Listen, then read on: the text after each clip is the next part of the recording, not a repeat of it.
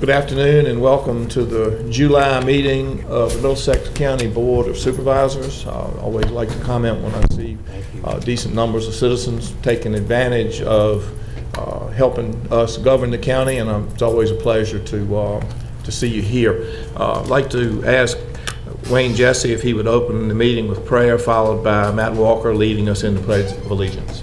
Let us bow our heads in prayer. Dear Lord, I'd like to thank you for just waking us up this morning and letting us see another day, dear Lord. And let's pray for the sick and shed in and service men and women overseas. And dear Lord, pray for this country as we celebrate Independence Day. And let us make wise and just decisions as we conduct county business. These are all the blessings in my Heavenly Father's name. Amen. Would all citizens of our nation rise and join me in the Pledge of Allegiance? I pledge allegiance to the flag of the United States of America and to the republic for which it stands, one nation, under God, indivisible, with liberty and justice for all. Thank you all. We have a pretty full agenda for the afternoon and the evening session, so I would just ask anybody up here and anybody out there involved, if you're going to make an error, do it on the side of brevity rather than longevity, if you can. First item of business is approval of the consent agenda, and I believe there's one minor. There is one minor correction in your minutes. It has to do with the resolution that was adopted with VIPSA, having to do with the VIPSA payment or whatever that was, I can't remember. But anyway, we had Mr. Koontz as being present for that vote, and he was not at that meeting. Okay. So we just need to take that out. All righty. Are there any other items involved in the consent agenda? Otherwise, we'll accept the motion. The motion is we approve the consent agenda with the changes. Very good. Second. Any discussion? Hearing none, all those in favor signify by saying aye. Aye. Opposed, same sign. Hearing none, so ordered. At this point, I'd like to open our meeting up to public comment. I'd like to remind citizens who want to address the board that you please address the board, not the audience. 3 minutes per speaker, unless you're representing 4 or more, and then you can have 12. If you run over your time, I'll just ask you to hold up a second, and I'll check with the fellow supervisors to see if they want to let you go over. So those are the rules. First citizen, please. Name, rank, and serial number, please. My name is Melissa Welch, and I live in Hartfield. I just wanted to publicly thank Kevin and Glenn, because I left them off the list last week, of getting me moved into the office and having everything working properly. So thank y'all. Thank you, Melissa. Next citizen, please. Mr. Kimbrough. Hi, Lud Kimbrough from Kennard Lane in Deltaville. I'd like to thank Sheriff Bushy and the Sheriff's Department and Joyce McGowan, Ron, and the team at VDOT for their assistance and support for the Deltaville 5K and Kids Fun Run to be held this Saturday morning at 7 o'clock. The event raises money to support the Deltaville Community Association's mission to enhance quality of life for residents and visitors by providing facilities and maintenance for swimming, meeting, tennis, a playground, and a classic ball field, all at no cost to the county. Importantly, tremendous value of the event is bringing hundreds of visitors to Middlesex County to experience our hospitality in a family-friendly environment, while also offering our residents and homeowners yet another reason to love being here. The fact is that participants' registration fees barely cover the cost of providing the event itself. It's the sponsors who actually deliver net income that supports our community. These are the same sponsors, such as Deltaville Market, Naughty Nels Gifts, and virtually every marina and boatyard, who pay their B-Pole taxes to Middlesex and who support the many other community activities that market our county and bring dollars in from outside, such as the Deltaville Seafood Festival, the Leukemia Cup Regatta that's going to be held another week from now.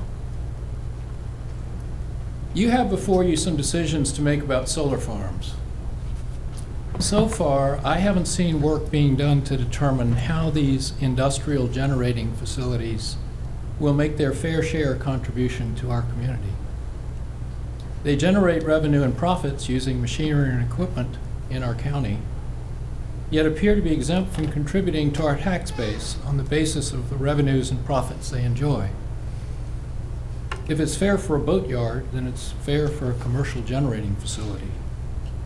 I urge you to begin exploring how to correct this imbalance, and if for some reason they're exempt from these forms of tax, then this must be considered in the context of their seeking special exception and the consideration of proffers related to that. Surely there's a way for them to contribute their fair share. Thank you. Thank you, sir.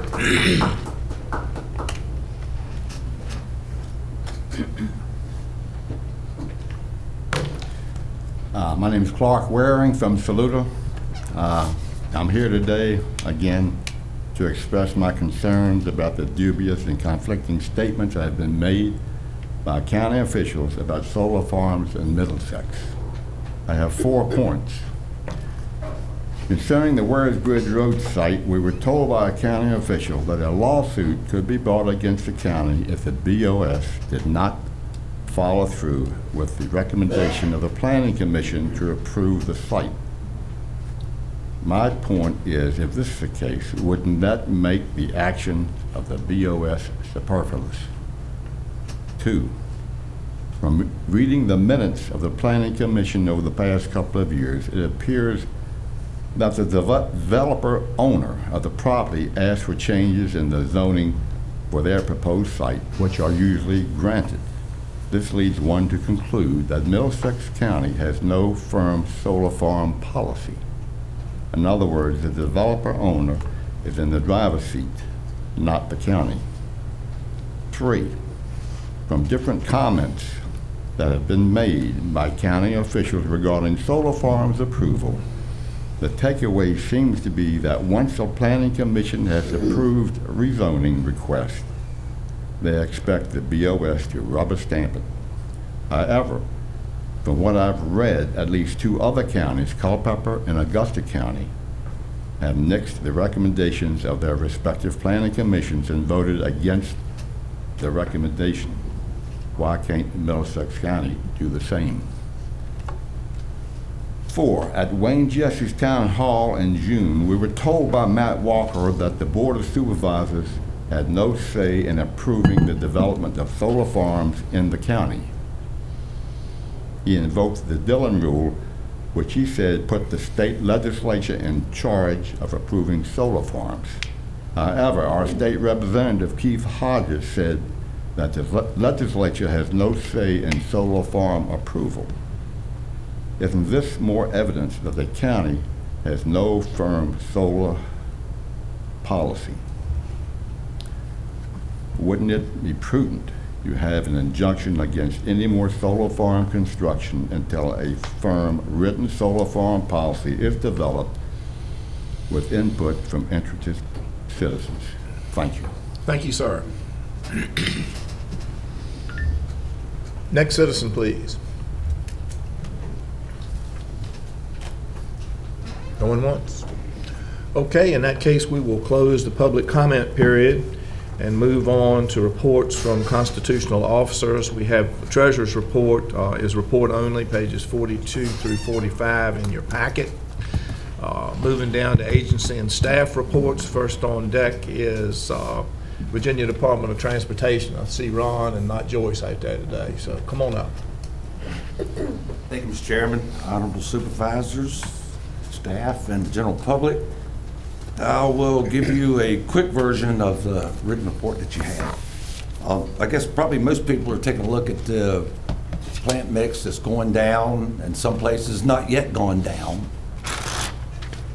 You know, General Puller, School Road, and Gloucester Road, and you know, my understanding is that they are supposed to run 2 crews tonight, hopefully to get Gloucester Road done and tie most of it down. Do I think that would happen? Toss up, 50-50. Do I want it to happen? You better believe it. We've already changed the message boards at least 1 time for the duration, so we'll see how that goes. But I will say it's some pretty interesting conditions, and as most of you may or may not know, there's a concrete road underneath the bulk of the work being done. It's only 18 feet wide, In a lot of places, it's only 2 or 3 inches deep, so we're able to mill right down to it and come back and pave over it. In other sections, like in front of our residency, it's at a depth of about 18 inches. And outside of the concrete slab that's under the ground, the base material is not very good. So our maintenance forces have spent a lot of time last week, sometime this morning, repairing some of the base failure that we're having once 2 inches was milled off and the bulk of the traffic kind of directed there next to the gutter, which is where the worst base material is. But certainly we're hopeful that we've got it tied down pretty well. And I got to admit, the places that they've done look pretty good. Mm-hmm. And so we're hopeful that we can clear that up here very shortly. Also wanted to mention, because we had a question last time, Canoe House Road certainly still on the schedule for August to try to get that last rural rustic, the last gravel road in the county taken care of. So, we're looking forward to that. The surface treatment routes, we're still waiting on the beginning of that. I did glance down and I did notice that under traffic engineering requests, I think what you see in there was from 2 months ago. I will say that Gales Road, we do have the approval for the school bus stop ahead signs. Our sign shop shuts down the last 2 weeks of June for inventory. We're waiting on signs to come in, should be in next week. Haven't heard back yet from our traffic folks on Route 636 Timber Neck Road down towards the end. I anticipate hearing something back from that. I know part of the field work has been done because the technician came by and spoke with me before he went out there. And we're keeping an eye on the light down at the middle school complex. Sometimes it seems to hang up and you come out the complex and get in the right lane. Mm-hmm. It will stop traffic on 17. But for those single vehicles that come out in the right turn lane and do a simple right turn on red, clear the right turn lane, the signal system is not recognizing that and stopping people on general pullers. So we're hoping to straighten that out. And I think the last thing that I'm aware of traffic-wise is trying to enhance the signage a little bit, coming from Dollar General and the food line on School Road, getting to the light up here. The right turn only lane appears to confuse a lot of people. And you'll see a lot of people in the right-hand lane, which is right turn only, trying to go straight through the intersection. So with the new paving and the new striping, and I have a new sign on the way as well, indicating right lane, right turn only. And so hopefully that will take care of some of that. And if you have any questions, I'd try to entertain them or get back with you with information.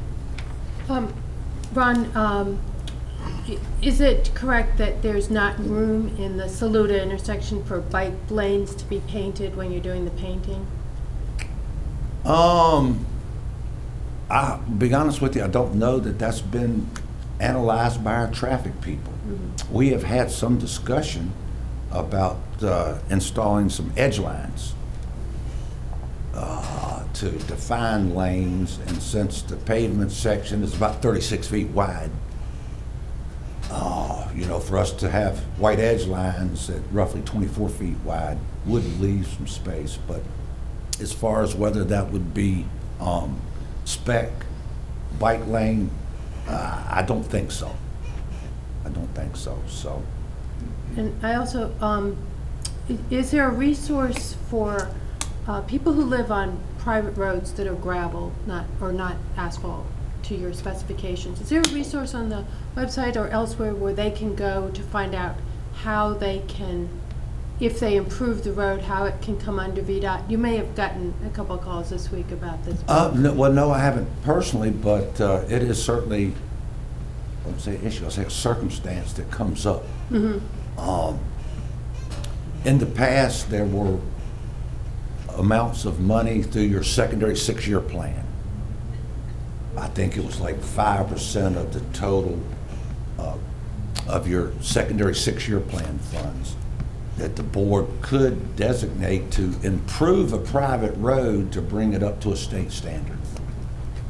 The practicality of that is that money is, you can't do it. You can't get there that way because of the amount of money generally involved. And as y'all know, the 6-year plan now, whatever you put on there, you actually have to get it completed with that 6 years. So you have to have full funding for it.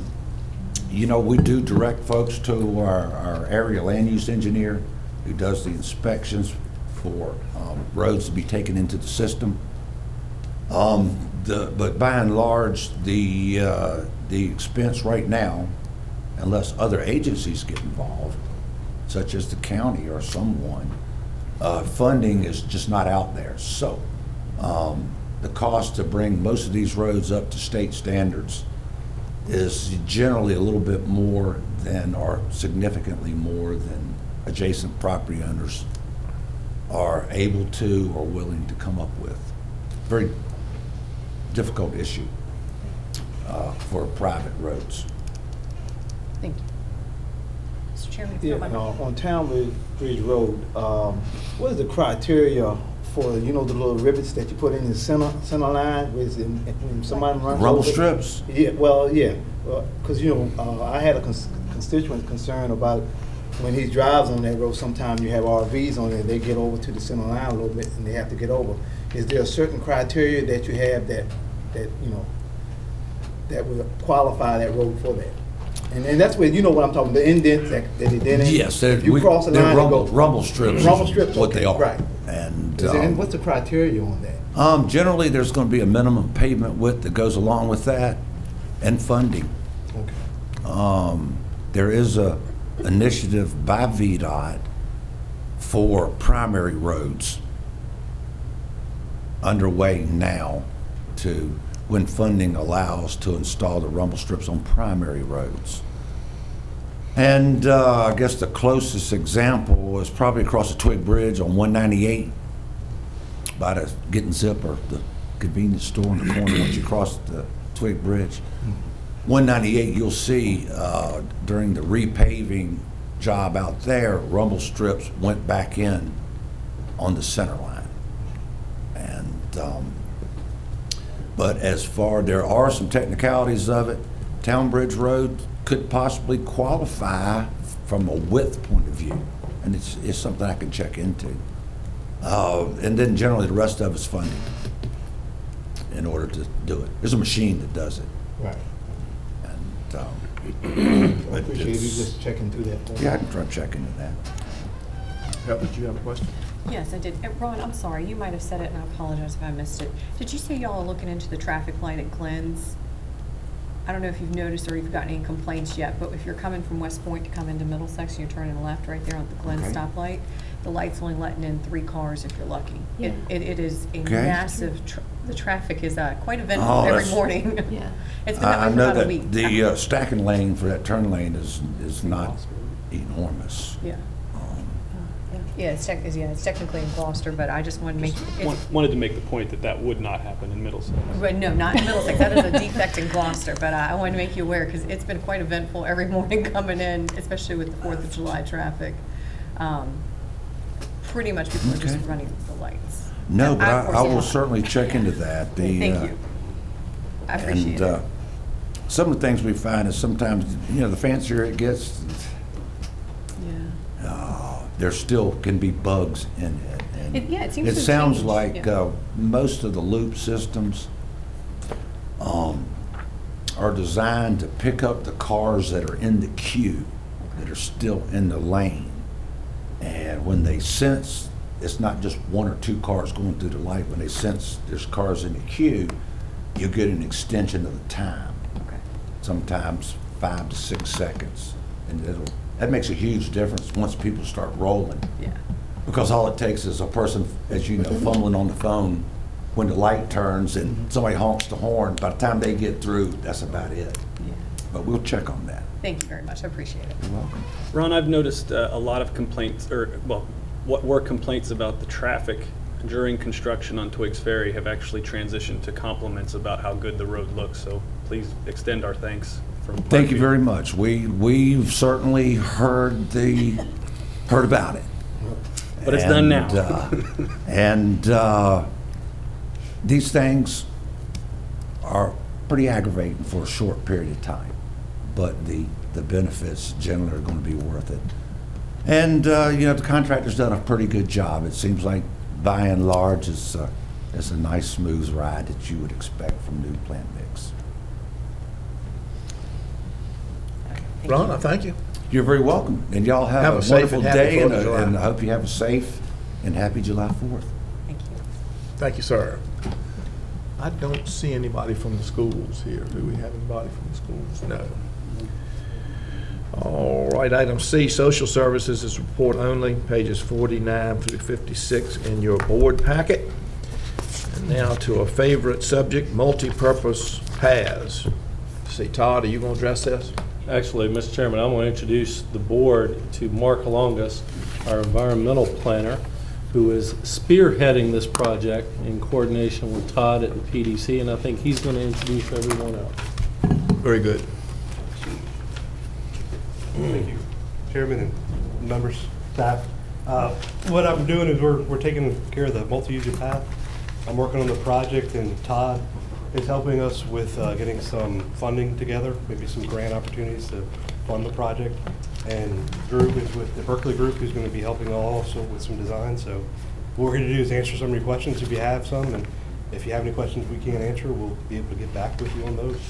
So I'll turn it over to Drew.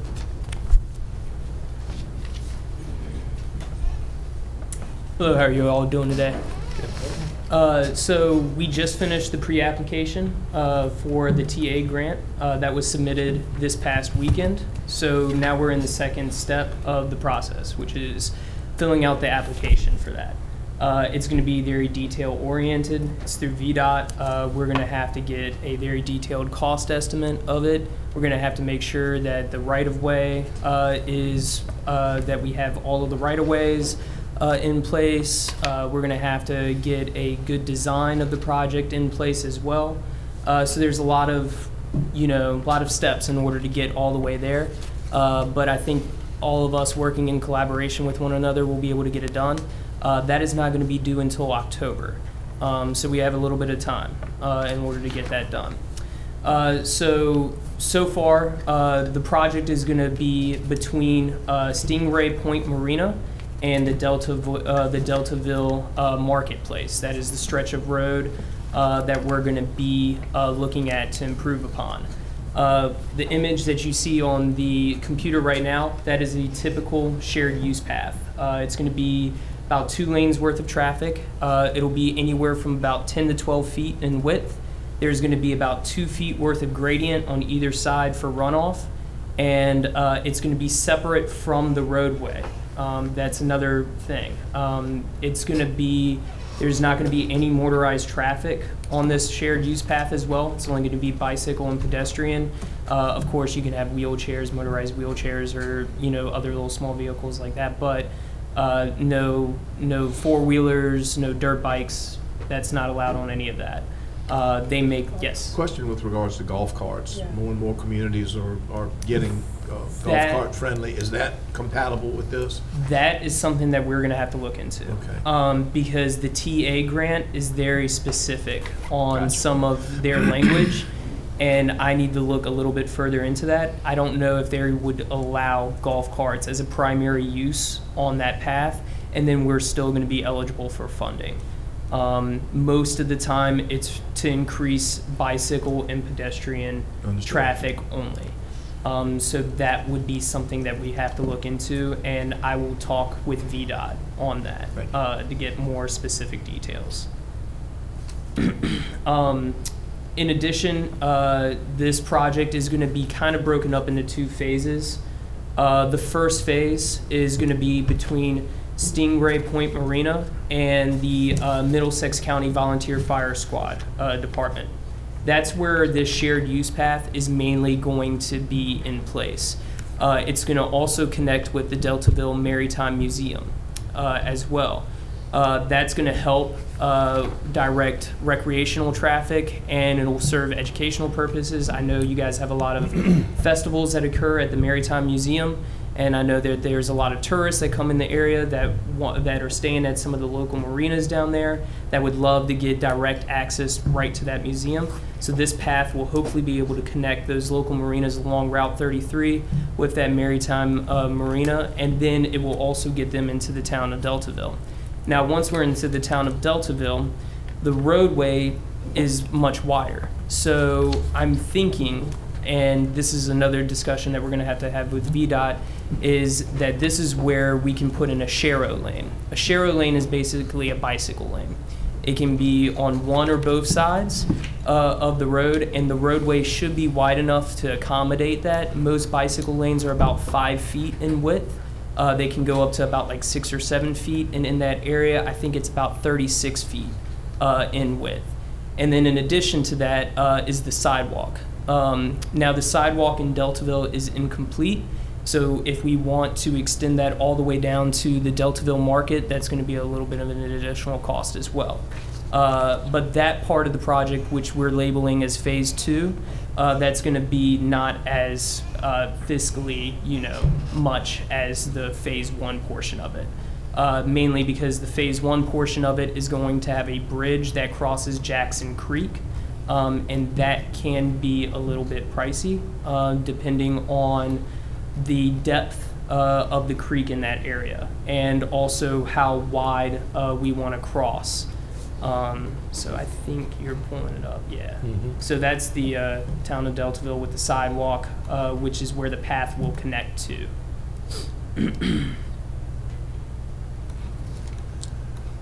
Question, safe passage is the driver, as far as I'm concerned, on the initial part of this project. Yes. Going from Stingray Harbor back up into town. Your overall project, though, does include bike multi-use paths in all 5 jurisdictions, don't they? This is where you're starting, but don't we all have a share in this? Yes. Okay. Yeah. Yes, so that's the part of the creek that we're looking to possibly build the bridge in. And the bridge looks something similar to like this. This is one in Bonita Springs. I have another example down below. This is in a golf cart, or on a golf course in Orlando, Florida, that was built. So these are just some examples of like what a pedestrian bridge path would look like in this area. And if I may, Todd, I can speak to that a little bit. When the county was reviewing the possibilities of submitting for a John Smith Trail grant a few years back, this was something that we had looked to do in partnership with the Maritime Museum to pretty much span the headwaters of the creek between 2 county-owned pieces of property that could avoid a choke point where the road gets very narrow and potentially link all the marinas on Broad Creek back to the Maritime Museum. And once you get to the Maritime Museum, it's relatively easy in many cases to get back into the town proper or the village proper. Not guaranteeing we could do something like this, but it's a possibility.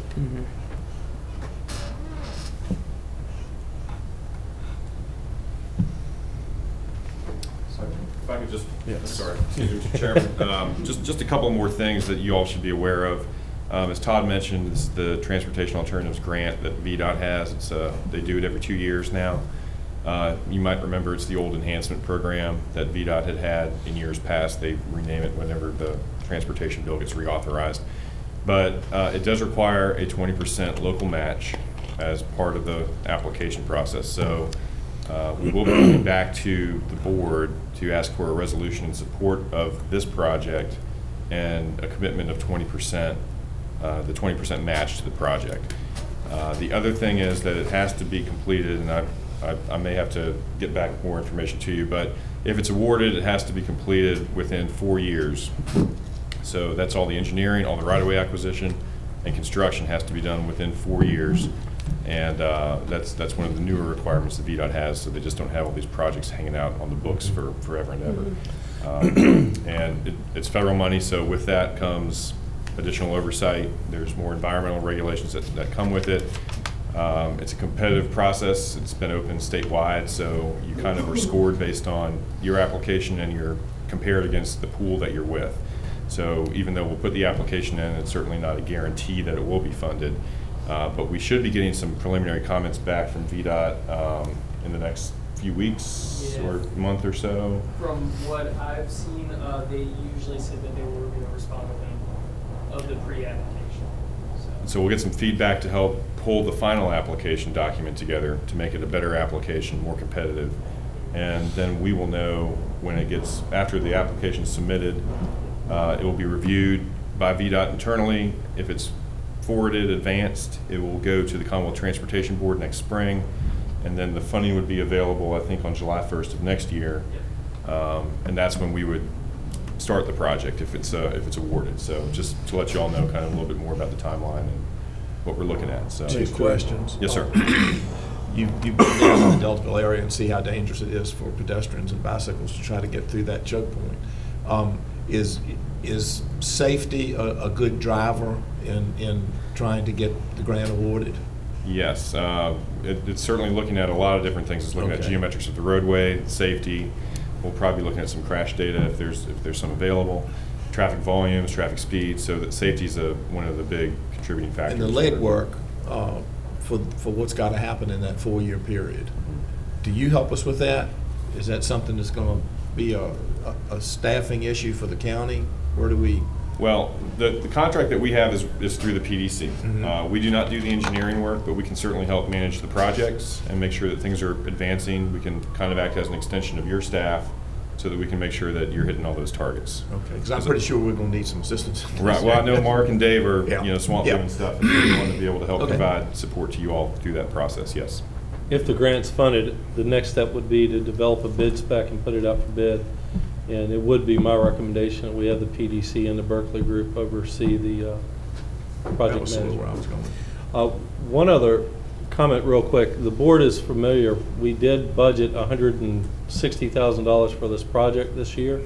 It's budgeted, it's appropriated. I think what would be appropriate is if the board is comfortable with going this route and pursuing this grant, it would definitely be my recommendation we do so, that you authorize staff and the PDC to move forward with the project. I would like to make that motion. It is the first phase of a county-wide system. I think that we're it's going to be looking an excellent idea to. How much money are we talking about? If we got the grant, we would have to pay put 20% in. Mm-hmm. And what kind of money is there available in the grant? So the grant is up to $1 million. That's what they're allowed to give us. So we would have to match 200 on that. Okay, well we almost did that this year, didn't we? Yes. So I ran a rough cost estimate of this project. So this project was initially brought forth in the year 2000. Now, of course, that's 19 years, which means 19 years of inflation. So I put in the inflation rates. I got back a rough idea. However, then I started looking at what was proposed in the project in 2000.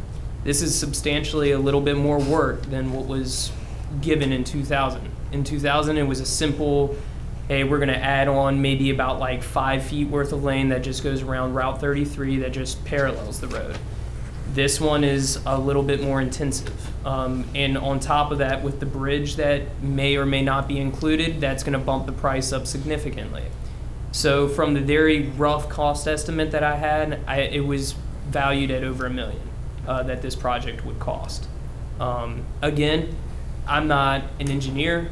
That's very rough. All right, if we get back up, we've got a motion, and if we can get a second, then we can continue on with discussion. Just to stand on. Have a second. Now, any more discussion, questions? I have a couple of questions. Todd, could you say again, the application and what you're required to submit for this includes how much about easements? or? That's just something that we're gonna have to acquire. So in order, like the path that we have chosen for this route, there are a few easements that go behind the path that maybe we can look into. They're utility easements. Current, Yeah, oh, I see. yeah. Oh, So it's okay. right of way acquiring and so on and so forth. Yes. Okay, but by October, when the application is due, do you have to have permission for the full length of the proposal? From property owners? The project is going to be, there's engineering costs and right-of-way costs that are going to have, that's part of the grant.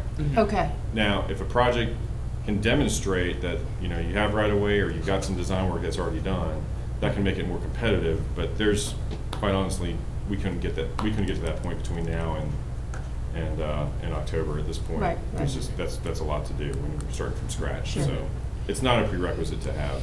Okay. Does it make it more competitive to, if, that this phase one is part of a larger plan? Yes. So is that part of the application? In other words, I don't know where we are on what is the vision for the other parts. I mean, I know I have ideas and others, but I don't think we've given all of those to you or Mark or Dave or.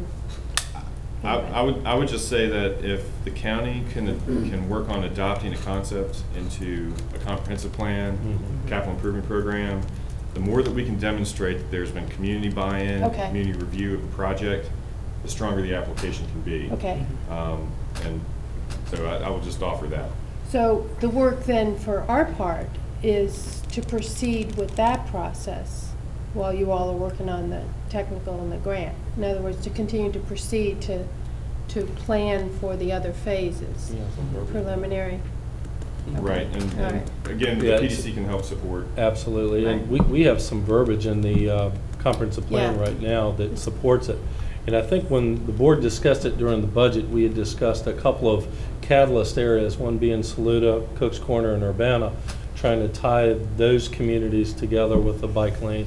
Of course, Deltaville was the phase one, if you will, and then trying to connect our campgrounds back into town and our other campground over on Grace Point together into more of a larger comprehensive bike path. Right, but I'm understanding that those details are not part of this plan, just the fact that we are doing that is part of Developing this that program application. concurrently. I mean, okay, and then my other question is in this process, in your experience, is there a role, a helpful role for a citizens group to help with some part of the work involved?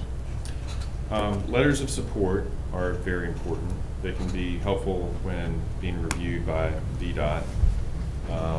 But also the 20% match can be in-kind donations as well. So it doesn't necessarily just have to be cash from the county or from another party. It can be in-kind contributions as well. Okay. That's very good to know. And I was on a trail that was part of this funding, I believe, and this is up near Farmville. They're estimating 200,000 visits a year, 30% of those from people outside the area. Just ride bikes on the bike path. Or walk, yes. Or walk. So that's. Tourism meccas, it can be. Should we be contemplating making our match so that we can go to the full million instead of just 800,000? If we're at 160,000, it seems like going the extra 40,000 for the additional 160,000 might make sense. It may, and we may be back in front of you to discuss that. So we don't need to discuss that now. Yeah, let us get through the grant stages, and before we submit it, if we see that there's a need, we can bring that back. If this is part of it, we're probably going to need the full million, because those are not cheap. Referring to the bridge. Any further discussion? Do we need to be reminded of the motion? As much discussion as we've had since then. Sure. Okay. What the motion was that you support the authorizing proceeding. Authorize them to proceed. Correct. All right, hearing no further discussion, all in favor signify by saying aye. Aye. Opposed, same sign. Hearing none. Okay. So ordered. Thank you. This is very exciting. I've been down here now for half of my lifetime, which is 34 years, and that has been something we've needed. I'm just amazed that we haven't had some real serious accidents on that choke point that we were talking about earlier. Thank you all for your help on this project. Thank you all. We hope you have a good 4th of July. Thank you. Thank you Look forward to very working with much. y'all. All right, not to be moving backwards, I do see that Dr. Peter Gretz has come in, and we skipped over him in school matters because he wasn't here, but now that he's here, we can. Thank you, Mr. Chairman. Good afternoon, everybody, and I'm so sorry I wasn't able to be here sooner. We wrapped up a leadership retreat today. Don't have any appropriations to ask you for, and I don't really have any school events to invite you to. I do want to make you aware, though, one of the things that we've been talking about, and I'll circulate this and certainly make it available to others who are here. Our strategic plan, our long-range strategic plan, Navigation 2020, comes of age in, well, 2020. So we're going to begin the process of building a new strategic plan. And I've just outlined our 3 big phases of work. This will be part of our school board packet on Monday, and it'll certainly be available on our website, and others who are here who are interested will be able to access both the document and the process. And I share it with you because a big part of this is initially our being able to gather data from key stakeholders, from leaders in our community like yourselves, about the current state of affairs with our school division and the desired outcomes for the future and the ways that we should prioritize our strategic efforts to do the things that we are here to do. So you can see, I won't go through this, but you can just read through it and see the different places where there will be community-wide surveys, there'll be parent surveys, there'll be opportunities for focus groups. I'll certainly be going out to the different community groups that I like to interact with and asking for permission to have a targeted conversation about these things and get as much community input as possible. And a big part of that, again, comes from the people in this room. So just want you to be aware of that. The summer feeding program is underway at our elementary school, where we're opening that up to about 160 kids every day. If you'd like to, you feel like your head's in a blender, come by I say that in an endearing way. It's wonderful, but there's a lot of enrichment going on. It is a little bit chaotic, but it's a lot of fun, and it's a wonderful service to the community. So we appreciate the community and the Kiwanis that have come together to make that a reality. Every day, lunchtime, if you want to come to the elementary school, we'd love to have you. Do you have any questions for me? Dr. Gretz, is there evidence that bringing children together like that through the summer months actually contributes to limiting their loss of learning over the summer months? That is a great question. And one of the things that we're doing this summer is analyzing, without getting too technical, we've implemented, my first year here, we implemented a growth test. So we have the achievement test. The SOL is a great example of that, and other achievement tests. But we've been using the NWEA MAP test, which is a test that the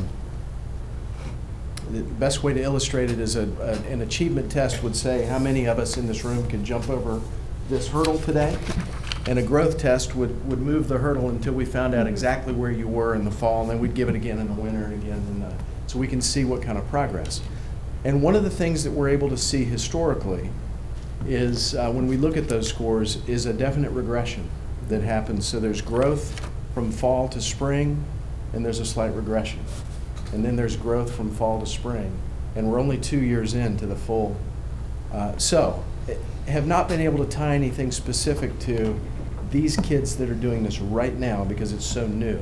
But I think that will be a great data point for us to bring into that understanding of how, at least in reading and math, there's definitely a regression that happens over the summer. That's a great question. Thank you. Any other questions? Thank you, Dr. Pete. Thank you. Have a safe and happy Thanks 4th for of July. amending the agenda. Any time for you. All right, next on deck is Mr. Kevin Gentry to talk about the Middlesex Broadband Authority. Kevin. Oh, boy, I should have. Hey, he's My got wife his own says that's the theme most song. unprofessional ringtone that exists. You heard it right here. Thanks for inviting me here today. I'm here on behalf of, and in capacity as my Executive Director of the Middlesex Broadband Authority, of which John Koontz is our chairman. Speak up, please. Yes, sir. I wanted to talk about a pilot program that we are considering for Middlesex County. What we realize as we talk about broadband in our rural community is that there are a lot of places that the private sector has just been unable to go within the county, and I think that's the case for a lot of rural communities. And I'm heartened to see that I was at a thing last Monday with Rob Whitman, Task Force for Broadband, and a lot of our leaders, like the governor, are starting to allocate resources for this purpose, our legislators. But unfortunately, a lot of them have not trickled down to our communities and have fallen outside of the Commonwealth. But I'm hearing that the governor in the winter is going to ask for $100 million for broadband. So we can see in the last 3 or 4 years, we've gone from $1 million to $2 million to $11 million and so forth. But in the meantime, what we've tried to do is think of ways kind of outside of the box to meet the needs of those folks that would need broadband. So this particular project that's in front of you was born out of a conversation with John Koontz and I that we had with Atlanta Broadband. We'd inquired about getting folks connected who are just outside their service area and what it might take to get them online.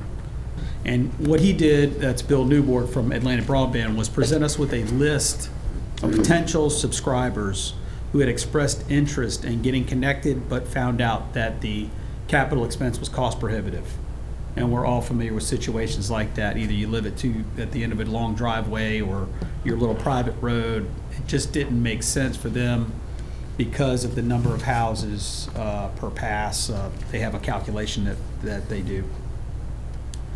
And you can see on this map here, he gave us a bunch of folks throughout the county who had expressed interest but found those cost prohibitive. So we proposed a program whereby the homeowner could fund the initial installation expense with a low interest loan.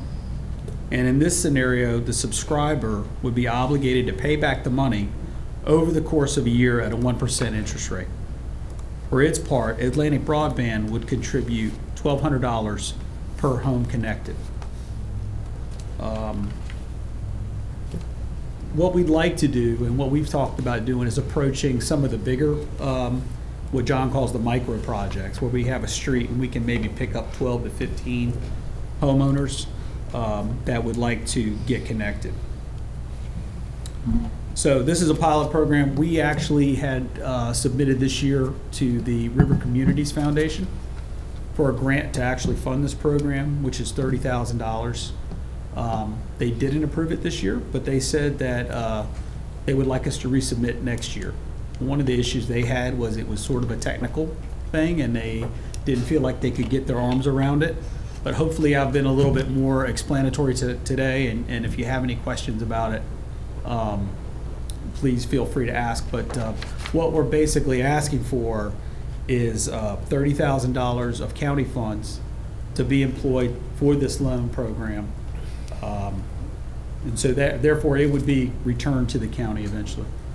And I don't know if John wants to say anything about it. Yeah, the thought is we could return it fairly quickly if we get the grant next year from RCCF, or we could return it slowly as loans get repaid. If it's the latter, we would, like any business, assume a certain amount don't get repaid.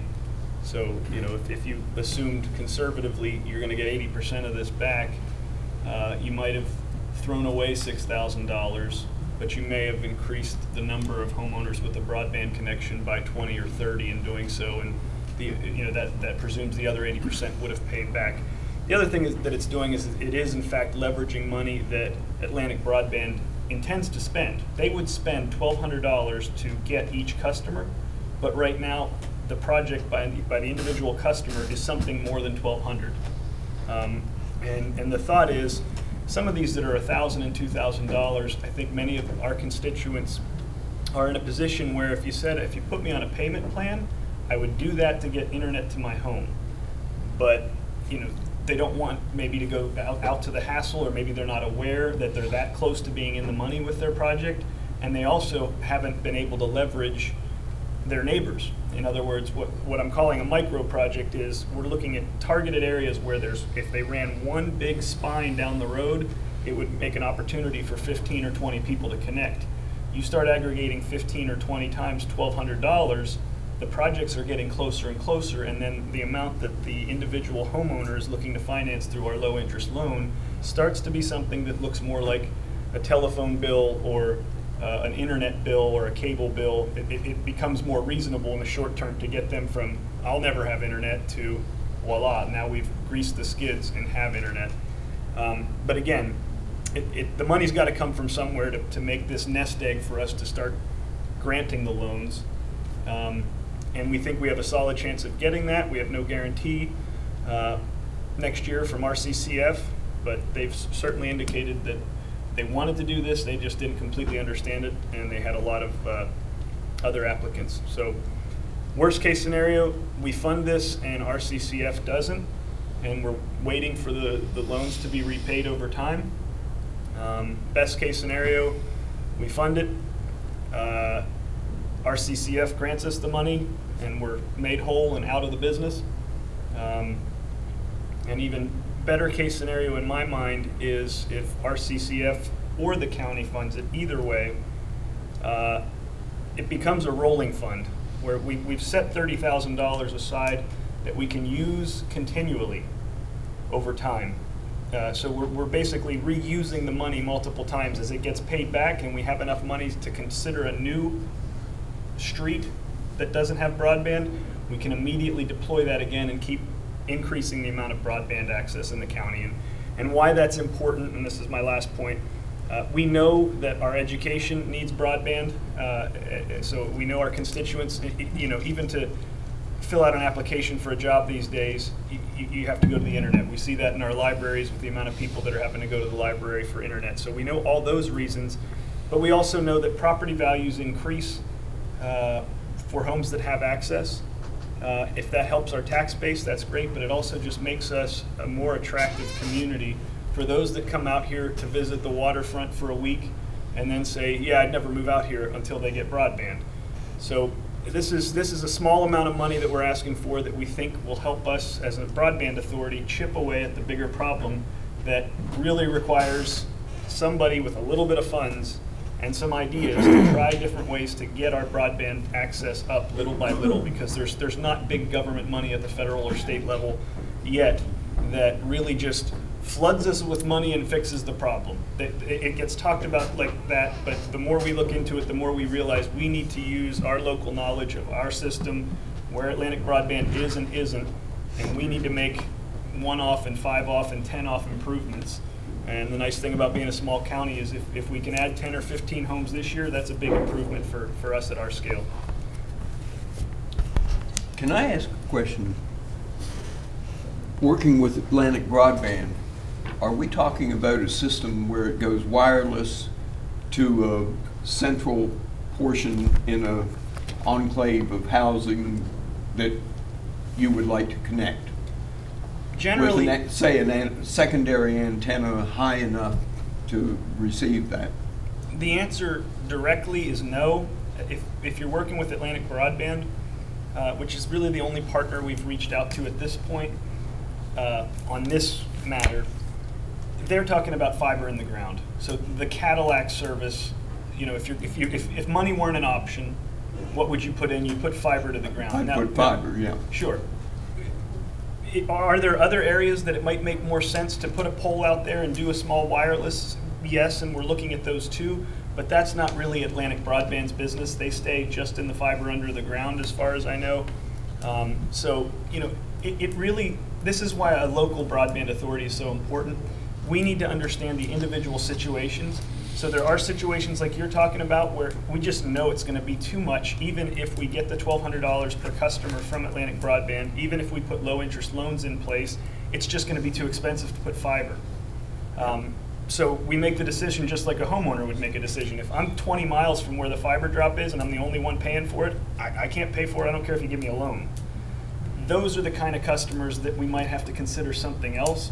But the low-hanging fruit right now was to go to Atlantic Broadband, get the information from them as to who has requested service and how much would it cost to get them the service, and then find out where the delta between doing the project and not doing the project is the smallest, and try to incentivize those neighbors to come together, get more powerful as a community, leverage the $1,200 per customer and the low interest loan to make a project go and add 10 or 15 customers here, 10 or 15 customers there. Right.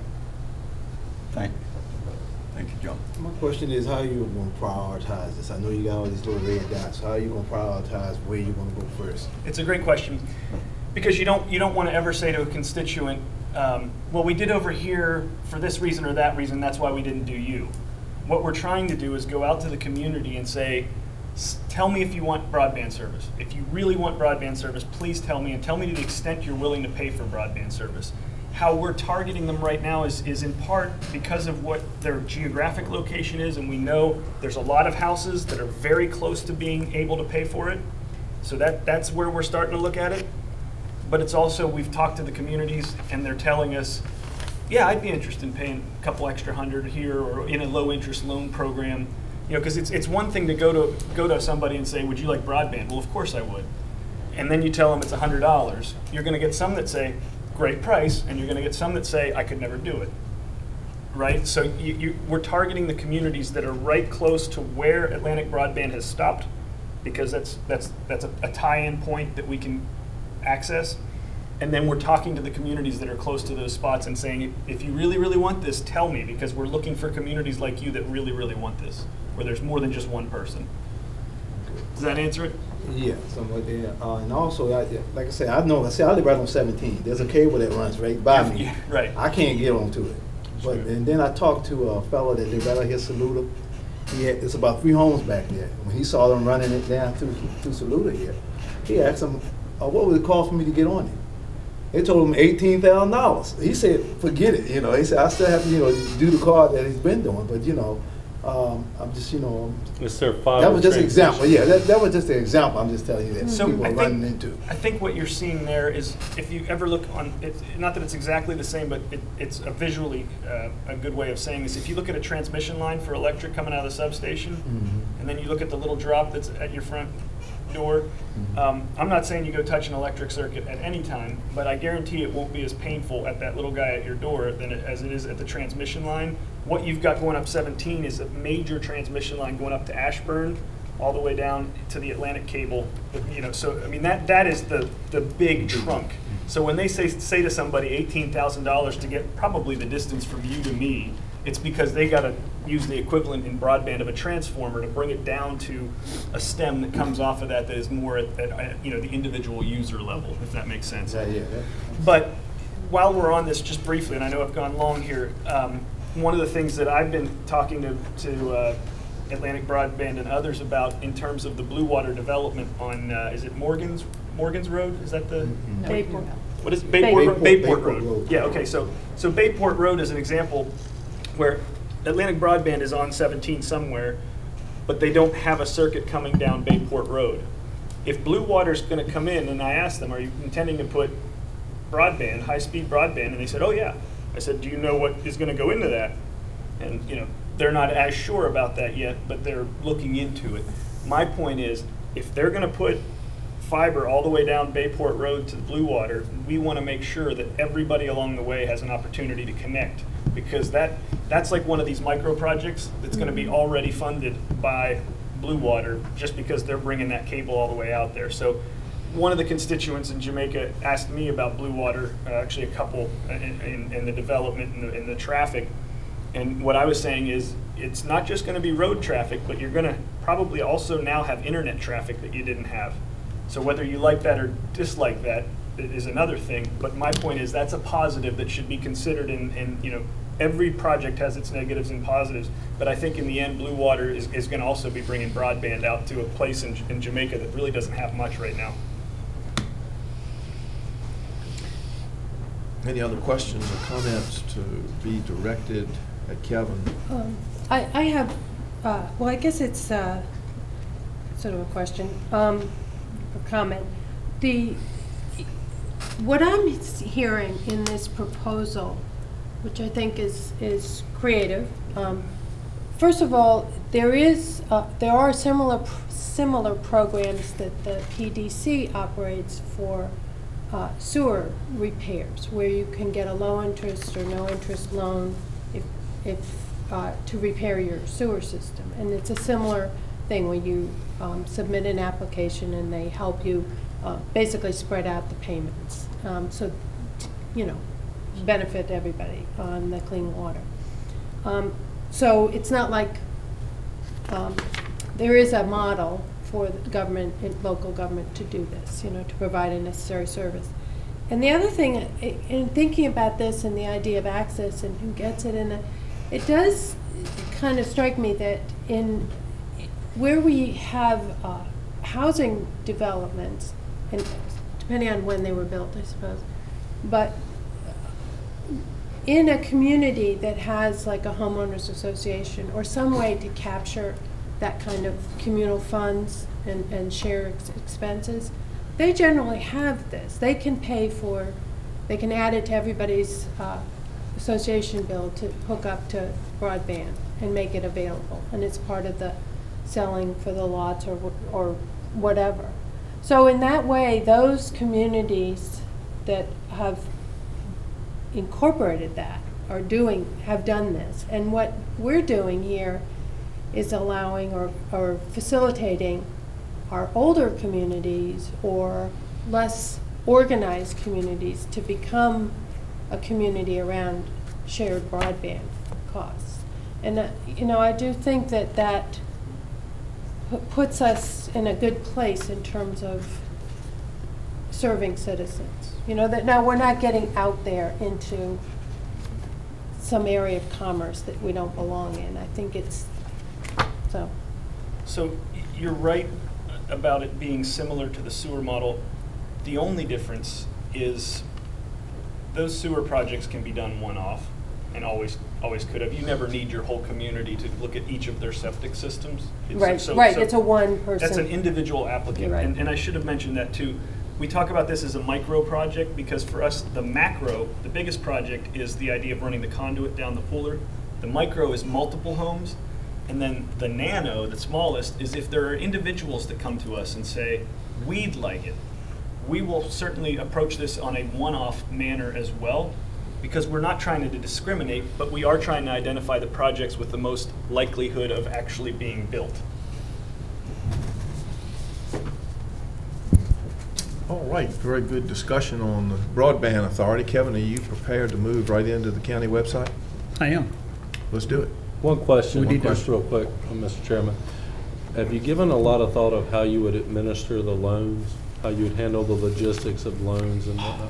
Well, the thought is that we approach local banks and see if they would be willing to service those loans. Pardon? Yeah, it's something the EDA had looked at a while back too. It seems to be a good model. Very good. Thank you. Good question. Thank you, Matt. All right, Kevin. I think we were looking for a motion. Or yeah, there's actually $1 amount. For the 30? Yeah. Yes, sir. Okay. If you were looking for a motion, somebody needs to make one. I will make a motion that the county make $30,000 available for a loan program to, I guess, be seed money for the Broadband Authority micro project. I'll second. Motion duly seconded. Mr. County Administrator. Yes, sir. Where's that coming from? Fund balance. And we had also talked maybe about using that 40,000 set aside. It's a possibility. If you want to talk about it. Well, we have some other monies that are coming in your direction, and this is adding to that, or can this be pulled from that? We don't have enough in contingency to fund that kind of request. I understand that, but I'm so saying, have to come I from think we've fund had balance. appropriated money to the Broadband Authority. Why does 60,000 stick in my mind? That's for the engineering that we're already engaged on for the Okay, so there's no borrowing from that to do the 30. There really isn't. I just wanted to be clear. What I had talked to Matt about, and what I was about to say, is we allocate $40,000 in a set aside every year for unsafe structures, and we never use it. There are some complaints about some unsafe structures that have been submitted and are going through the process.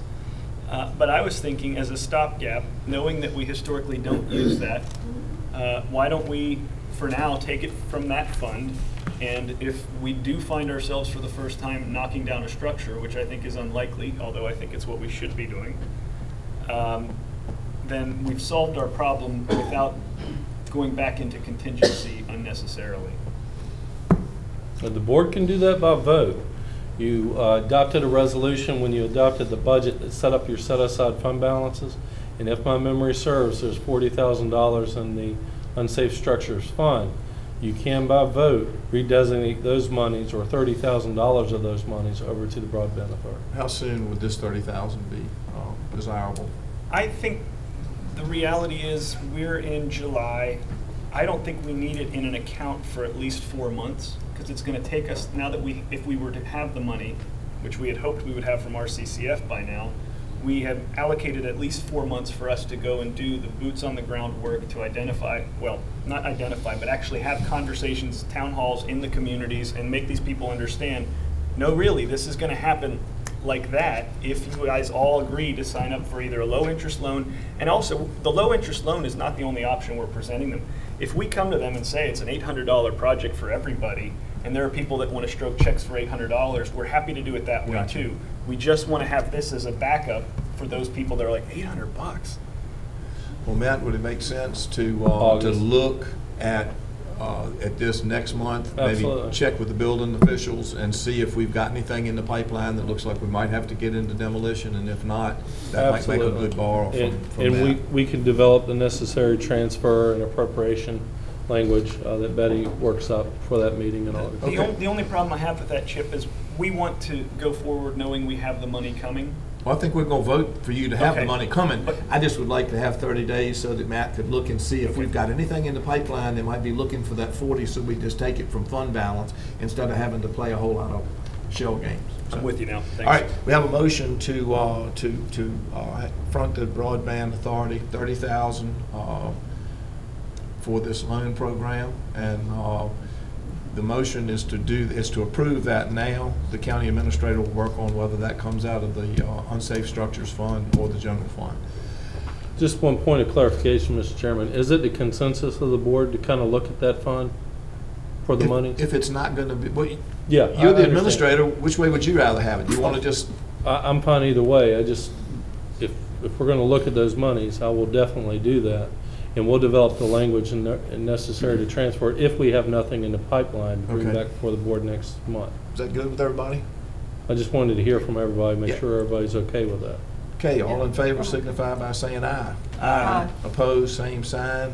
Hearing none, so ordered. Okay. Now we'll move into the website. All right, this is exciting. All right, thank you, Mr. Chairman. As you guys know, a lot of the surrounding localities contract their website development. We don't. I mean, some of them spend as much as $60,000. I think one in particular recently.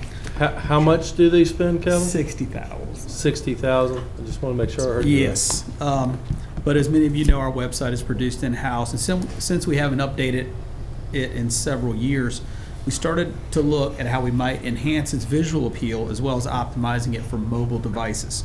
And that's important because most consumers now experience the web through their smartphones. So it's important to have a website that's capable of being viewed across multiple platforms. And as you can see, a lot of thought was put into what is front and center. First, we have an expansive high-resolution photo slider that highlights the natural beauty of the county and the community.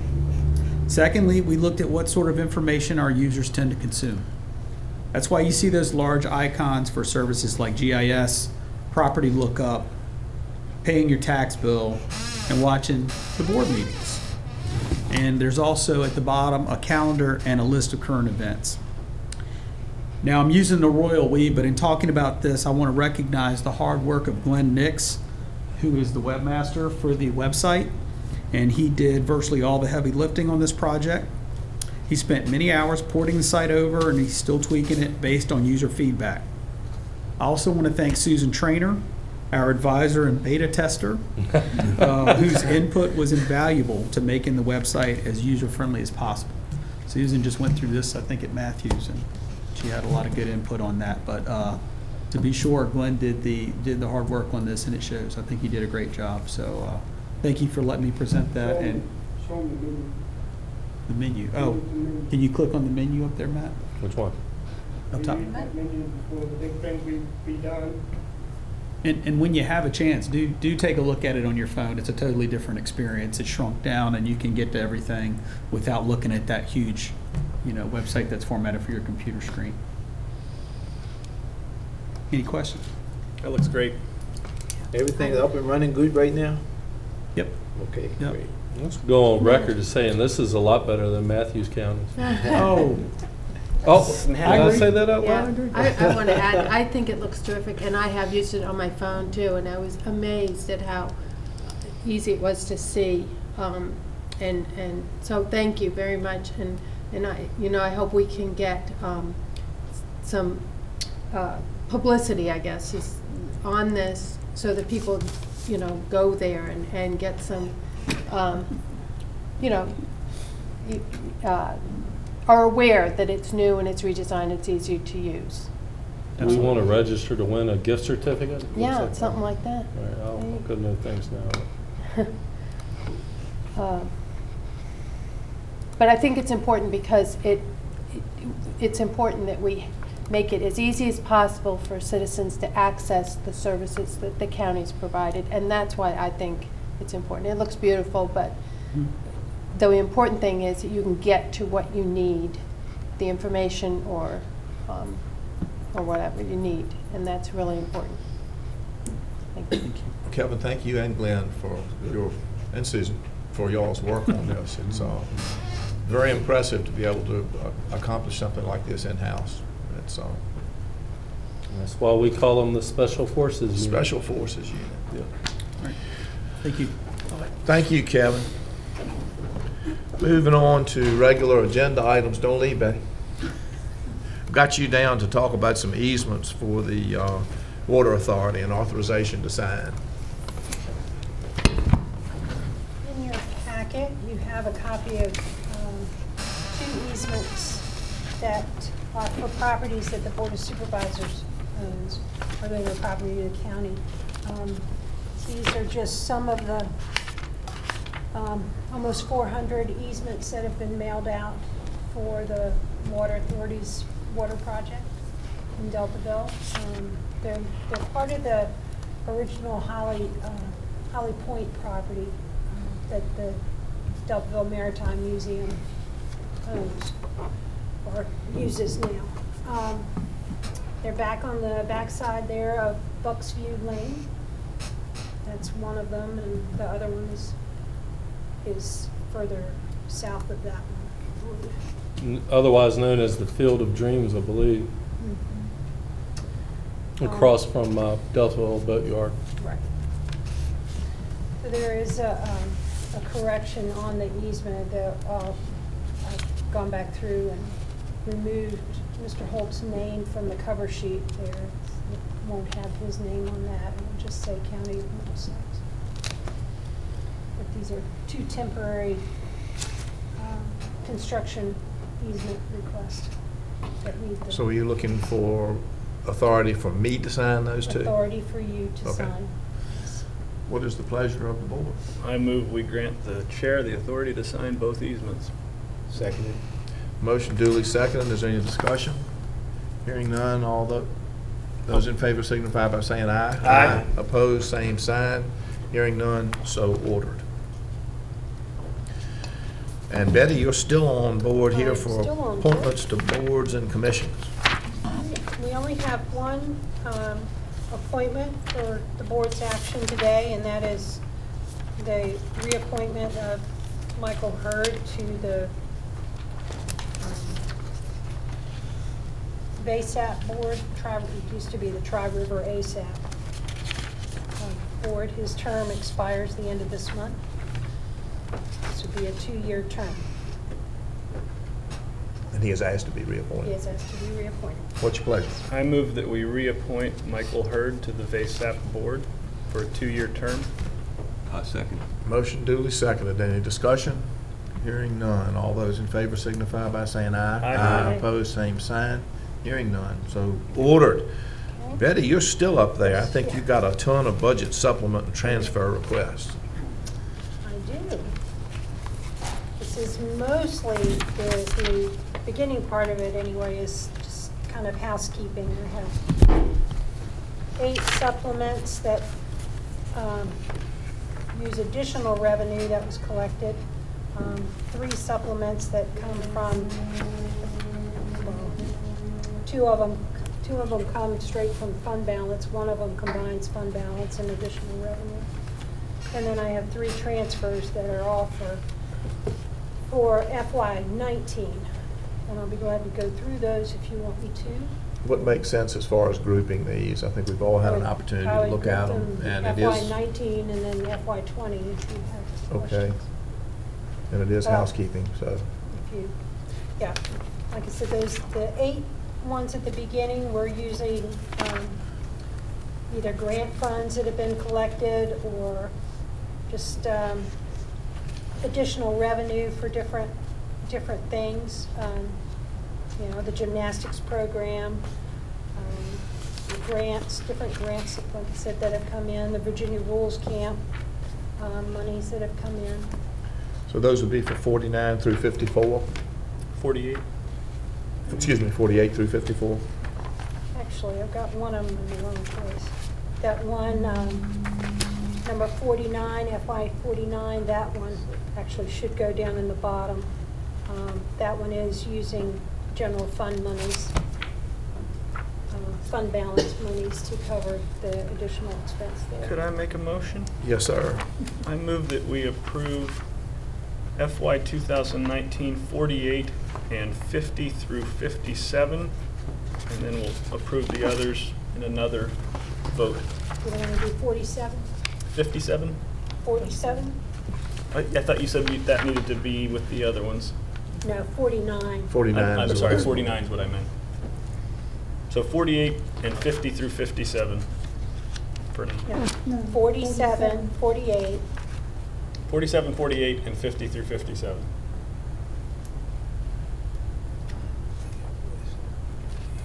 It's Well, the if you're it's doing the 49 you don't want If you're doing in there. 57, you might as well go ahead and do 49. All right, I'll do 47 through 57. Just do all of them. All of them. All right, a motion for 47 through 57. Do we have a second? I second. Any further discussion? All in favor signify by saying aye. Aye. Opposed, same sign. So ordered. And then if you flip on over to page 141, those are your transfers this is still just a housekeeping from different expense lines within budgets to other expense lines. I'm pulling the remainder of what we had left in the contingency line to cover the additional expenses from the regional jail and local probation and parole pretrial services. Betty, may I ask a question? You have cooperative extension, the $500. Is the money that we appropriated for a joint extension agent, have they hired somebody? Has that been drawn down? It has not been drawn You haven't down. had a request for those funds? No. Okay. So you'd like to take 17 and 18? But they are in the process of recruiting for that position now. Okay. And actually 16 is on the other page. Okay. Is on the next page. That's another transfer. That was just one I had in there. The electoral board purchased a utility trailer for transporting So you'd like to take 16, 17, and 18? for And transfers. 1 through 5. Don't you also have 1 through 5? That's in FY20. Yeah, that's another year. So 16, 17, 18? Yep. I move that we approve FY 2019, 16, 17, and 18. Those are transfers. For the transfer. Transfers. I second it. Motion duly seconded. Any discussion? All those in favor signify by saying aye. Aye. Opposed, same sign. So ordered. Now we're moving into 2020 for budget transfer requests. 2020. which this first one is to correct the mistake that I made in entering the budget to begin with. I put funds in the wrong line item, so that's just to correct that. There. And then there are 4 budget supplements. 2 are requesting appropriation of unspent funds from FY19 into the FY20 budget. That's for the emergency services, and then there's the other one for the rules camp. And 2 are requesting new funds into the FY20 budget. And Mr. Chairman, I'd like to speak to 2020-03. The board may recall they entertained a discussion with the treasurer about the necessity or need to have a 4th employee on board for the first 6 months. Right. This is the transfer needed to accommodate that request. And you'll note that this is only for September to December. The treasurer has a person in mind that would work part-time for July and August, and then come on full-time September to December, and then the department would go back to 3 total employees after that. After January 1. I move that we approve budget supplement requests FY 2020 1 through 5. I have a motion. Is there a second? Seconded. I do have one correction to make. One correction. On number 4, I had said that those salaries were being reimbursed at 100% by the state. That's incorrect. It is an 84% reimbursement. 84. Does that change your motion? Are you talking about the electoral board? Yes. Okay. Yes. All right, no change to the motion or the second. Any discussion? All those in favor signify by saying aye. Aye. Opposed, same sign. So ordered. Does that do it, Betty? That does it. That does it. You didn't see her Thank you slip very back? I was looking back at my outline. All right, item number 6, county attorney updates. Lewis. Yes, Mr. Chairman. So I believe you should have received it this week or earlier. I sent you a memo regarding inoperable vehicles. Virginia Code Section 15.2-904 enables the regulation of inoperable vehicles, specifically vehicles that do not have valid license plates and state inspection decals. Recently, I've been spending I'd say a substantial amount of my time in working with the Codes and Compliance Department here to address the various complaints that department's received regarding inoperable vehicles. And as you may be aware, the county does not have an inoperable vehicle ordinance. I have looked at surrounding jurisdictions, and most of them do. Without an ordinance that specifically addresses inoperable vehicles, it's very difficult to address the various complaints that the department's receiving.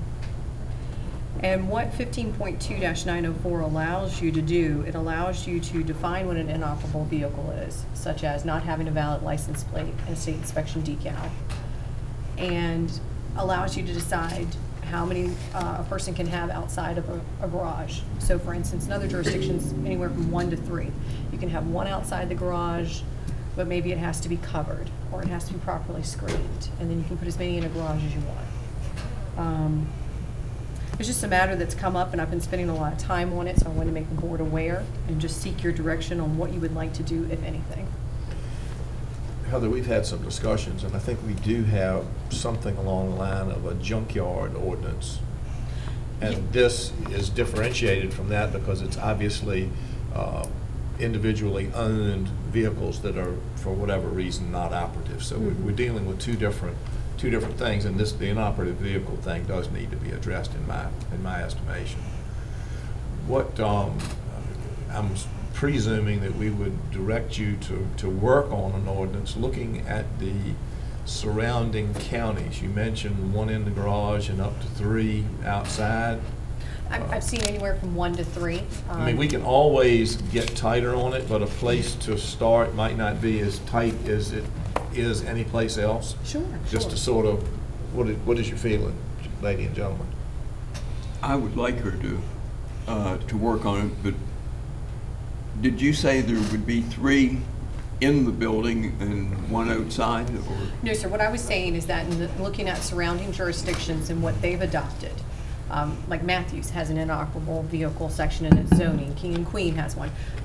It varies. Some jurisdictions say you can have 1 vehicle outside of a structure that has to be covered with a tarp, or it doesn't have to be covered. You know, they decide. One jurisdiction, I only found 1 that said 3 could be outside of a structure that are inoperable. So that would be at your discretion. You could pick whatever number you want, but I would like some guidance, if that's what you would like, what you would like. I think we would like to take the same approach we do with taxation and try to hit the middle of the road, not be the tightest and not be the loosest, to give a starting point. Let me ask another question. Sure. If it has a valid license on it, whether it's operable or not doesn't make any difference. So the statute does allow you to, it does provide a definition of, I guess the statute would allow you to address something like that. However, what I would say is that that's very difficult for staff to enforce, because we then have to determine how to make it operable, right? But if it has a valid license plate on it and a state decal, I would say most likely this ordinance, it would be allowed. Yeah. And I don't know how we would prohibit something like that.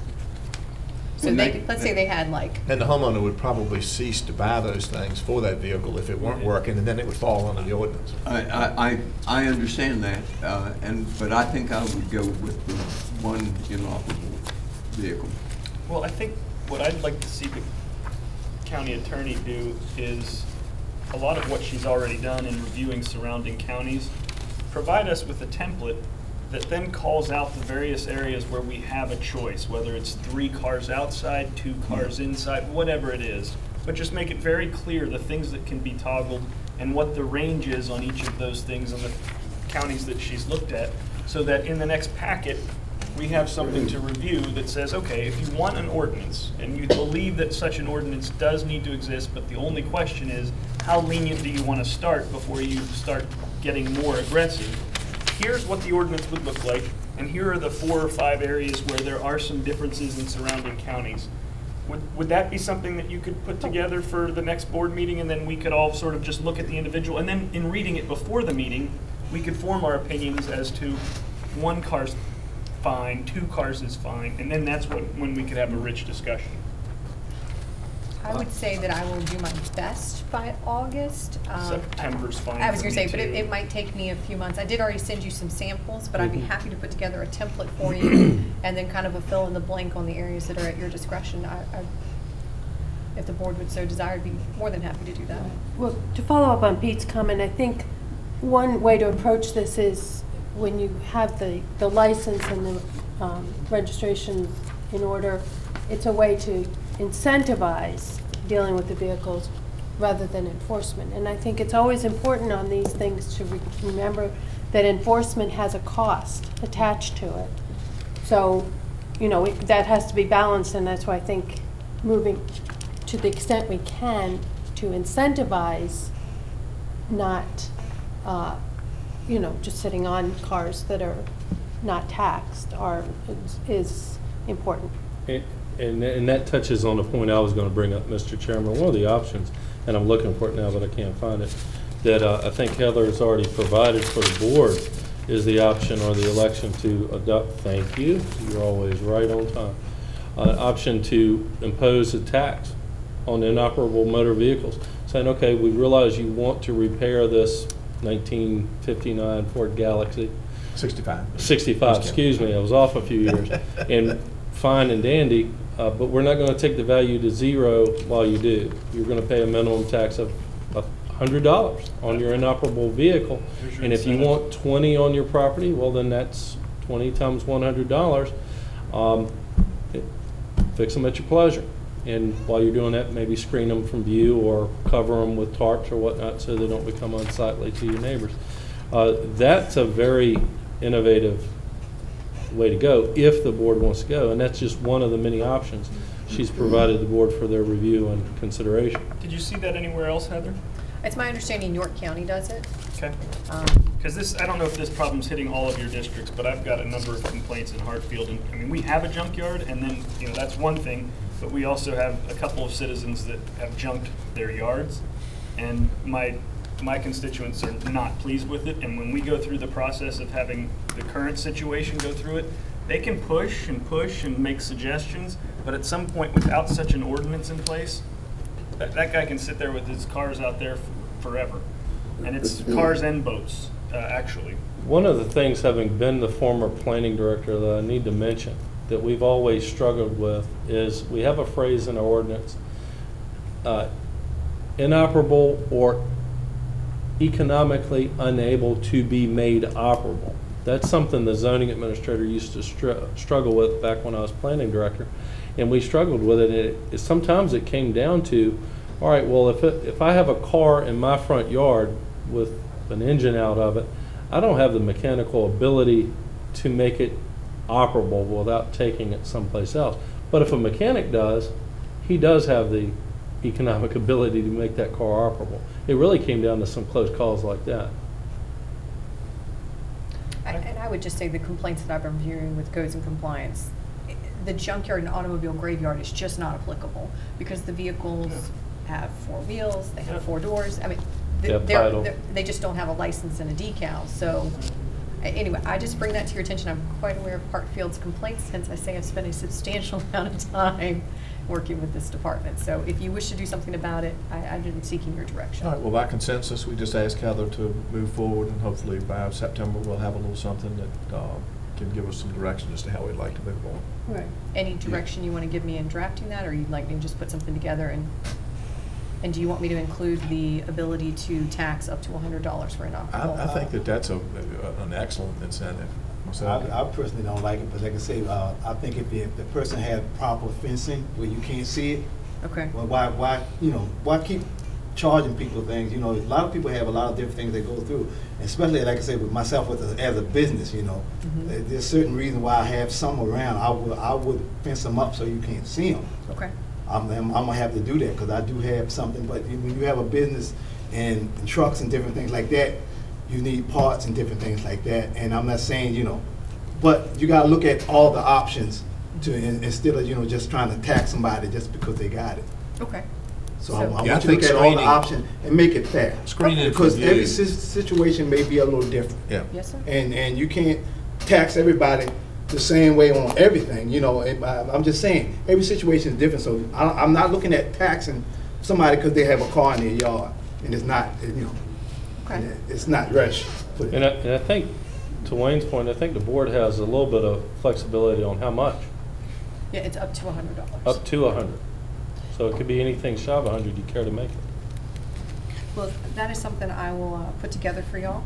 Okay, So it's the consensus for me to work on that. I've heard from the chairman. I'm looking for nods ahead. Yes. Okay. Thank you. I will work on that. Thank you. And that is all that I have at this time, Mr. Chairman. Thank you. Mr. County Administrator. Mr. Chairman, you have a copy of my written report. I have a couple of updates for you. Hampton Road Sanitation District and I have finalized the draft language involved in the billing coordination between the Water Authority and Hampton Road Sanitation District sewer customers when they come on board. That language has been forwarded to HRSD for their review and consideration. It's my understanding they're going to forward that up to their legal team and coordinate with their billing department to see if it would work. We were hopeful to have a joint work session of the Board of Supervisors and HRSD staff to work through some of the remaining issues prior to July. Obviously, that was did not occur. It's my intention now to have that work session sometime shortly after the Water Authority meeting on July 17th, where some of the draft language on billing could be reviewed by the Water Authority and their approval granted. After all, it is the Water Authority that will be coordinating with HRSD on billing and meter readings and things of that nature. Secondly, and real quickly, we have received interest, a good, robust, healthy amount of interest in the RFQ we put out for securing attorney and economic impact analysis services for the potential formation of a regional airport authority. We will expect to receive RFQs back Monday, and we will need to appoint someone to act as Middlesex County's representatives on the selection committee referenced in that document. As the board's aware, we are partnering potentially with Northumberland County and Lancaster County on forming this regional airport authority, and we've taken the first steps to secure a consultant to guide us through that process. And if the coalition of the willing continues, move a bill to the General Assembly, hopefully before the next session.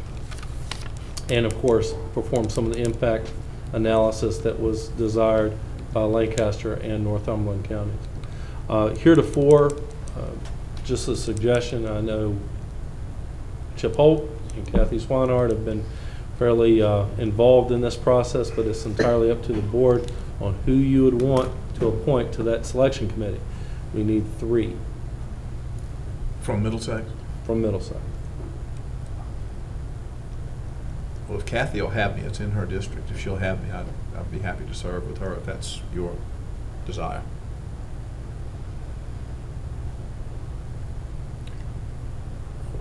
Well, that's fine with me, but this is 3 people. It was close. Well, That's what happens when more projects get brought up these days around the courthouse. But I would 3 assume I people would be to one. review the RFQ. The submittals. Right. So I'm looking at expertise, and I know you have expertise, Chip, and then Matt, you need to be on I would it. assume I would be one. So- I can't shirk this one, unless Betty wants Yeah. to do it. No, thank you. Yep. I'll be on vacation. So so what else is lacking? When we receive. What expertise is lacking? Yes. If we have now, assume we have 2 out of the 3, what do we need? Well, we In just terms need- of, I know Lancaster County is considering appointing an EDA member, yeah. but it's up to the pleasure of the boards who they appoint.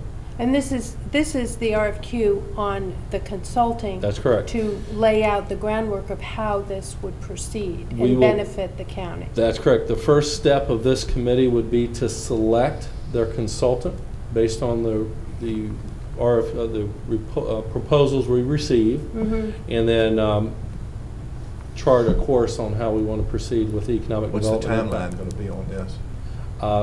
We'll receive proposals next Monday, and I would hope to have the committee in place by the end of the following week, and hopefully review occur this month.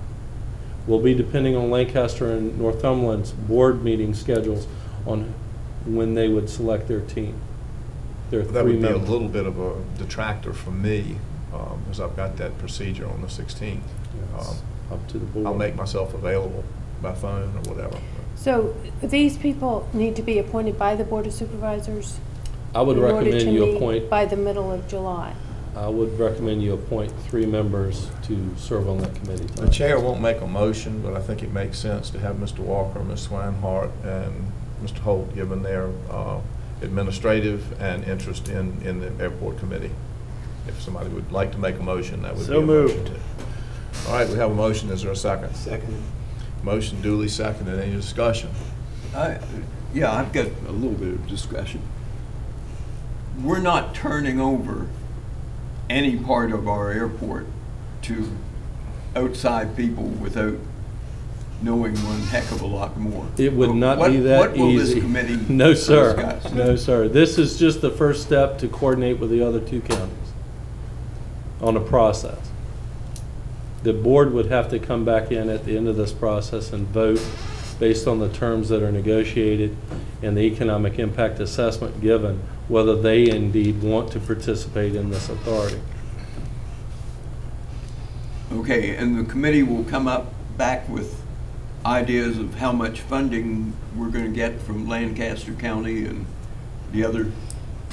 Oh, yeah, well, I think the committee would have to come back and give a pretty robust report, using my favorite word of the night, on our findings and the degree to which Lancaster and Northumberland want to participate or not. Yes. Yes, With sir. plenty of time to look it over and Yes, sir. think about it. Yeah. Okay. Yeah, the committee is just to review the RFQ, the applicants for the RFQ to do the study. Am I correct, or is that, Well, or is this committee going to continue on? I would like the committee to continue on to be the main interface with the other two counties. Okay. And in our negotiations, ongoing negotiations back and forth, because once we have the third-party consultant and firm on board, my coordinating efforts between the three counties stop, because I'm going to start representing Right. Middlesex County's interest in the negotiations as county administrator of Middlesex County. Okay, Any further discussion? sounds good. All those in favor signify by saying aye. Aye. Opposed, same sign. Hearing none, so ordered. That's all I have, Mr. Chairman. Matthew, that's Unless it. you have any questions. We move on to item 8. Anybody have any unfinished business? Unfinished business. Okay, are you doing that under board member comments? Are you going to do your thing under board member comments? Yeah. Okay.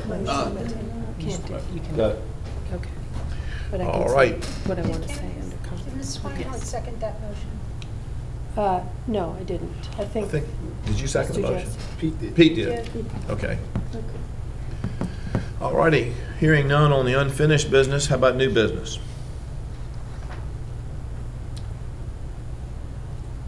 Can I speak to the intent? Yeah, under new business. Yeah, You can tell me to stop that if I need to. I thought this is where you. I did intend, at this point, Mr. Chairman, to make a motion relating to county procedure regarding applications for solar installations. And I had talked to some board members about doing that. On the advice of our county attorney, that's not something that we can do in that format that I talked about in terms of a moratorium. What is the format? Because my personal feeling is that we have said we want to have the 4 categories looked at and the possibility of special exceptions for all of them, or 3 of them, or 2 of them, or whatever it ends up being. My concern is that we have applications slip in between when we do what we're going to do, and I don't want us to I want everybody to be treated fairly in the application process, but I don't want to have it be half-baked, and it's been accused of being half-baked. Well, I don't want to be there. As we discussed, my intent was to offer a motion or an agreement of the Board of Supervisors, an action that would pause our process. In effect, a moratorium on new applications until October 15th. And that means that anyone coming in with a new application, without that, they operate under the rules in place at that time. And so if we had a moratorium, it was a way to stall that. Now, what Ms. Lewis has advised is that Fairfax County tried to do this in terms of housing, and it subdivisions. Yeah. Were ruled not to have the authority to Under do the that. Dillon rule. Virginia Supreme Court held that, if I may, so essentially, and I have not fully researched this matter, it was only brought to my attention, so this is my initial, and I'm happy to look into it further. But what I would say is that this board, at this time, based on my initial research and a case that cites with Horn for the Virginia Supreme Court, they put a moratorium on subdivisions and the submission thereof. They had a housing boom crisis in Fairfax, and they did an emergency zoning amendment. The Virginia Supreme Court found that they were not allowed to do that. I have not fully vetted this. Again, I have found some Attorney General's opinions that said, for instance, you couldn't prohibit mass swine production, farm production, other zoning that you're not allowed to put a hold on while you work out your policy. That's right. So what I would say at this time is that the Planning Commission is reviewing it. It is on their agenda for July 11th. If the Planning Commission makes recommendations or changes to its the zoning ordinance, they would come before you in theory in August. But it would be my advice tonight, without further research, that you do not make a motion for a moratorium. Okay? All right, we don't like that word. Is there a way of doing what we want? Unfortunately, I would say, again, and I just want to cage this with, I have just, my quick 45-minute research I would say you just can't at the moment. And if I may, Mr. Chairman, that's some of the discussion that took place at a recent town hall where some things may have been taken out of context. You have authority to pass zoning regulations that set setbacks, that do other criteria for certain types of things.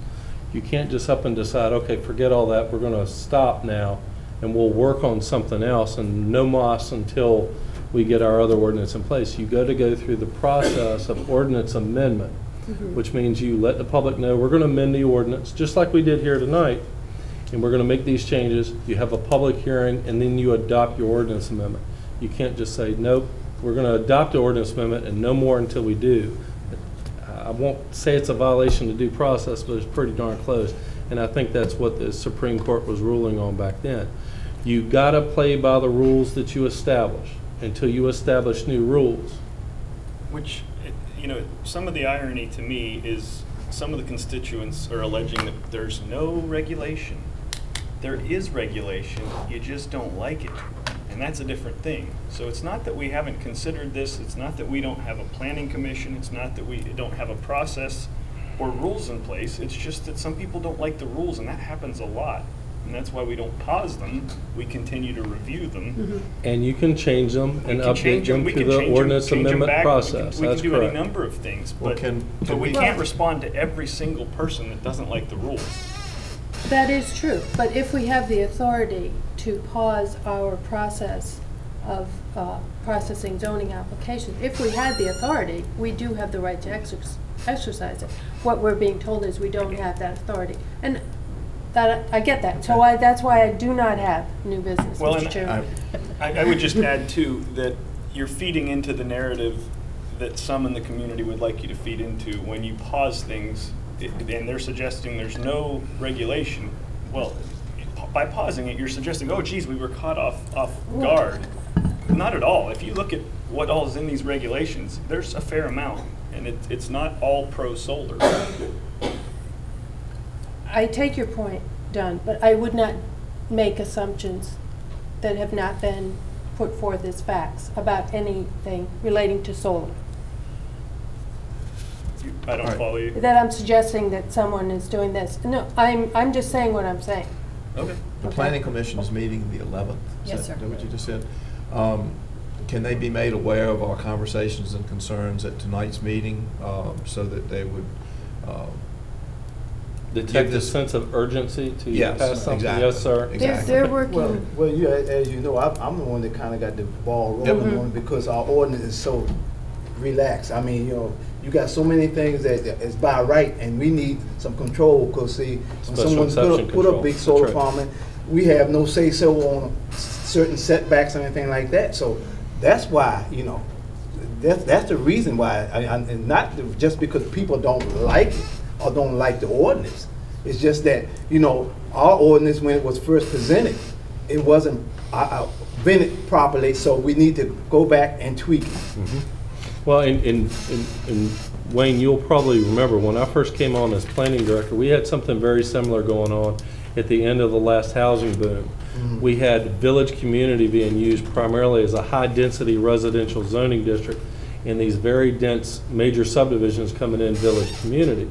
When the board's intent of village community was more a mixed use, light commercial and residential use, we had to put certain changes into the ordinance and go through the amendment process to get that done. I think we had 2 other subdivisions that came in while we were working under the old ordinance. They were considered grandfathered. And then when we amended the ordinance, all future subdivisions had to abide by those regulations. Right. But we could potentially just be dealing with a month delay in having. That's what I was trying to what we convey. need. Right. We will convey to And the that's- planning department and the planning that's why, commission a yeah. sense of urgency. Yes, sir. All right, is there any other new business to come before? Yeah, I think I'm going to go ahead with this one. Okay. Gotcha. Pete, I excused you. Would you excuse me for a second? Be right back. I didn't know I would have been excused. You started the trend, Pete. Okay, don't put up the first graph yet. Oh, don't? Okay. I don't want that first graph. You want a surprise? Okay. Thank you.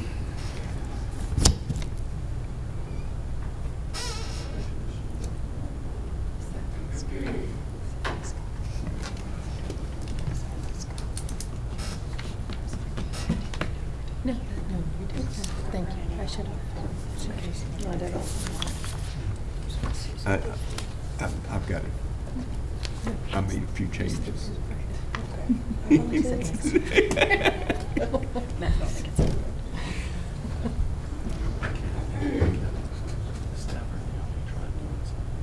Yeah. Yeah.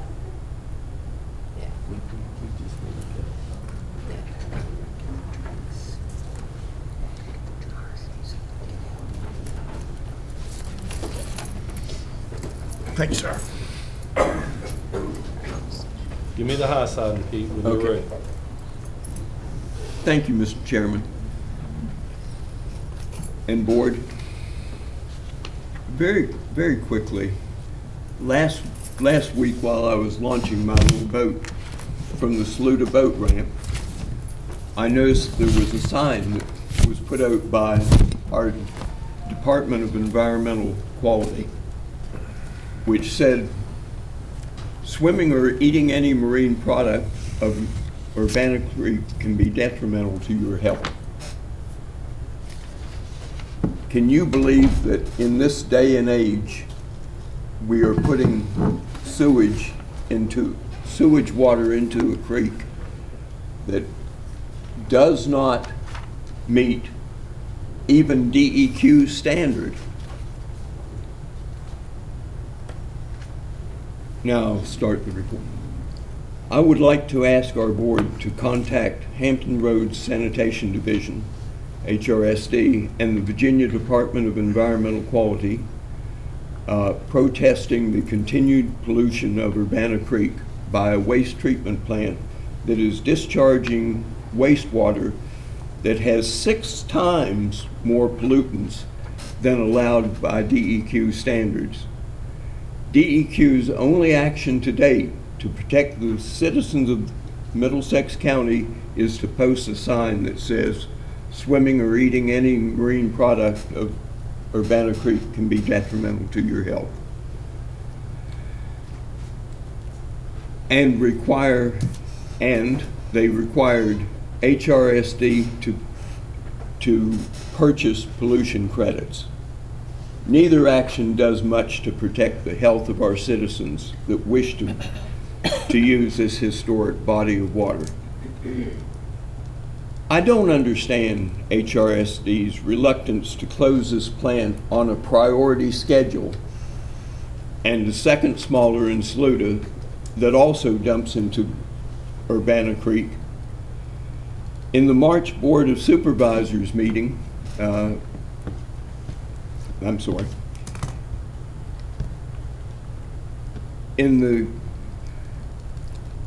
the March Board of Supervisors meeting, HRSD presented a graph that indicated waste treatment plants that process less than 7 million gallons per day are too inefficient to operate.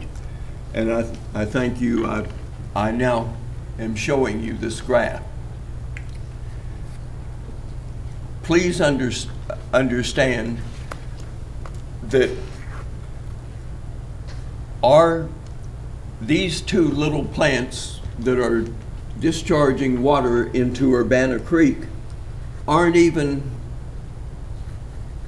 the small communities mark is 10 times more bigger plant than either of these two. So this line doesn't even go high enough. So let me read on.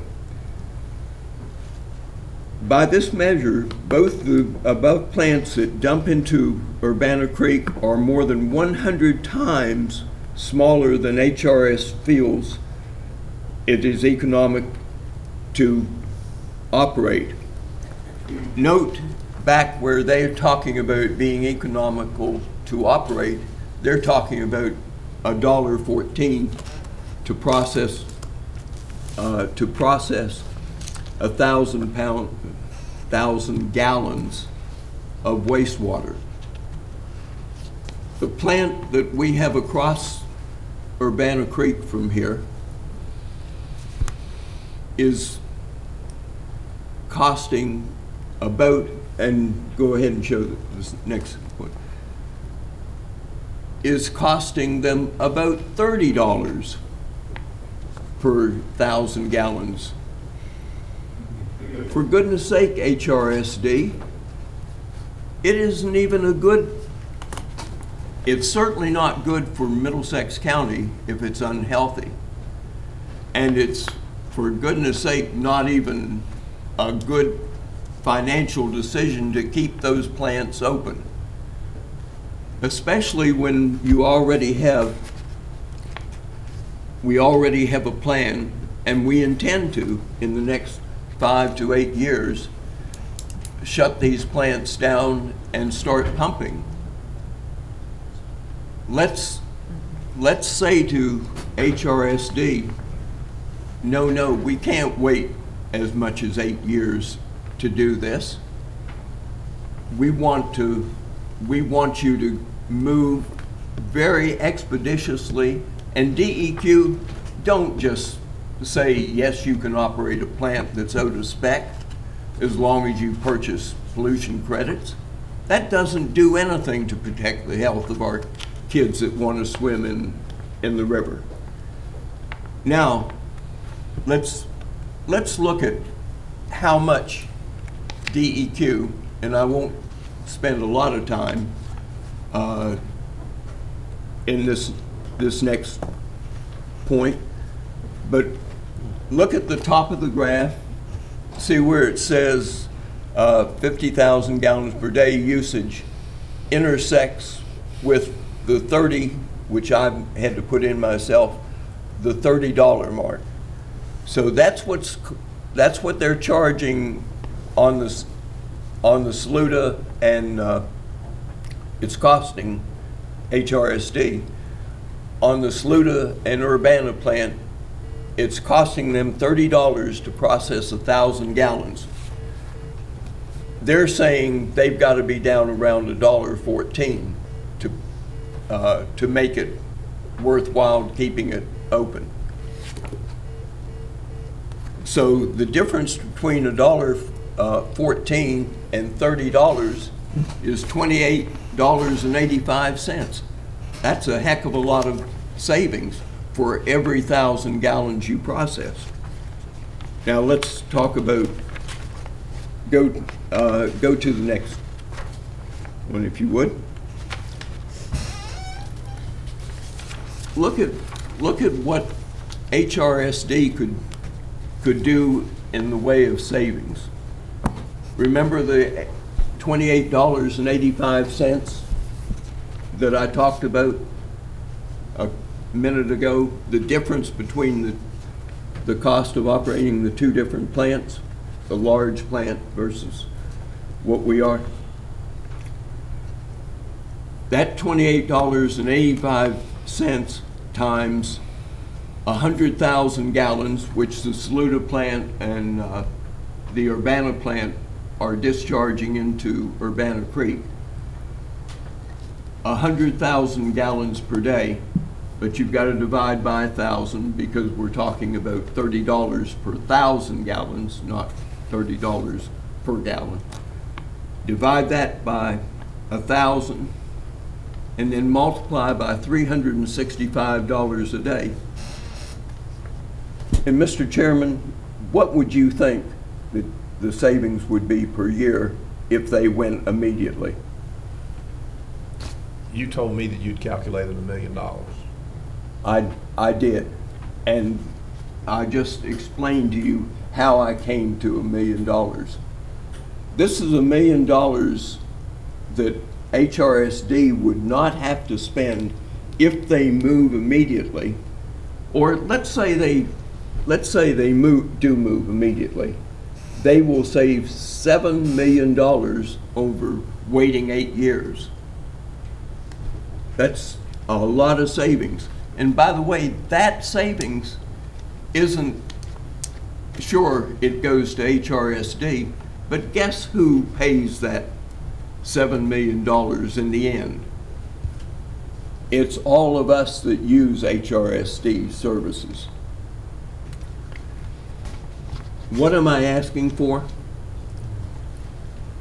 I'm asking that we as a board get in touch with HRSD and DEQ and let it be known to them, first of all, that the most important thing is the safety of our kids that want to swim in Urbana Creek.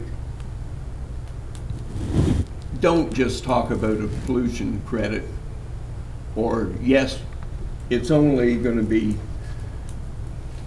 if I were HRSD, I'd say, well, it's not convenient for me to build that pipeline right now. Come on, HRSD. This is a more important thing to protect the health and welfare of our people.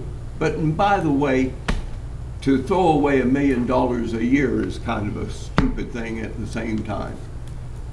So I'm asking the board, probably through our county administrator, or I'm not sure who makes the contact with HRSD and DEQ, and let them know that this is not acceptable to wait 8 years, or even 7 years, or 6 years.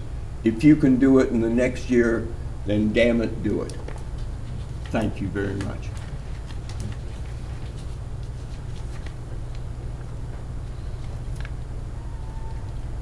I would just add a comment.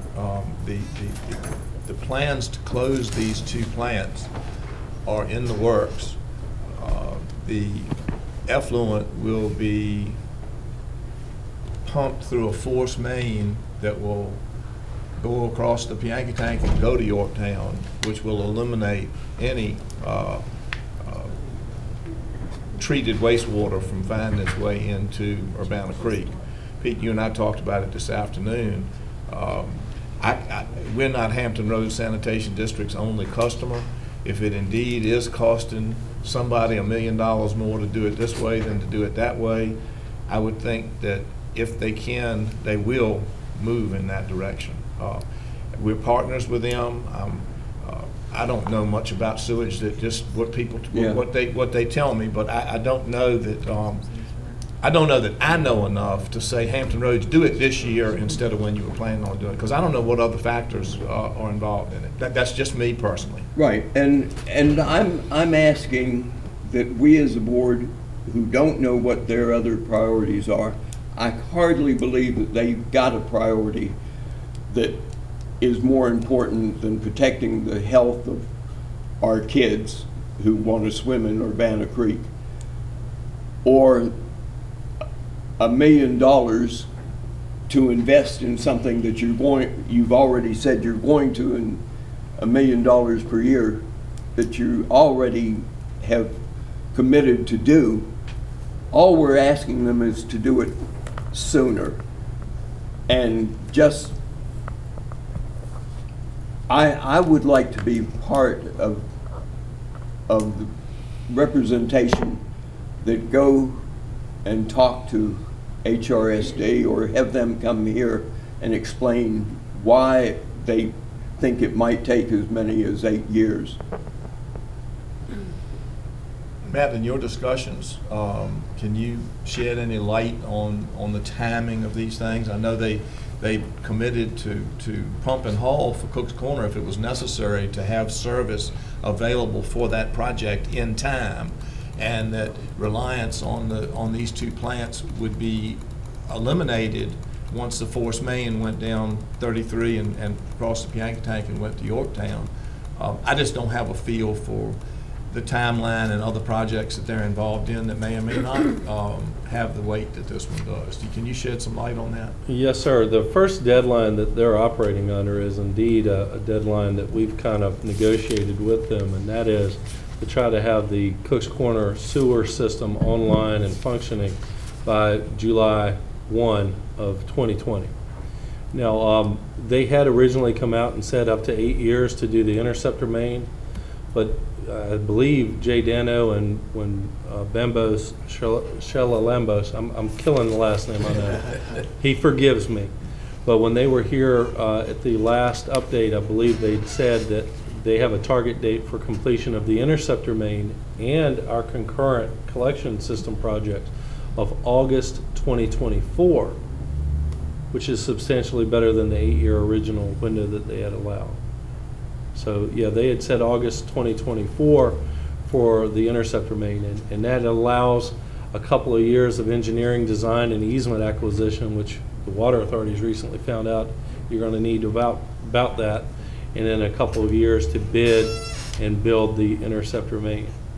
I took a great deal of, I took that to heart, instead of doing a longer plan of 8 years, they were going to try to get everything implemented within, before 2024.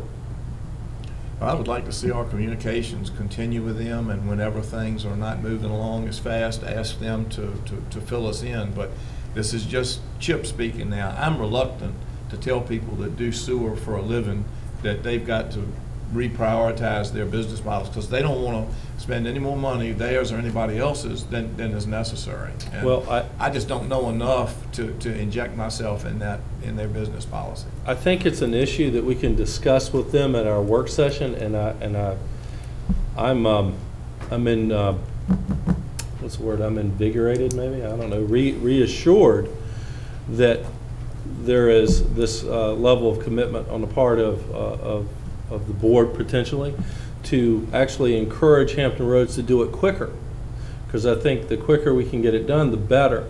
For instance, I know the Deltaville water system, we're going to be in construction in a year.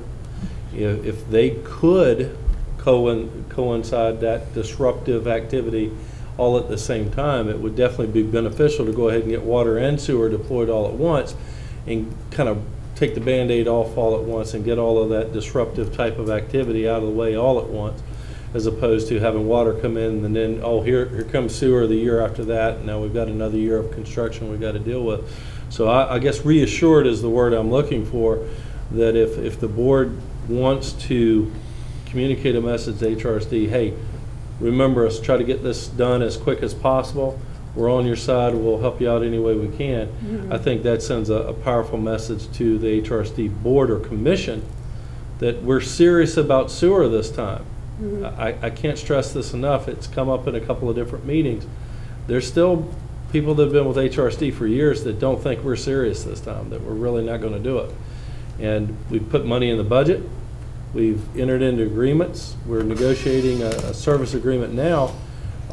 We're serious this time. We're really doing this, and I think that's starting to get traction with HRSD, and is why they've got this commitment to complete the interceptor main by 2024. Mr. Mansfield, would it make sense to experience this work session with HRSD before we act on your request and gather some more information and see, let them know what our dedication is to this, find out what theirs is? And when do they intend to come? I think you wanted to have it in July. I'm hoping to have it sometime between July 17th and the end of July. The other reason we want to have it is because one of the things the board will be discussing at this work session is whether or not you want to have connection fees or facility charges in the collection systems that the county's funding to recoup some of the costs. It's never going to pay for itself completely, but by having a connection fee of some stripe, form, or the other is advisable. And then also to look over the service agreement, make sure if you have any questions, you have an opportunity to ask them, ask us, and kind of get that galvanized for adoption at the next regular board meeting. It would also open up opportunities for you to discuss the strategic plan in terms of when they time and how they time their interceptor mains and whatnot. To me, that's a good meeting for them to hear this message, because it's a strong message that the board is serious about sewer. I'm reassured every day I have a dealing with them in negotiations that they really want to work this project out and get it moving forward, or keep it moving forward, to be more precise. I'm also, I guess, reassured by their commitment to take their Urbana treatment plant offline.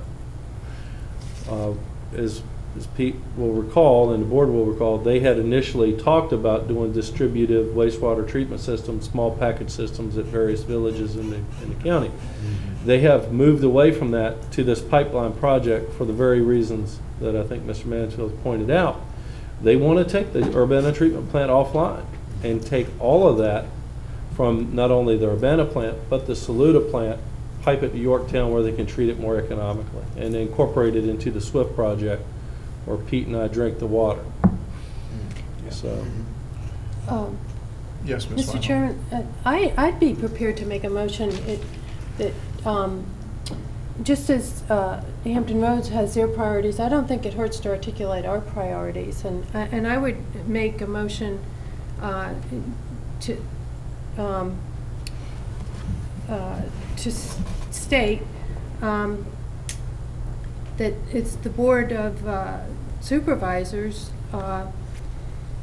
it commends Hampton Roads for plans to expedite this project, and, excuse me, the Board of Supervisors is committed to expediting this project. Ask the county administrator to share the information from Mr. Mansfield with Hampton Roads, and to endorse Hampton Roads' commitment to take discharge out of Urbana Creek as soon as possible. It's a sense of the board that we could communicate to Hampton Roads Sanitation District that this is a priority for us, that we are committed. Do you see any? Just one recommendation, and committed to move forward with the sewer project as a whole. Okay, I'm committed to move forward with the sewer project as a whole. Yes, ma'am. I think that's powerful. I think it's fine. It sends a message we want to send without being too aggressive. And I just, you know, they're challenged with providing underserved areas like Middlesex with sewer, and to do anything to antagonize them might not be something that we want to do. This certainly does not do that. So, well, I have certainly never wanted to antagonize HRSD. I applaud their SWIFT program and have been probably their biggest supporter from this area. What I don't applaud and what really worries me is how DEQ can sit back and say, hey, what do we do about this plant, which is 6 times over? I agree, you can't say, okay, close the damn thing today, but you can say, okay,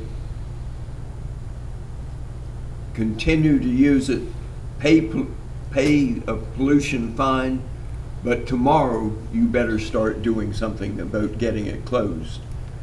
And I don't want to wait for 2 or 3 years before they start doing something to get it closed. does Mrs. Swinehart's motion, are you putting that in the form of a motion? Yes, okay. it is a motion. All right, we've got a motion on the floor. Is there a second? Well, yes, I would certainly. Well, that answers my question, because I wanted to know if the motion was satisfactory to you. So, yeah, I was going to say, Pete, this is your chance. Thank you very much for clarifying that.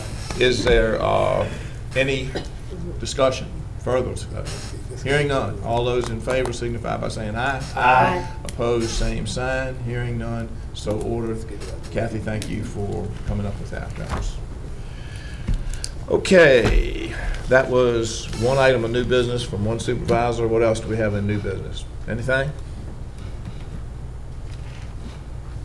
Then we'll move on to supervisors' comments and reports, and we'll start with Ms. Swinehart. Okay. In the interest of time, I will be brief, but there are a number of committees and subcommittees that we all serve on that are moving forward, even though it's the summer months. And I want to just commend the schools for outstanding end of this school year graduation and celebration, and particularly recognizing the commitment and the dedication of staff in addition to teachers. So staff who were recognized at the end of the year. I think that's very important, and I commend the school system for doing that. Planning Commission, as you know, has been busy, and the Middle Peninsula Planning District Commission meeting, there's a number of initiatives and information, and we heard a little bit tonight. I will share that summary. Wayne gets it. There's nothing urgent, I don't think, for tonight. But I would like to take a minute. I attended a seminar sponsored or organized by the Virginia Association of Counties. It was held last Thursday in Dinwiddie County, and it was on utility scale solar projects. It was an excellent seminar. The presentations are on the vaco.org website, utility scale solar seminar. But the best part of the seminar, it's hard to capture, it's not just the presentations. There was a lot of back and forth and give and take and sharing of information among county administrators, planners, board of supervisors about their experience with solar. And a lot of work has gone into this, and I know, Dave Kratz, I know other people have been learning about solar, but I just wanted you to be aware this was an excellent source of information about other counties like us. This was mainly rural counties, mainly on the south side, who were attending that. But I do think that it's important that we continue to learn about this and to be prudent in how we go forward. When dealing with solar, does have its unique factors, but it's important to balance property rights and community benefits, and producing energy is certainly a benefit to the community, and we've seen that the school projects, for example, small scale, but be very beneficial to the county. It's important to learn from other counties' experience, and I think from the experience that we have on the board as well. I think we can, anyone who has knowledge of solar can make a very valuable contribution. And I'd just like to note that it was John who proposed the 1,000-foot setback when the ordinance was being considered for solar in the general village community general business district. All the counties are learning about solar, and that's one of the things that came out here. Everybody has made good steps forward, and they've made things that they say, hey, wait a second, I would do that differently. And that's what we learned from. And I have to commend our county staff for, we've learned from others too, and we're on top of this in the way that many other counties are not. So again, I just think it's really appropriate, and I would recommend that and reviewing that to the other board members. Thank you, ma'am. John? Seeing that staff and constitutional officers have been waiting 17 minutes to go into closed session, I will have no comment this month. Okay. Very quickly, we had another gathering to discuss this airport authority discussion. I think all 5 of us attended Middlesex High School graduation this year, which is very nice to have a good showing of the board. I also attended the following Monday the school's end of year program, which was very beneficial. Many of you all know that Ricky Warren, our animal control officer, has suffered some health issues and has been out of commission, back on light duty now in the last week or two. But it has opened up some discussions of coverage for the county on animal control and so on. And Matt and I had lunch with the sheriff and representative of his office, because of course the calls go through his call center, and so he's involved in that anyway. And not knowing what Ricky's long-term health is going to be, we want to keep him on in his capacity as long as he wants to be there. That's not the issue.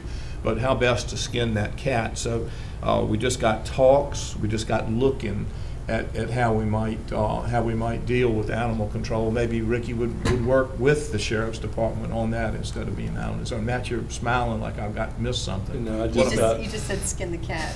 Oh, okay. I'm a we dog don't fool with so cats. We're all dogs. We're not going to skin any cats. Just for the record. I don't have to go there. And then I just would like to add, hope all of our citizens and staff and all have a safe and happy 4th of July. I attended St. Walker Heritage Committee, and Travis Croxton came by, and just talk to the committee and different things that we want to do. But he's still in the process of signing everything for the grants. Very good. Hope everybody have a happy 4th.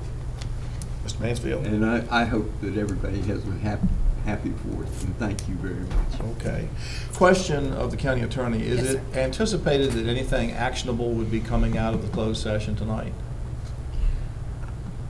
To err on the side of caution, I would say possibly. So I'm just trying to figure out, because with all of us and I the would ask that we close constitutionals the here, room. we probably need to have our closed session in this room, and I don't want citizens to feel like they have to wait for that if there's not going to be anything of consequence coming out of it. So, unfortunately, Mr. Chairman, I can't answer that. I can say Okay. possibly. Is it possible to put that on at 7 o'clock? Yes, you could if you would like. If you'd like to. anything actionable be dealt with at 7? Is that what you're saying? Yeah, Okay. we can do that. All right, let's do that. Anything that might be actionable that'll come out of the closed session, we will deal with it at 7 p.m. So citizens that would like to go home and have dinner and can go ahead and do that, and we will. Mr. Chairman, if I may, during our recess, I'm going to invite the board downstairs immediately under this meeting room to look at some of the improvements we've made for the planning department. So during recess. Right. So a little bit of a field trip. Yes, closed session first. The county attorney will read the. All right, Mr. Chairman, we need a motion from the board to convene in a closed meeting pursuant to Virginia Code Section 2.2-3711A3 and A8. This will be for the discussion and/or consideration of the acquisition of real property for a public purpose, where a discussion of in an open meeting would adversely affect the bargaining position or negotiating strategy of the public body, and for consultation with legal counsel regarding such acquisition. And pursuant to Virginia Code Section 2.2-3711A8 and A7, this will be for consultation with legal counsel regarding the enforcement and collection of delinquent taxes, license, and fees, and consultation with legal counsel about the potential litigation thereof, where such consultation in an open meeting would adversely affect the negotiation or litigation posture of the public body. I so move. As part of the motion, can we move the second to the first and deal with the rules? You can take them in your own order in closed session. Motion. So move. Second. Duly seconded. Any discussion? Hearing none. All those in favor signify by saying aye. Aye. Opposed, same sign. So ordered. And so we will politely ask the public if we can Yes, have we're the now in closed session, and we would ask the public not involved in the tax issues to excuse us. Good evening and welcome to the 7 o'clock session of the July Middlesex County Board of Supervisors meeting.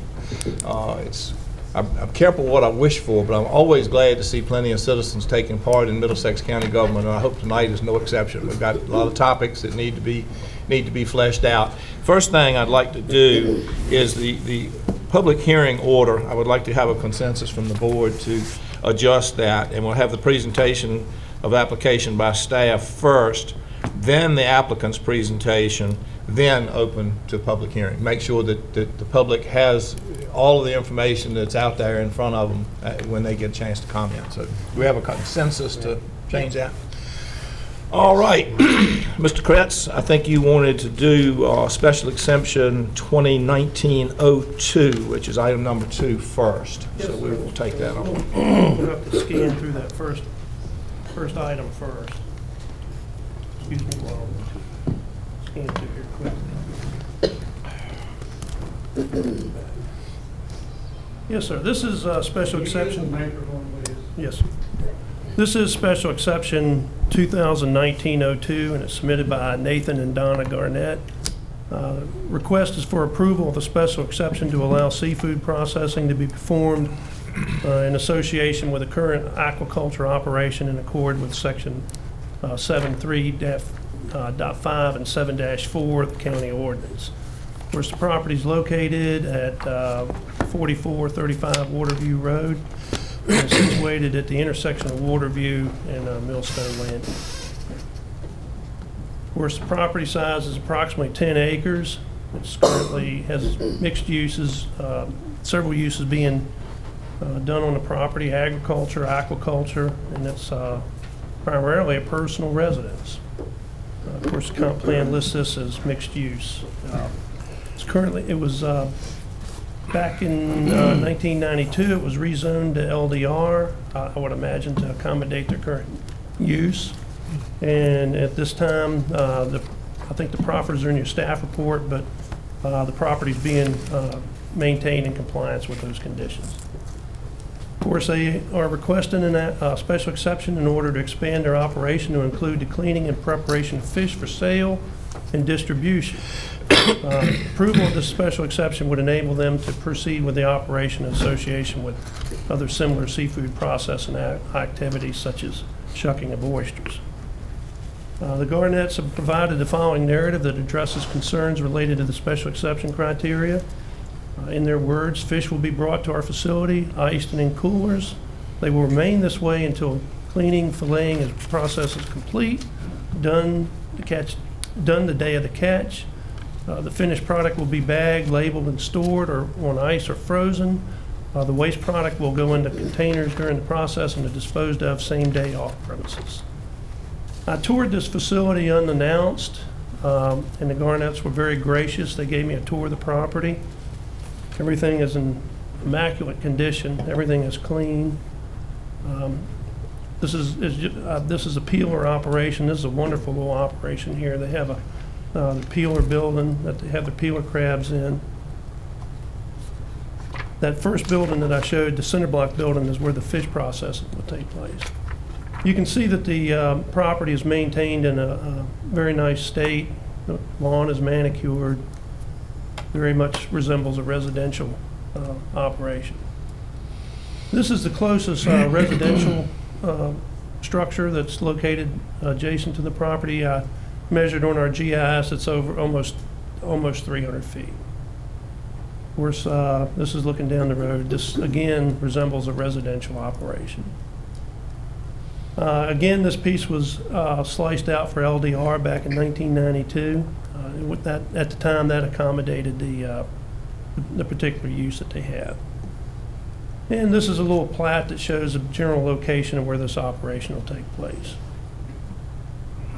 Of course, it's in compliance with the zoning ordinance. Staff has run through these different criteria. We feel all these uses or all these conditions are being met. These are all in the staff report. I'm not going to read these verbatim, but all these particular conditions are met. Based on the analysis above, this special exception request is in substantial conformance with the requirements of Section 7-4 and Section 20-5B of the Middlesex County Zoning Ordinance.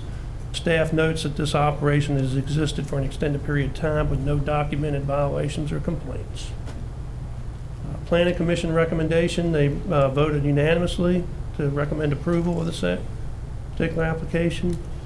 Staff recommends approval of the special exception 2019-02 based on the following.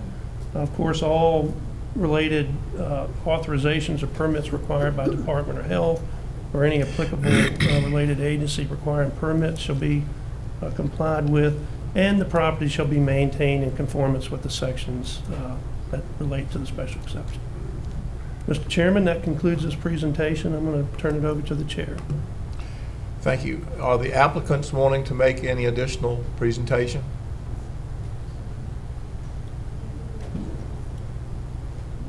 Is that a no? No. All right, in that case, we will open the hearing to comments from the public. Each speaker is allotted 3 minutes unless they're representing 4 or more, and those 4 would need to identify themselves. Please come forward, name and address, state your case, comments for 3 minutes. Please address them to the board, not to the audience. So, first citizen to speak on the seafood processing.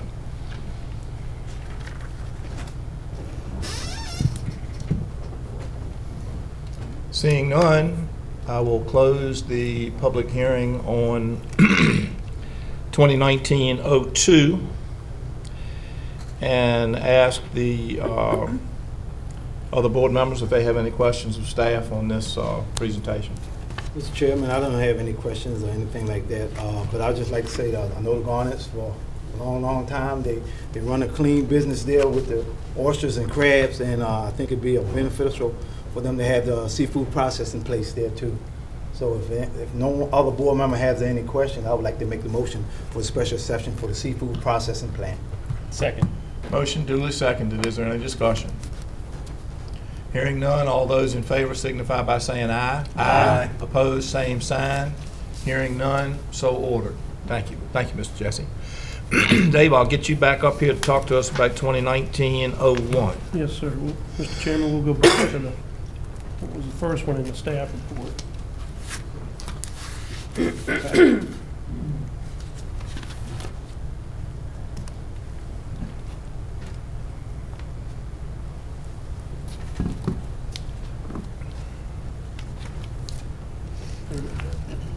So I'm not going to read all of this, but you can see there's several sections of the Middlesex County ordinance that relate to solar facilities that are currently permitted by right or by special exception in the VC and general business zone, whereas the applicant is asking for a reduction in the 200 or the 1,000 foot setback requirement. Whereas this will now be, the minimum that they could get within a right-of-way would be 250 feet. That says 200, but it's been amended to 250 feet as per the applicant. Of course, at this time, the applicant is requesting an amendment to the ordinance adopted on February 4th, 2019 that reduces the required 1,000 foot setback from Virginia primary and U.S. primary highways. The revised application requests relief from the 1,000 foot setback in the form of a 250 foot setback with an additional 50 foot vegetated buffer that will serve as screening. When the ordinance was amended to allow select solar energy facilities in VC and general business, the 1,000 foot setback requirement was selected in order to allow sufficient area for screening and provide enough area to maintain the intent of the districts, which are the promotion of commercial and residential development. Other considerations, these are considerations we found to be issues with this particular district.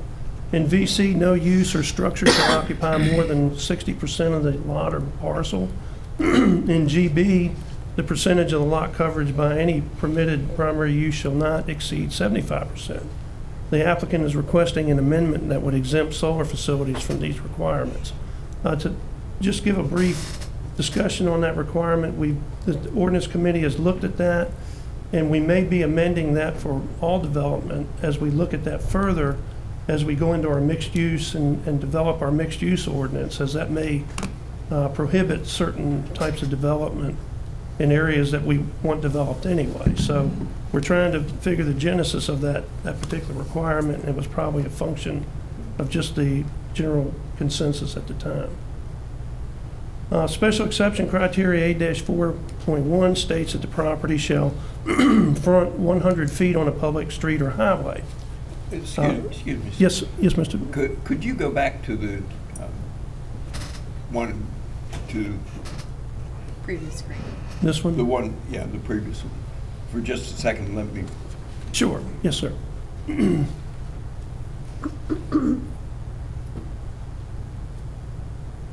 No, I want the one on density that you were talking about. Oh, okay.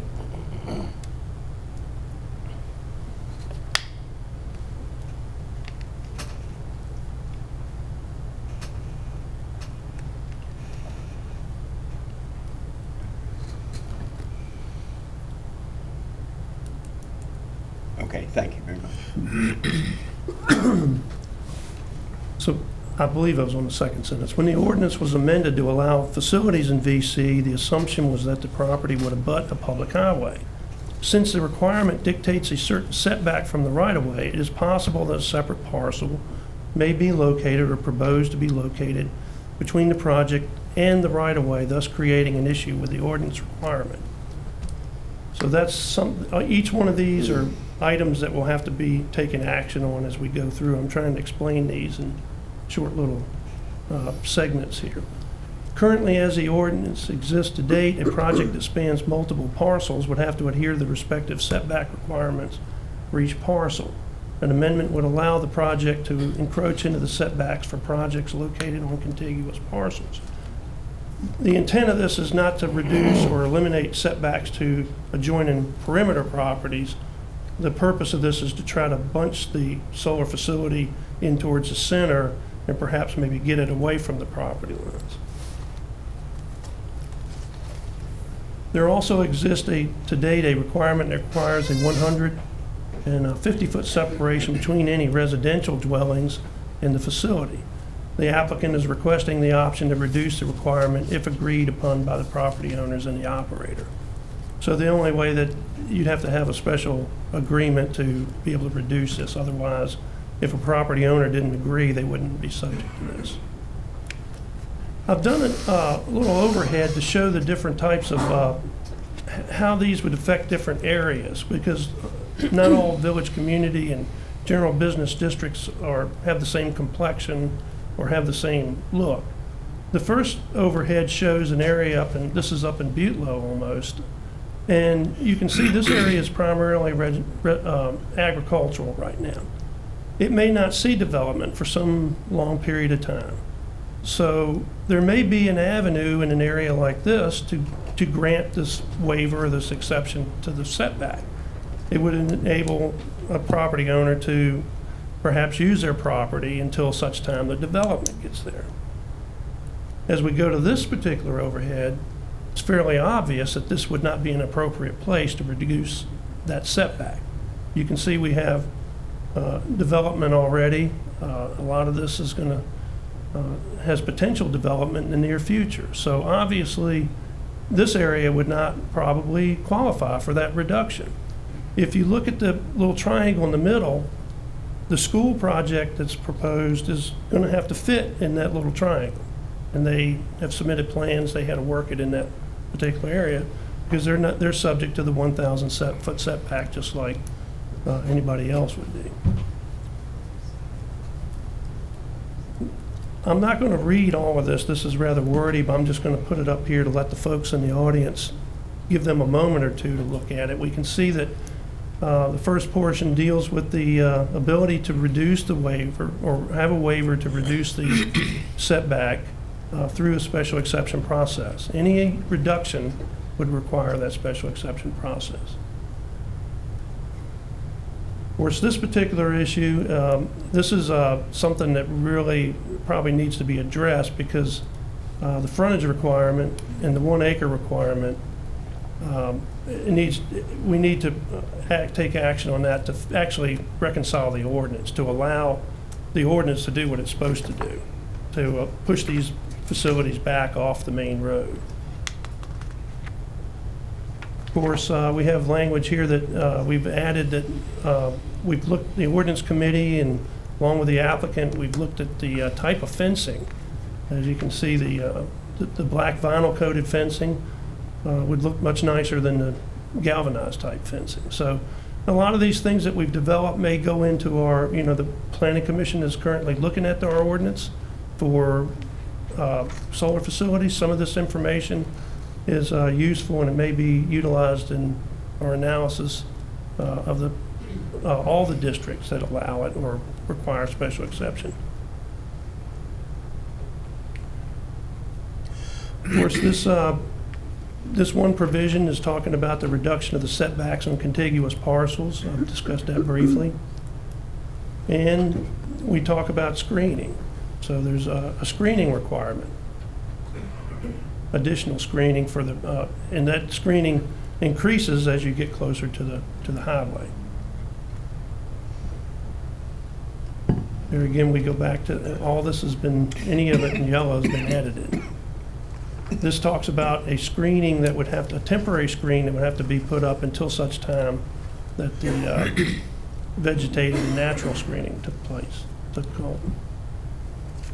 This particular narrative, this part of the ordinance deals with the different types of setbacks. As you reduce the setback, the buffer gets more intense. You can see it reduces it as you get closer to the requirement. Of course, this particular part deals with the lot coverage. And all of these items are germane to both village, community, and general business. I'm not going to go through these again.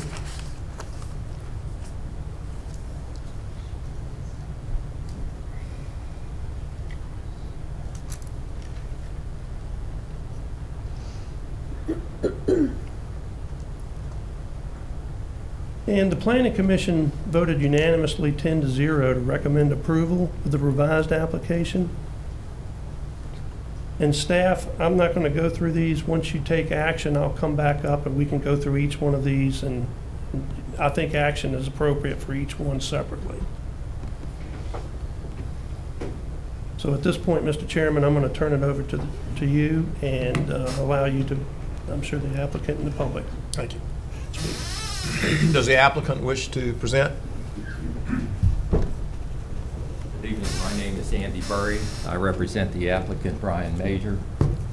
First of all, I want to state that I want to thank the staff, the Ordinance Committee, and the Planning Commission for the time that they granted us over the last 2 or 3 months to come up with what I believe is a better ordinance to control development in these 2 districts. Quite frankly, I think it's something that the board ought to consider in other districts.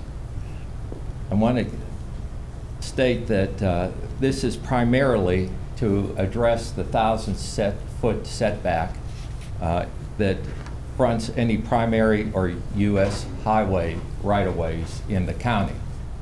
And what it is that it's a special exception process. It is not by right, by any chance. So all of you will have an opportunity to look at any application on a case-by-case basis.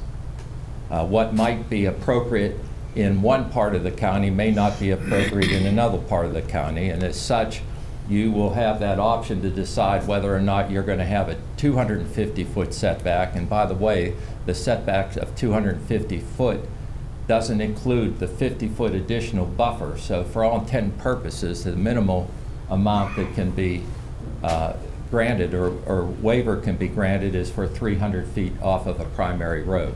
Nothing is changing as far as the setback off of any secondary roads.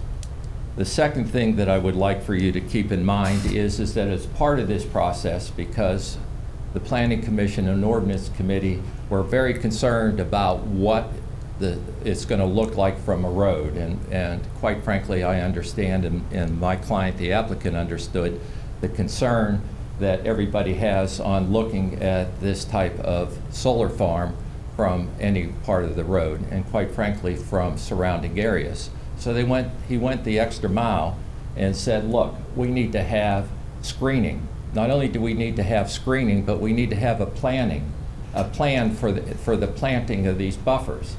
And that planting of the buffers is going to be part of the application process, so that the Planning Commission, the staff, and you ultimately will have an opportunity to review the buffering in those areas to make sure, in your mind, it meets your requirements. Second of all, is that in the meantime, there is going to be a windscreen privacy mesh fence required, as Mr. Kretz talked about.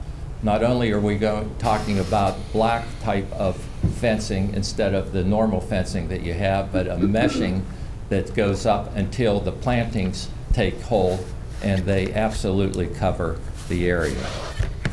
I would ask that you consider passing all of the recommendations that the Planning Commission had. I know that the solar farms are a hot issue in this day and age, but I want you to keep in mind that they serve a purpose. They serve a purpose for your farmers who can, quite frankly, make a better living by having solar farms. In these type of districts that we're talking about, you have mixed use, and they could provide clean energy for the development that you are hoping will, I'm sure, occur in your master plan along those areas. I thank you for the opportunity to speak. If you have any questions, I'll be more than willing to ask or answer any questions you may have at this time. Any questions of the applicant? Yes. What is the elevation where the solar panels are going to be installed compared to the elevation of the land where the buffer is going to be? When you say the elevation, you're talking, the buffer like- has got to cover.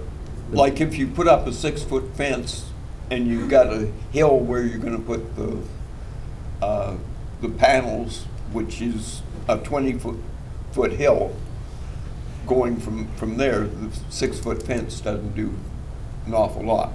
My limited experience with dealing with solar farms, and I've dealt with a number of them in King and Queen County, is that they want to make sure that there is no major increase in elevation, that it is flat. And in most areas, in my understanding, is that they excavate so that the area is relatively flat. Okay. So the intent is to cover. But the land right now is basically flat? I don't know about this development. You know, we're not talking about a specific development, but that's something that obviously you can take into consideration when that plan comes before you. Right. Thank you. No. Anything else, Mr. Mansfield? I think that'll. Thank you for your time. At this point, I would like to open the meeting up to public comment. Same rules, 3 minutes per individual. You can go 12 if there are 3 other people that identify that you're speaking for them. Please address your comments to the board and not to the audience. First citizen, please. Mr. White, come forward, identify yourself for those of us that don't know who you are. My name is Gordon White. I live in Deltaville. I'm the chairman of the Middlesex County Economic Development Authority. Our authority has voted unanimously to urge the Board of Supervisors not to take land that could be used for economic development, either for business or a village community, for solar panels, which could well be located somewhere off of major or even secondary highways. We realize that these amendments would not approve any particular operation, but we'd just like to bring to the attention of the board the necessity to preserve land that's already zoned for economic development. And I believe you have a copy of our resolution in your packet. Thank you. Thank you, sir. Next citizen, please.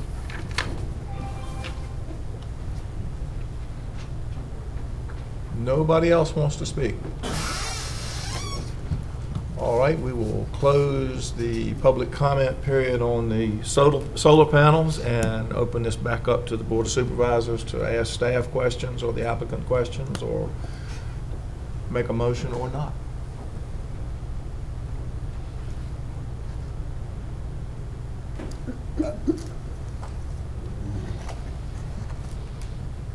Mr. Mansfield.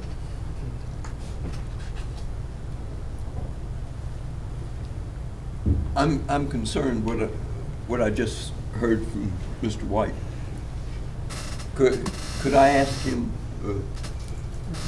No. We're past that. Oh, okay.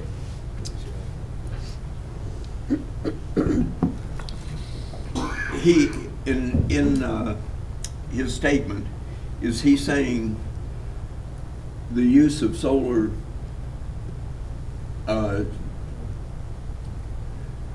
should not be allowed if that land could be used for better economic? That was what I heard. Yeah. The highest and best use of the land in areas where we are trying to promote economic development would be economic development over solar panels, was what I heard him say. Okay. Is this particular area a place that we feel that we would be limiting future economic? So the ordinance amendment that's being presented to you, Mr. Mansfield, is for an overall general encompassed one. There's not a site specific at this time. The applicant is just asked to amend the ordinance. So this amendment would apply to the entire county. Doesn't it apply to just 2 of the zones? Right. Village, community, and general business throughout the entire county. It wouldn't be delegated to just like one particular part, just those 2 zones, wherever they may be in the county. So village, community, and general business are theoretically where we have opportunities for economic development. that by zoning, we have cited them to be a place where economic development is the priority. And the Economic Development Authority feels that solar falls behind other economic development authority, if I'm not misstating. Well, given the task that in regular session this afternoon, we will be giving the Planning Commission at their next meeting on the 11th, I don't like to ever go against the Planning Commission because that's what we have those folks there, just to study these things in greater detail. But would we be potentially advised to hold off on this decision until we see what the planners come up with after their meeting on the 11th? Is there any rationale to that? David? Yes, sir, Mr. Chairman.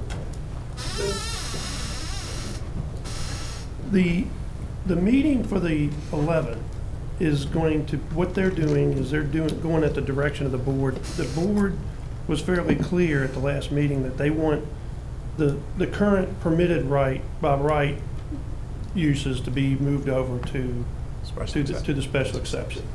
We're moving that forward at your direction. That's coming. That's an easy thing to fix. We can do that quickly. The Planning Commission on the coattails of that is looking at the ordinance holistically, and that may take several months to put that together. We want to get all our pieces together, and then we would come through with the Planning Commission will come through with a proposal on that. So that it could be incorporated into that. Some of this could be incorporated into the big picture. There's a lot of really good language that we put into this particular ordinance that could be used in other districts. So, and to the point, when we first did the amendment to allow these particular facilities in general business and village community, the intent for the 1,000 feet was to preserve that development corridor for development, not necessarily for solar facilities. So where the waiver comes in, it's obviously, it's going to be kind of an easy task for the board if somebody came in, let's say in Saluda or Deltaville, and they wanted to come and use up that prime property for solar facilities. But there may be areas in the county that may not see development for 20 or 30 years. So it would give that particular owner, it's a tool the Board of Supervisors would have to allow that particular farmer or forestry guy to give them an opportunity to earn some extra money on their property until such time that development came through. So it would be completely a board decision at that point. It's the board's call whether they want that particular, to grant that waiver. It's completely, and it would be based on the conditions. It could be based on economic conditions at the time. It could be based on what the development potential is for that area. There's a lot of criteria that the board would have to incorporate in that decision to allow that waiver, to grant that waiver to that applicant. Well, I can appreciate what they're asking here if it was site-specific, but I've got some kind of an uneasy feeling that I'd like for you to help me put to bed as to why it needs to apply to all village community and all general business and just be out there from henceforth until it's changed again. Well, the applicant has made the request because evidently there's an interest in a piece of property that's currently not developed that he may have a possibility to develop that happens to be in the village community and partially in the general business zone.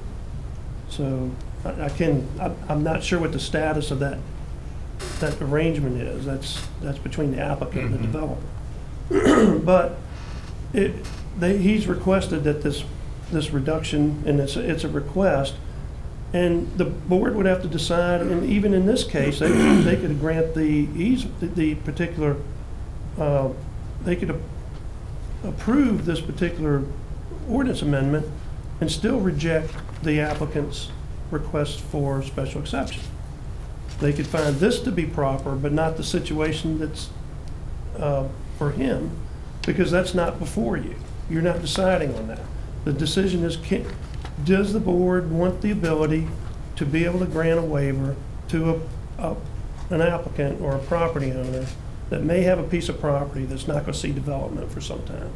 Because obviously there's places in this county it's not appropriate. And those would be easy decisions. And that's why I like looking at it site specifically and not just a general broad stroke of the brush. Right. Well, something is just making me feel uncomfortable about that. Can somebody else chime in?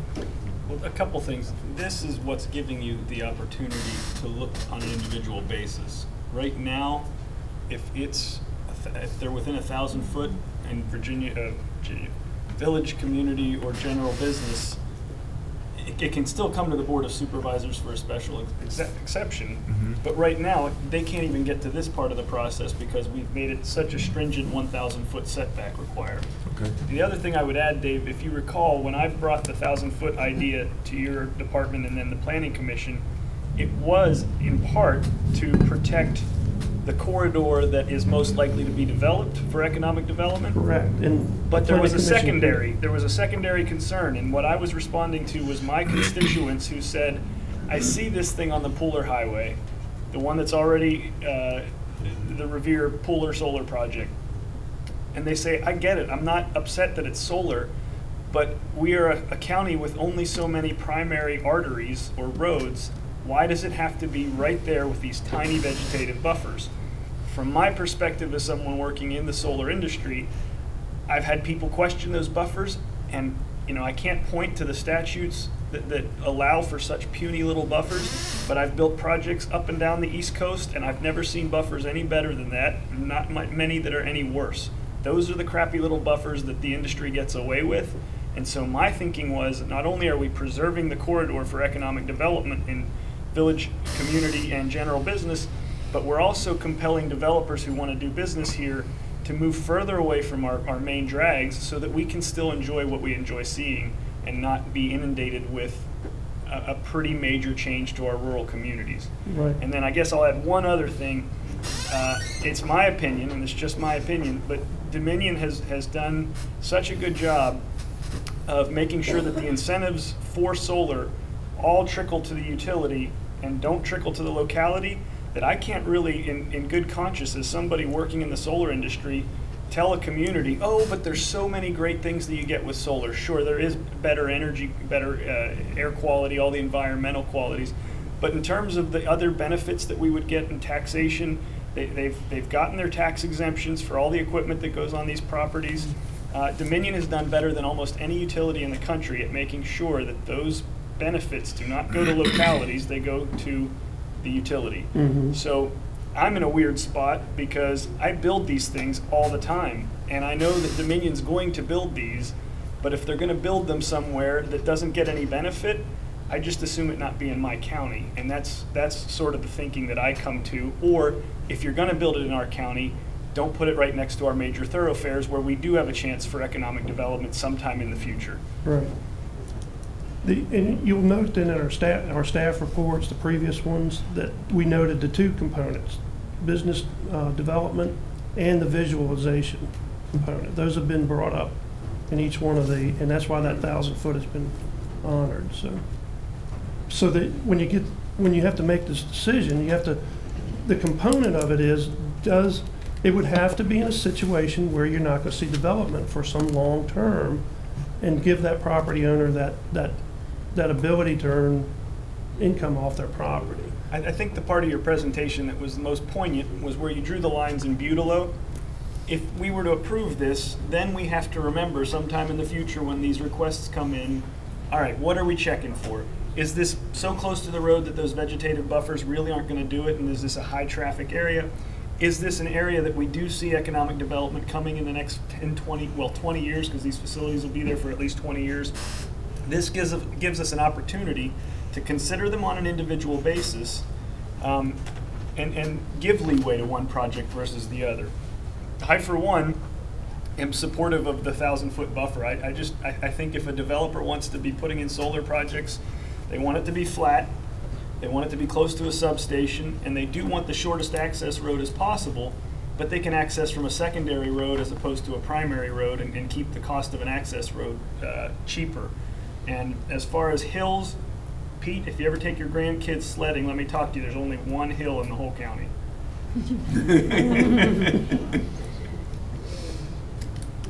Ladies and gentlemen, other comments, other questions? Well, I have some issues on, even with secondary roads. I mean, you have people that live on secondary roads. There should be a better buffer on secondary roads too, but you still have to look at it, and you got to realize that. And I just have some issues on that too. And our ordinance committee is going to be rolling up their sleeves and working on that along with the planning commission in the next few months. And that those are good points, that maybe that possibility of moving them all back a certain distance, looking at the secondary road buffers and setbacks, looking at screening requirements in general.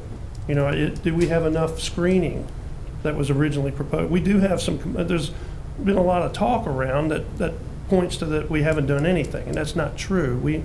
All I have to do is look at our ordinance, and we have 2-3 pages of conditions that are, germane to the special exception process.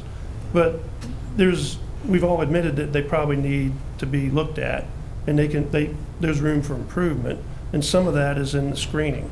Obviously, that's probably the most obvious component that because we all see it. Everybody that drives through the county, wants proper screening on these facilities. Any other questions? Dave, if I understand this correctly, if this ordinance amendment, if it's tabled, then clearly none of these specific amendments would be approved at this point that increase the requirements in terms of buffers or screening and some of the things on the contiguous parcels. If it, so we would be left with the status quo until we considered a more comprehensive. That's correct. What's in place now would be so the code. We have the downside to not going forward tonight would be not having some of those screening and frontage and the contiguous in place for the next whatever, if the next applicant comes in. Yeah. Okay. That's correct. Yeah. And we do have the one issue that I brought up is the special exception criteria for just village community only that requires a 100-foot frontage. I asked the board that that's a reconciling issue with the ordinance. I asked that the board please approve that to make the ordinance work correctly and as it's intended with the 1,000-foot setback. If the board's uneasy with this, we can incorporate this into the discussion that the Planning Commission and the Ordinance Committee is working on right now, and look at it a little bit more holistically, and maybe just incorporate it whole picture and bring it back in and let you look at it holistically. I have to say that. No. I would say, Mr. Chairman, you are welcome to table it. However, the applicant is entitled, you do eventually have to make a decision on this. I think you have a set statutory time on how long you can table it for. So you could table it for another 30 days if you so desire. But you also have the ability to go through each one of these as your Mr. Kretz has recommended. So for instance, if you wanted, you can go through each one of these, or you could table it. But it's not an indefinite table. It would need to come. I'm not for kicking the can down the road. Right. That's not what we're talking about at all. I just, what I'm hearing is that we've got these things that we can do, and a lot of them make good sense, and some of them I'm a little bit lukewarm on. Right. But we can do this, and then we can still deny it as a special exception somewhere down the road. Why not have these requests be made on a site-specific basis as we deal with a special exception? Does that make sense? There's something about applying it carte blanche to village community and general business that, even though we've got the special exception coming down the road, makes me feel uncomfortable. I don't know why, but it just does. There's two layers to the special exception. One, the special exception in and of itself, to allow it in the first place. Then there's an embedded request in there for the waiver to the back from the 1,000 feet. So there's two layers to that special exception. You could approve the special exception and deny the waiver request. Even after we've done this? Yes. Yes. Mr. Chairman, and with the discussion that we had earlier this evening about trying to expedite the next the next ordinance amendment, tabling this and remanding it back to the Planning Commission for further study could delay that. Well, I'm not going to make a motion on $20, so I'm going to leave it to look at this again. And wanted to make sure we did convey to Mr. Kretz and the Planning Commission members here tonight, the board is very eager to get that next ordinance amendment up to their level as soon as practicable. Well, the board will hear next month everything. It'll be basic. The Planning Commission's going to, their meeting is the second Thursday of the next meeting, and will be the second Thursday of this month, and then you guys will hear it in August. And that will be just to move them to special exception. You said tabling this issue would impact other issues? If they're going to wrap these issues in with that other ordinance, it could have the adverse effect of delaying. Well, ladies and gentlemen, I'll leave it up to your desires. What do you want to do with it? I understand, the variation that it gives you for certain situations in, different areas of the county. And I guess it does give you another tool.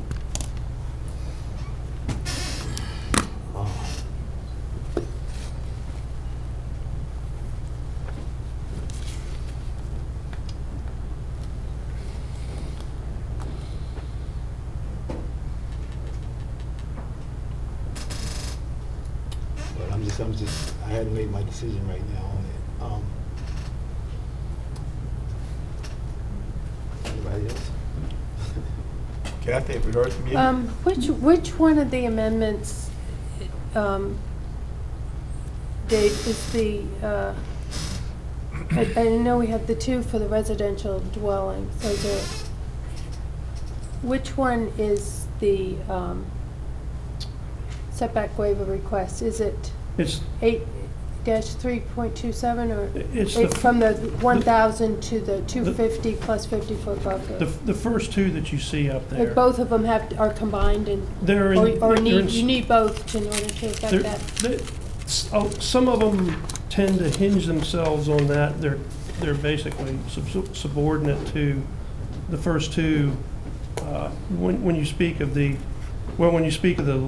some of the landscaping and vegetative screening requirements, those the buffer requirements for that particular as that setback is reduced. Right. If you don't approve the ability to reduce the setback, then there's no need to have a vegetative requirement for something set at 250 feet. So that you would be have to eliminate. You wouldn't be able to take act. You'd have to, if you deny one, you'd have to deny that as well. Does that make sense? Because it's associated with that particular setback reduction. Okay.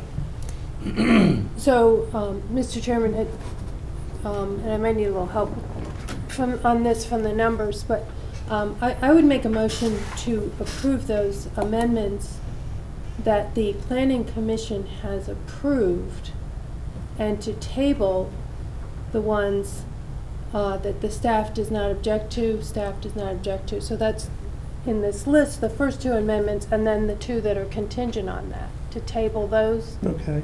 And to approve, I mean, I could list these, but the ones that the Planning Commission approved. Approve what they approved and nothing else. Well, maybe list the ones that you want to approve. Is that it? I'm sorry. Yeah, I can do that, the ones you want to approve. What's the first screen, Matt? The first screen? No. So the first. So I've got it. Go ahead. Sorry. 8-411E. Okay. Okay. So the motion is to approve Amendment 8-4.11E, Amendment 11-12.E, Amendment 8-4.11M. Next page. Amendment 11-12 M. Amendment 8-4.11N. Amendment 11-12N. Amendment to Section 8-4.1. Amendment to Section 8-5. And amendment to Section 11-5. And table the. And Would you would be tabling 8.4, 11Q, and 11.12Q? Because those are related to the. yes, exactly. I did not include those. Okay. But those are different. The other one, it was approved, or staff does not object. Right. On the second page there, staff approved contingent. Right. Okay. Because it doesn't make any sense to approve those if you don't have the first two. Can I see the first page again, Matt? So this would allow the board a little time to think on those particular items. I can bring them back next month. You can take action on those particular items. That are tabled. So, Here's a first. can I mean, I guess we need a second before we discuss. And make Kathy go through all that and not second it? Well, you can second it without supporting it, just for the sake of discussion, if you want to.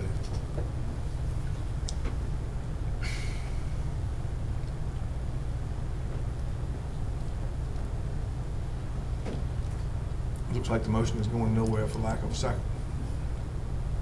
Well, here's my issue. I was accused by a citizen of having a conflict of interest, and I sought the opinion of the Commonwealth's attorney, and he ruled in his opinion that I can talk about solar issues in the county as a solar expert, but because I worked previously for, well, I had as a client one of the companies that is a developer on the Wares Bridge project, I'm not to talk about that one. So that ruling just came to me earlier this week, and I'm still trying to figure out how to handle it, how far away to stay from these things. So one thing he did ask me to do before I go any further is make a public disclosure of the permitted personal interest pursuant to Virginia Code Section 2.2-3115 F and H. So if you want to read the Virginia Code, that's where I'm saying I have, in the opinion of the Commonwealth's attorney, a conflict because of previous business dealings with Cypress Creek Renewables, which has only to do, so far, with Wares Bridge. So I'm sort of in a weird place. Normally, you know me, if I have an opinion, I'm going to come and make my motion. Really? Yeah. Dave, tell me how far, as the planner, is this going to set us back if this gets tabled tonight? I'm just piecing it out, bothers me. We're going to continue. You're going to hear what you directed the planning commission to work on. You're going to get that next month. No Whether matter this passes, fails, or is... whether this goes forward or not. The other items that were the planning commission, they initiated an ordinance amendment or review of the solar facilities. Those are more of a work in progress. They're not going to come before you the next meeting. We don't want to rush through that. We want to take maybe a month or two and try to make sure that we're getting everything right, rather than just racing everything to the board and then go back and say, well, we got to fix this, or we noticed that. So we're trying to look at as many things as possible to make sure that we get the ordinance, all the ordinance, solar ordinance correct. So, but you will hear what you directed the commission to do. The facilities that are currently by right will be moved over to special exception. You're going to hear that next month. And since there's going to be, you're going to have that action, if the board's more comfortable with tabling this and thinking about it some, they could take action on this application next month. That may be the simplest thing to do. I think that's what. Yeah, I think that's what I wanted to do. All right. Yeah, we take action on it next month. The chair would be looking for a motion to table then. I'll make that motion. I would second that motion. Got a motion to table this issue until next month. Is there any discussion? All in favor? I was just going to say, I'm not going to support tabling it. I really think we have the information here. It's going to be just as arduous in a month as it is now, but if it's the will of the board, I'll be the lone no vote. Any other discussion? All in favor signify by saying aye. Aye. Opposed, same sign. Aye. Guys have it, so ordered. And I apologize to the applicant for all the effort that they put in coming here tonight and not getting a decision, but it's just an uneasy set of circumstances, and I'd rather take a little bit more time and do it as close to right as possible. That's where I'm coming from. Me too. Thank you. All right, Mr. Kretz, I reckon you can stay right where you are. I'm just going to stay where we're standing. And I guess item 3, the comprehensive plan amendment would come ahead of the rezoning. Is that correct? Well, these are two concurrent applications. And they're essentially... Mr. Kretz? Yes. Mr. Chairman, can we have a brief recess? Yes. Can we have just a moment? Just a brief recess? How much time? 3 minutes. 3 minutes. We will have a 3-minute recess. Thank you. I guess I ought to do this. Ladies and gentlemen, if we could reconvene, please.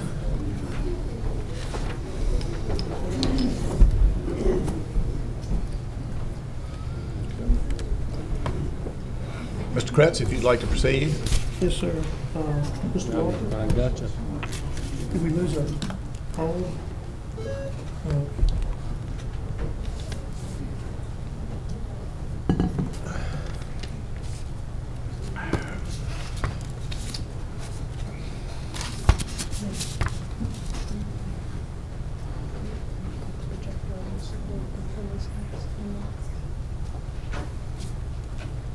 Okay.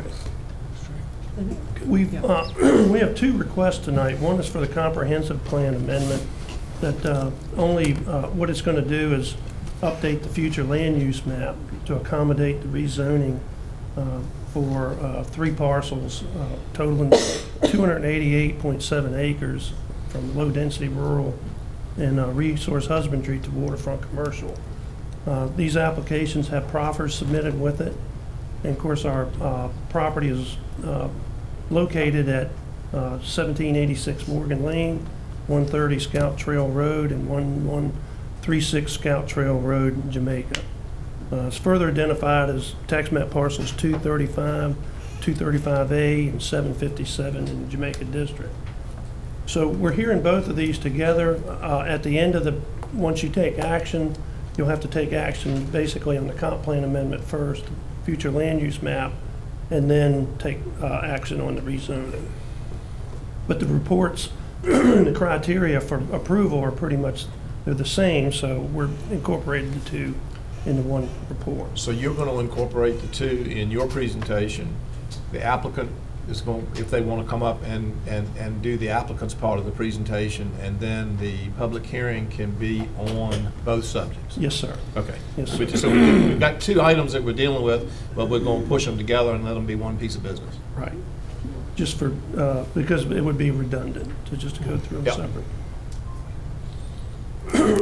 Again, I've given the basic information on the property. Those are the tax map parcels involved. We have, again, 3 parcels totaling almost 300 acres, exactly, roughly 288.7 acres. The existing land use is a campground or a camp. Future land use lists this as agricultural conservation because we have various uses located adjacent to it. They include some residential uses and agricultural uses primarily. The site was originally a double fund campground and later became a camp for the Boy Scouts of America. Just as a special note, a special exception was approved for a firing range. The applicants noted they have no desire to operate a firing range. Major site plan approval was issued for various on-site improvements. Campgrounds are permitted use in WC per section 10.217. Campgrounds are not permitted by right and permitted in RH, and only with a special exception are allowed in LDR. This, excuse me, this overhead shows the basic location where the original campground was. Of course, as stated, they're going for the rezoning of these parcels, and they're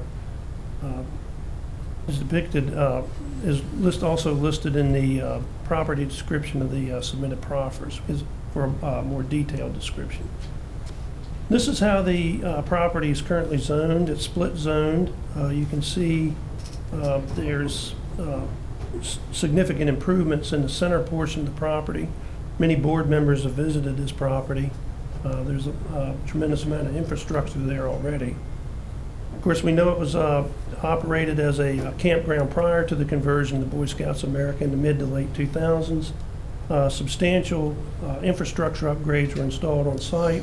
The property also contains numerous amenities that were constructed at the time of the creation of the Scout Camp. These improvements include, but are not limited to, dining hall, recreation center, swimming pools, cabins, an amphitheater, bathhouses, outdoor recreational facilities, walking trails, and various support structures. Staff has commented on the different items within the application. We have a concept plan that was submitted. Staff notes a large portion of the property would be left undeveloped, remain in a natural state.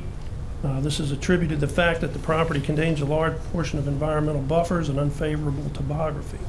Staff noted in the Planning Commission staff report that improvements depicted in the southwest portion of the property in the vicinity of Morgan Lane may have to be adjusted in order to accommodate site plan requirements.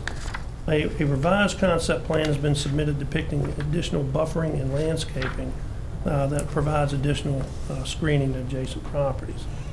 This is the concept plan. I'm going to let Blue Water speak on this, but you can see most of the improvements are located in the western part of the project. I believe that's where the topography is probably most favorable.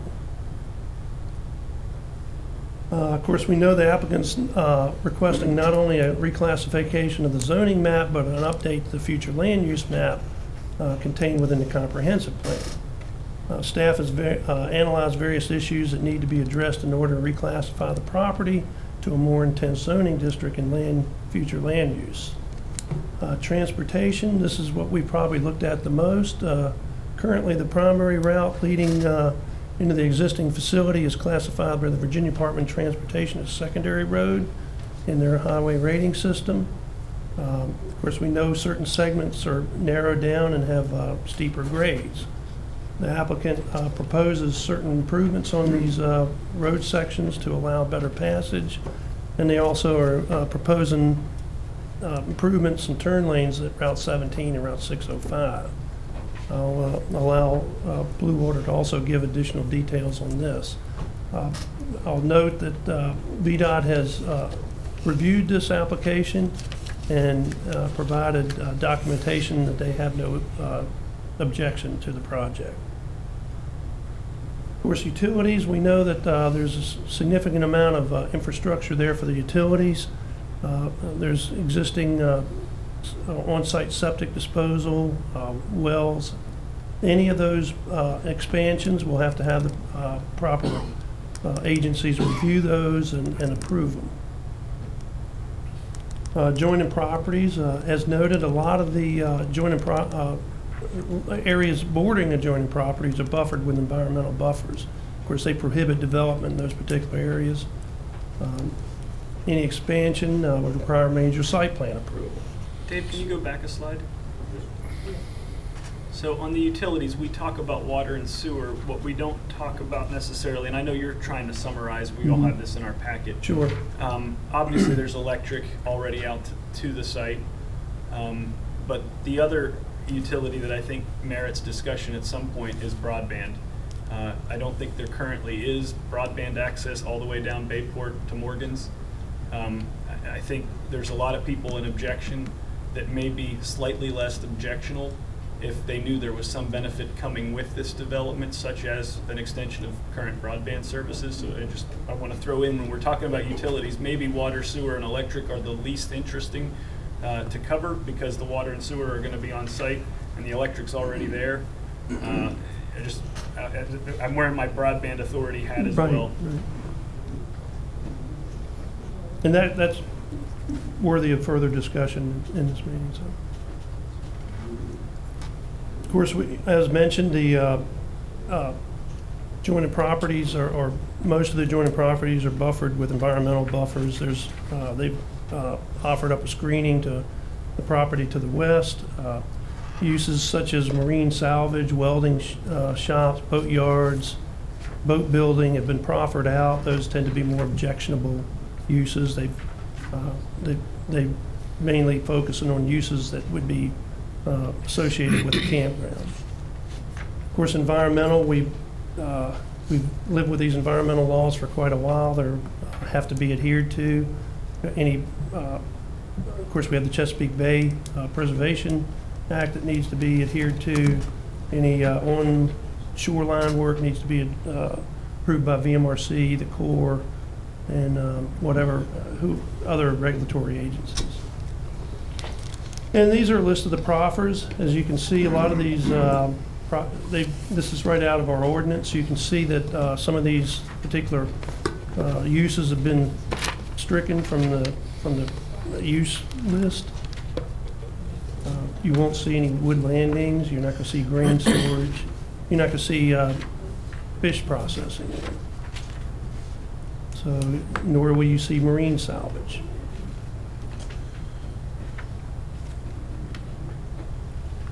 These are improvements. I've put these in the staff report, but I believe Blue Water is going to speak more in-depthly about this, so I'm just going to move through this quickly. And these are photos I've taken in certain areas, at least the road sections. This particular area will get a turn as proposed turn lane. I've looked at the right-of-way. It looks like there's a sufficient right-of-way in this area to construct that turn lane. So, of course, that would be VDOT's review process.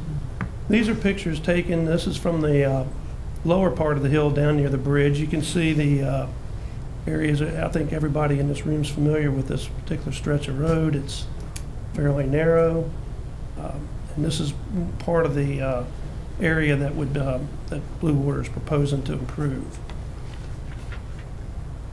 This is the intersection where Canoe House turns and goes to the landing, and Bayport begins here and heads down towards the site.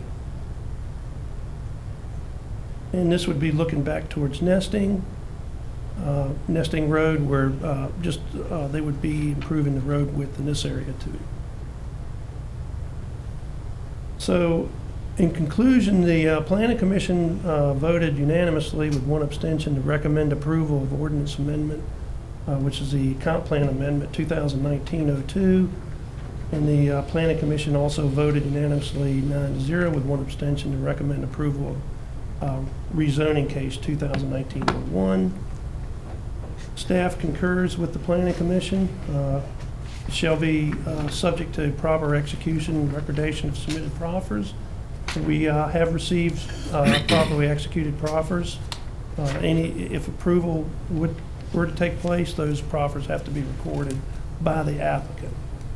Staff recommends approval of rezoning 2019-01. Of course, any map, again, the same condition as the one above, plus any expansion would be subject to requirements specified in Article 17A, site plan review, other related site plan process. The applicant is aware that if approved, they have to go through a site plan process as well. So with that, Mr. Chairman, I conclude this presentation and I turn it back over to the chair. Thank you. Any questions of David before he sits down? Thank you, David. Thank you, sir. Now we will accept presentations by the applicant.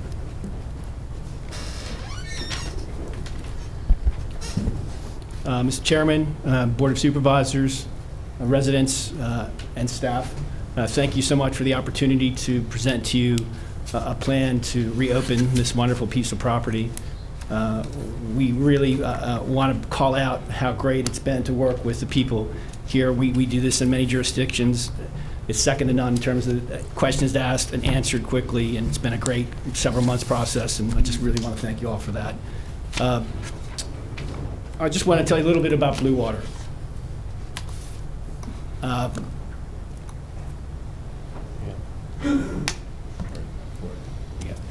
Blue Water is a family-owned camp.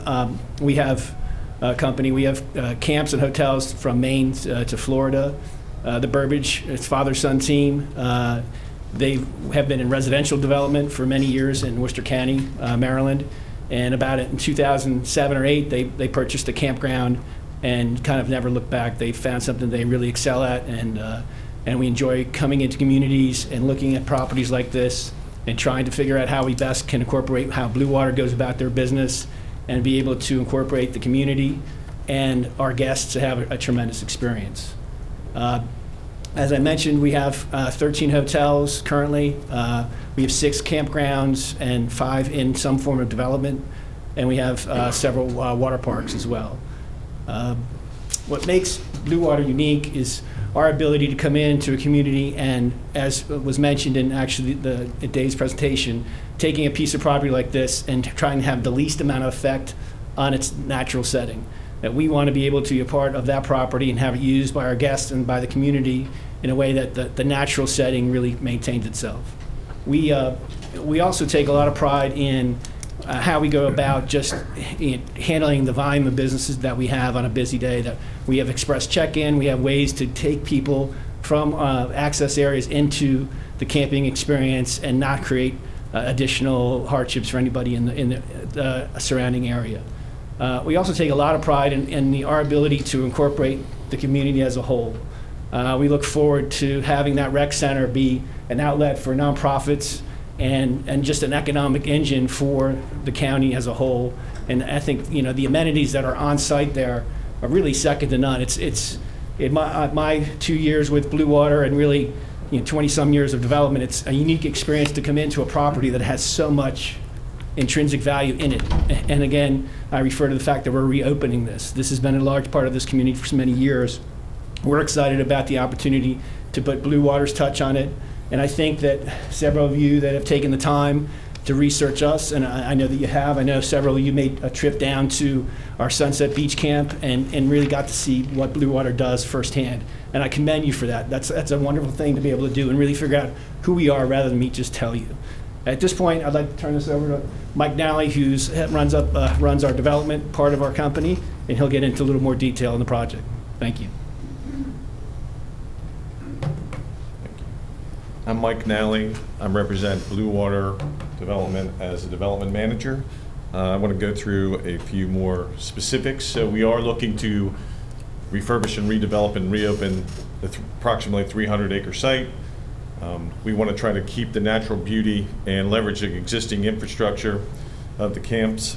Our amenity package will be waterfront eateries, swimming pools, refurbishing the swimming pools, first-class amenities that you saw on the slides before. We want to take advantage of the existing infrastructure of the zip line from the Boy Scouts, expand the playgrounds, fishing piers, the climbing walls, the adventure courses, the hiking, biking trails, kayak, and paddle boards. I do want to emphasize we have no plans for a boat ramp or a boat launch.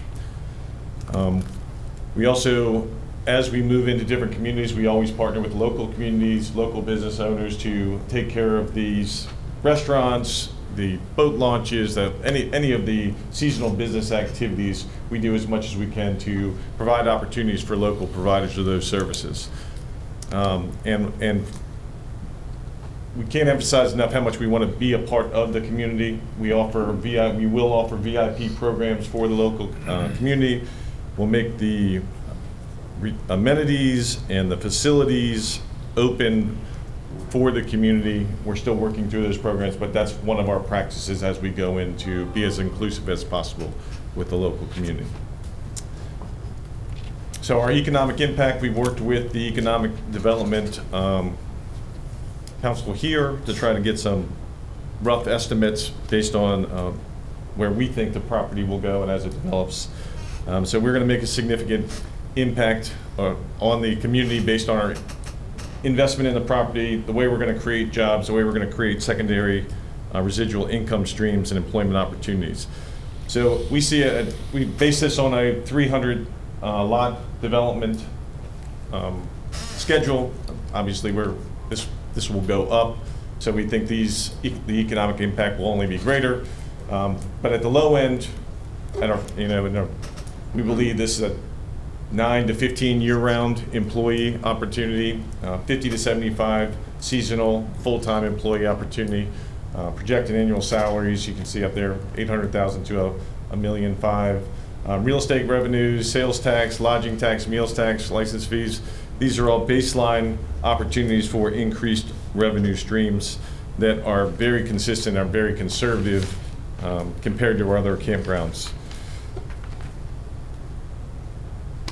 The site itself, on the 300 acres, nearly 300 acres, we see it accommodating 900 spaces for RVs, deluxe cottages, safari tents, and open areas for guest tents.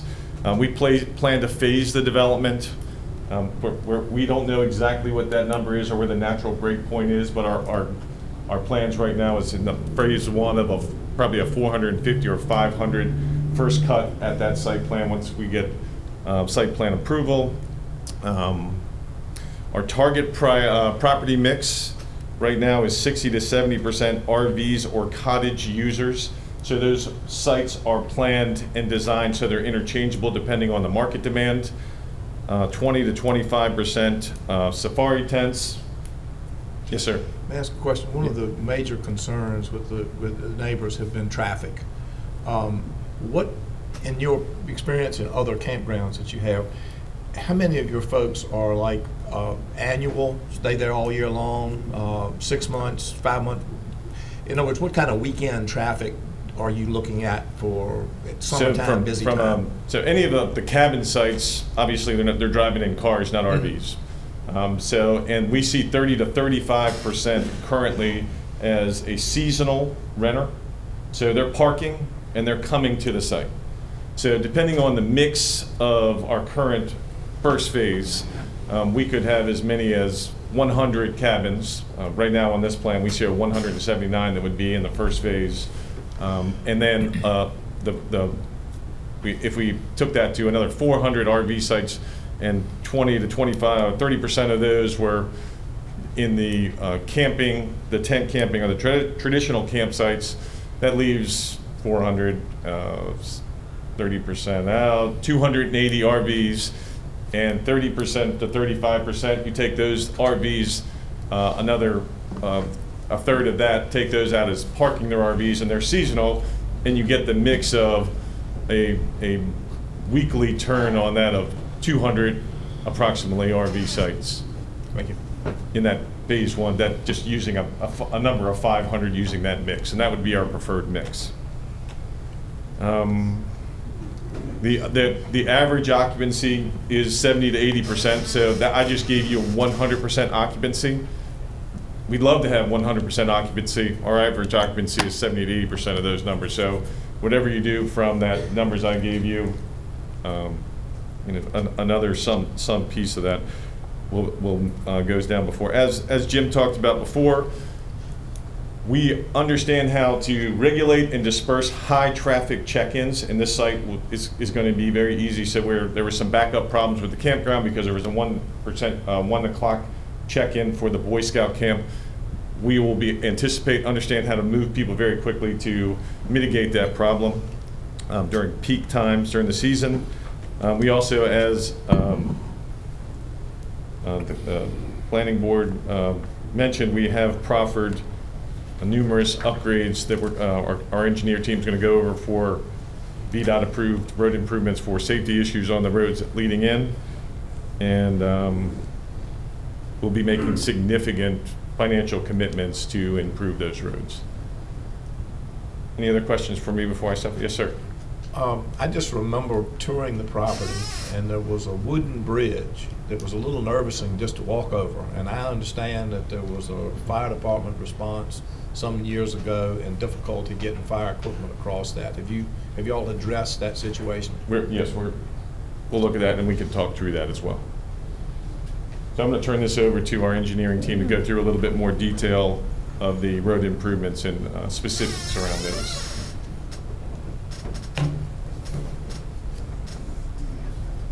Thanks. Good evening, Mr. Chairman, members of the board. My name is Carol Collins. I'm with Killing. Microphone. Just move it over a little bit further. Okay. Thank you. My name is Carol Collins. I'm with Killinghorn and Associates. I'm a project lead for the traffic impact study, which is a requirement of the rezoning. About 23 years of transportation planning experience and probably 19 years along that of working with VDOT along the way. So just going to cover some of the pieces and parts as it relates to the off-site roadway improvements, as well as what the existing roadway infrastructure is that provides access to the site. So Canoe House Road and Bayport Road are both VDOT maintained public roads. They're part of the secondary highway system, so VDOT is out there. The public roads, they maintain them on a periodic basis. It's also noted that Bayport Road has a posted speed limit of 25 miles per hour. Currently, Canoe House Road has a statutory speed limit of 55 miles per hour. We've had some preliminary discussions with VDOT as well as the county about submitting a request for what is called a speed study. And what goes on there is VDOT goes out, collects data, and identifies the 85th percentile. The intent there is to establish a posted speed limit. Now, the posted speed limit could be 55 miles per hour, but the idea is to potentially, based on the data that comes back, to probably potentially post it in the range of about 45 miles per hour. But that's in the works as far as conducting a speed study along Canoe House Road and getting a posted speed limit. It's also noted, with Bayport Scout, the site itself, that Canoe House and Bayport served as that primary means of access. It was also noted earlier that the 2 of the 3 parcels have Scout Trail addresses, and to access those properties, that's Canoe House to Bayport. That's how they will continue to be accessed as they are today. One of the things was about the roadway itself, and you mentioned the bridge. Early on, we followed up to get some details about the bridge, and our understanding is from a delivery standpoint, a single trailer, tractor trailer could pass it. It is a 1-lane bridge, so it's not bi-directional, as well as a fire truck could use it. But then also, that's the point, just in case, that there's an emergency access that's proposed off of Morgan Lane to the north or west part of the property. But that's how access is primarily proposed, is Canoe House to Bayport Road. And then getting into a little bit of the details of the traffic analysis component, and we look at current volumes as well as when we're looking at the site, we're looking at a full build-out scenario and what that could generate from a traffic volume standpoint. So today, Canoe House Road has approximately 500 vehicles per day, relatively low volume. Projected volumes per the number of campsites, RV sites, tents, it could increase approximately 1,650 trips per day. So we're talking in the range of about 2,200 to 2,500 vehicles per day. Is it a change from what's out there currently? Yes. But from a level of service standpoint and from a traffic engineering, transportation planning, some of you all may have heard level of service, operational capacity of a roadway. In a 2-lane roadway, the operational capacity as it relates to volumes, 2-lane road basically is, can easily accommodate something in the range of about 14,000 to 16,000 vehicles per day. And so the idea of traffic volumes increasing to 2,200 to 2,500 in relationship to a 14,000 to 16,000 capacity, there's plenty of capacity there. And then we talk about level of service. Level of service is sort of the operational experience. So there's level of service A, which is the best, free flow, maintain the speed, maybe even speed, not a lot of conflicts along the way, versus F being the worst. It's congested, hard to maneuver along a section of roadway. And just to put it into context real quick, when you look at 2,200 to 2,500 vehicles per day in relationship to the operational capacity of the roadway, we're looking at level of service B, which is, from a congestion standpoint, operational standpoint, you're able to maintain, the posted speed limit, not a lot of conflicts, relatively easy to travel up and down the road. So touching on that, and then want to get into the improvements that are being proposed. Can I ask a question? Yes, sir. Did you look at how many B areas we have in Middlesex in terms of level of use? I'm sorry. So you were talking about A through F levels of use? Yes. And you were saying this would go from maybe an A to a B. I think if you're contextualizing this versus Northern Virginia, you're probably making this look good, but if you contextualize it to the rest of Middlesex, do we have any other area Bs in Middlesex County? I would say most of your roads are in that A to B range. In fact, US Route 17, so US Route 17, 4-lane highway. 4-lane highway typically carries somewhere to the tune, it's designed to accommodate 36,000 to 40,000 vehicles per day. This section of US Route 17 carries approximately 5,500 vehicles per day. So it's going to be comparable to that A-B, sort of level of service, operational condition. that's out along the roadways today. Again, to your point, is it a change from what's out there, 500 to 2,200? Yes, but from an operational standpoint, you know, and that's the worst case, and everybody showing up on a particular day. That's not, as Mike had shared, you know, there's seasonal components that are involved. Everybody doesn't change over all at once, and oftentimes everybody doesn't all change over on a single day, and even the occupancy isn't necessarily at 100%. So we looked at a worst case scenario when we prepared the traffic study as it related to traffic volumes, operations, and level of service. And so we got into looking at off-site roadway improvements as a part of the process and part of the project. And a lot of it is less about the operational piece and more about providing safety at the roadways and bringing some things up to standard as it relates to safety, from the intersection out at 17 with Canoe House Road to Bayport Road itself, from Canoe House down to Scout Trail, Canoe House Road from Nesting to Bayport, and then the intersection there at Canoe House and Bayport Road. So at US Route 17 and Canoe House Road, what's being proposed is essentially, from a southbound standpoint, is to improve the southbound left turn lane to bring that up to current VDOT standards, which is lengthening overall the left turn lane that's out on 17, bring it up to 200 feet of storage and a 200-foot taper. And then, as Mr. Kretz had pointed out, one of the other improvements was to install an exclusive right turn lane on northbound 17, which would also consist of 200 feet of storage and a 200-foot taper. Also looking to improve the radius going from westbound Canoe House to northbound 17 at this intersection. Removing the sort of the island and stop bar that's in the middle of the roadway, putting the stop sign over here on the shoulder, and then resurfacing this section of pavement from 17 back to Bethel Church Road. So that would be resurfaced and restriped. The next is the Bayport Road improvements, and what's out there today, as you can see from the pictures, it's approximately 18 to 19 feet of pavement. If you were to call it a travel lane and it were striped, there'd be somewhere in the range of 9.5 to 9 feet of travel lane. And what we're proposing is to improve that typical section to include 11-foot travel lanes and a 2-foot paved shoulder and 2-foot graded shoulder. And again, if you've driven back there, it's a little windy. There's a lot of topography, and so when you're thinking about the type of vehicle that needs to get back there and just the general safety of the roadway, this is the proposed typical section to improve Bayport from Canoe House back to Scout Trail, bringing guests into the site. For Canoe House Road, there's a section essentially. So the Canoe House from 17 to Nesting. It's striped, you know, has double yellow, has the outside travel lanes striped white, so you have two 10-foot travel lanes. The section from Nesting to Bayport, there's a double yellow, but because the travel lanes are more narrow, they don't stripe the outer edge. So the intent with the improvements here is to provide some additional pavement, widen it out to a consistent 20 feet, double yellow, resurface, and then be able to stripe the outside travel lane.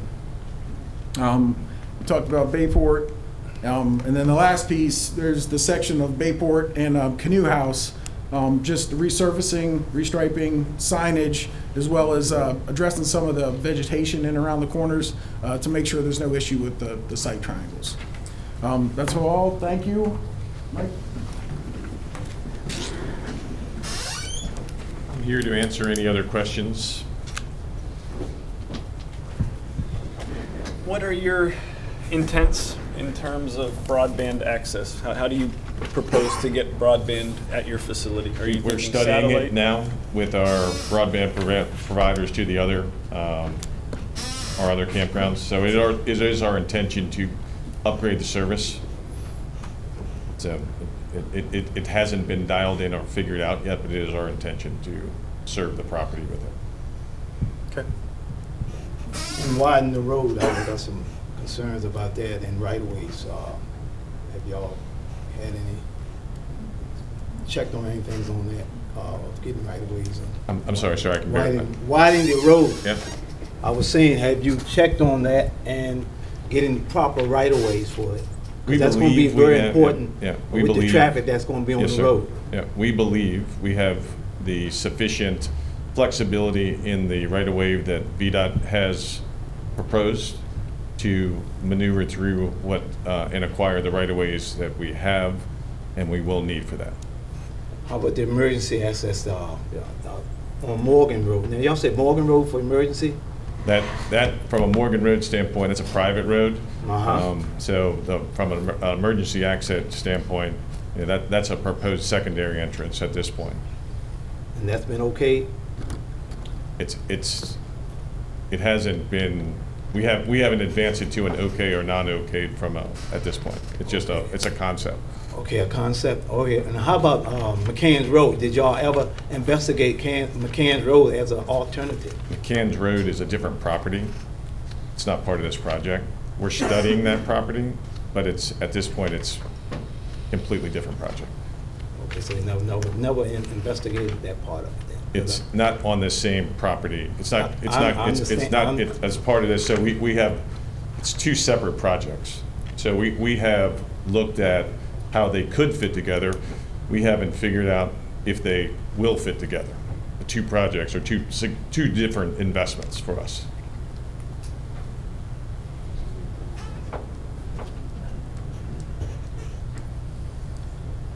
One other question I had. We have other campgrounds in our community, and recently one of our campgrounds has pivoted to using labor from abroad. Does your company use labor from abroad for cheaper labor, or do you typically source? Not for cheaper labor, but for labor shortages. But our goal is to employ people in the community. How do we have any assurance? I mean, I don't develop campgrounds.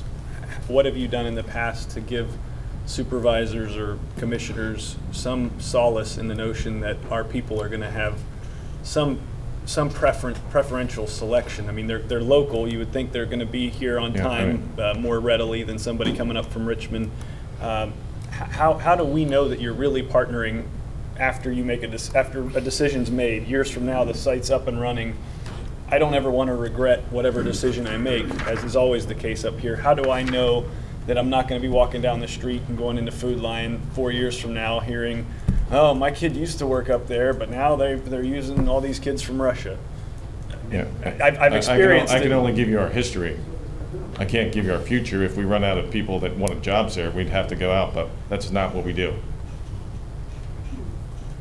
Have you seen any other jurisdictions try to compel you beyond just that's the end of our conversation? Or no, I mean, they're in the same problem. If they can't, they run into the same problem and are having to bring them in other employees. You know, they've run out of local labor, so they're actually bringing in to ensure that the businesses continue to go. But it's not. So I guess what I'm really driving at, and this isn't just your industry. The story that they ran out of local labor, I know intimately a lot of the kids that were working at the campground, they were summarily dismissed. And it was because the rates, I mean, we have in my opinion, we have a minimum wage problem in this country.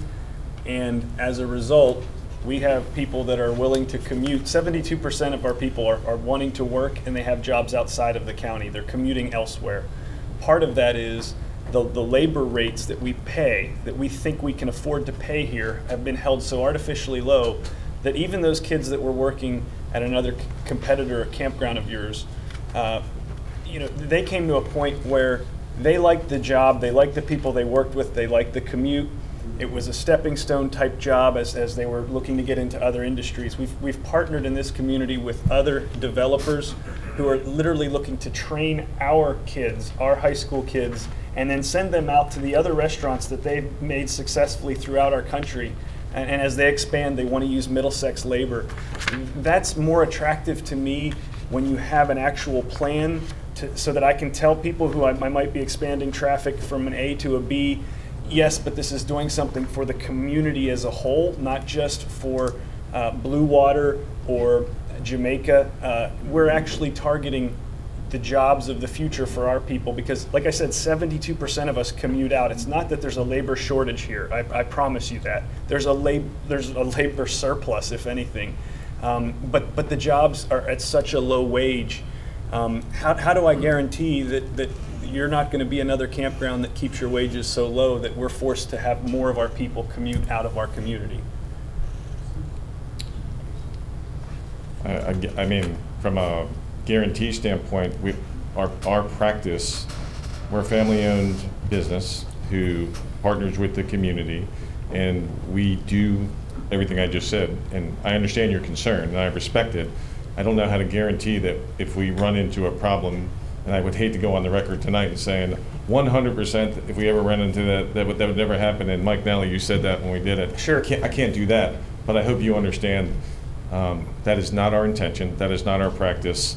That would be a worst case scenario for us. I think for me, what would be helpful is when you're showing the glossy presentation, and for the record, I'm excited about this project. I think it has a lot of opportunity for our community. But when you're showing that glossy presentation, when you say you're partnering with the community, by the fourth time you've said it, now I want to see statistics. I want to see your past history. I want to see something about your labor wages versus your competitors' labor wages, something that shows me that you partner with the community rather than you just tell me that you partner with the community. That's for me. Yeah. And I understand your concern, and we don't want to be in that position either. But to follow up on that, perhaps that is information, though, that like either the county administrator or our EDA director, you would have that type of information of types of jobs and who's filling them at like some of the other campgrounds. Yes. That would be an example that you could share with us. Yeah, absolutely. And what types of jobs do you anticipate? And I saw in the earlier slide it was I think by 300 campsites were the statistics. So we just and I assume that's we just used a marker to because of phase in, right? You don't start out with the whole build out. So, you know, say we're in year one and you're starting to have occupancy, not the construction phase. What kind of jobs are you talking about? So very much like you'd see at a resort, we have a general manager, we have an assistant manager, we have an accounting staff, we have check-in staff. So it feels like a hotel when you come in, and then the same sort of jobs associated with a hotel, maintenance, people who are working the grounds, people are fixing the grounds, people are addressing customer service. So any of the kind of the year-round general manager who really runs the site as their own, and then a 5 to 6 person staff that's in the office, and then a core staff that's doing maintenance and improvements all year round, depending on the size of the property, and then seasonal jobs that are working different amenities that that we're running, checking in, enhanced maintenance. So some of the jobs are hospitality, and some are more maintenance or construction, or yes. That kind of thing. Okay, that's helpful. And then I might have missed it tonight, but I think earlier you said that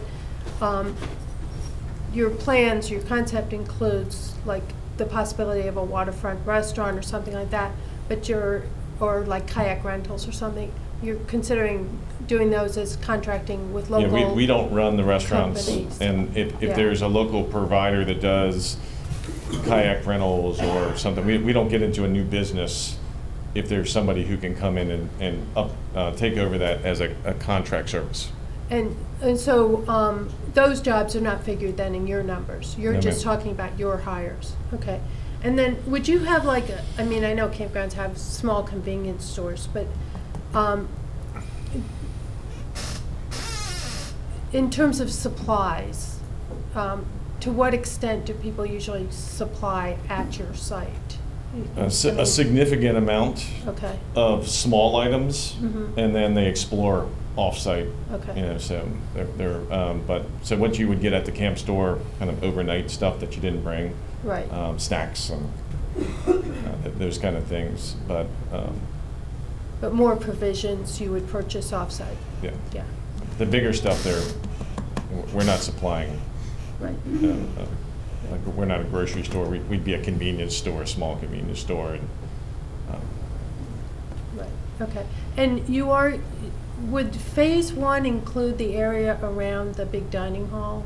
we're right now in our concept. It would be just to the I want to say that's the northwest of the dining hall. So it would be, The red area? just have a, right, so if you see the dining hall as the center, right there, yes, sir, that would, and if you kept going over to the left towards you, Matt, right there, after that road down, with that right there, Matt, would be over to your right a little bit, right there, sir. That would be our cutoff point from a landmass. And so the line, thank you. It may be helpful. I'm not allowed to use these at home. Oh, sorry. That's why. So this is where we're contemplating right now. Everything on this side towards the water would be a phase 1. We are contemplating redesigning some of these lots as pull-throughs versus the way they're shown right now. It wouldn't change any of the overall site count. It could change site mix. Okay. I guess what I'm wondering is, you've talked about making amenities available and that some people are interested in that dining hall being available. That's a reasonable thing early on. All the amenities would be in You can open those up from the beginning. Yeah, phase 1, okay. And the waterfront would be phase 1. Everything. Okay. Our goal would be 100%. When you're looking at your busy season, is that currently June to September, or? That's how we're measuring from April. April to September? April to September. I think we're closing the campgrounds down the first week of October. So when we're calling our seasonal time, I think we open it the first week of April, and depending on climate, and then close around the first or second week of October again. Have you given any thought to the first weekend in November? Are you aware of Oyster Festival? Well, we would like to, when we use the statistics, we are not planning to shut down for business here. And so when we were giving you statistics, we were giving you what our seasonals are, but we'd like to have the ability to keep the facilities open for retreats, for different opportunities, as long as we can. And so we're hoping that we can have that conversation of expanded business opportunities and streams beyond the normal seasonal.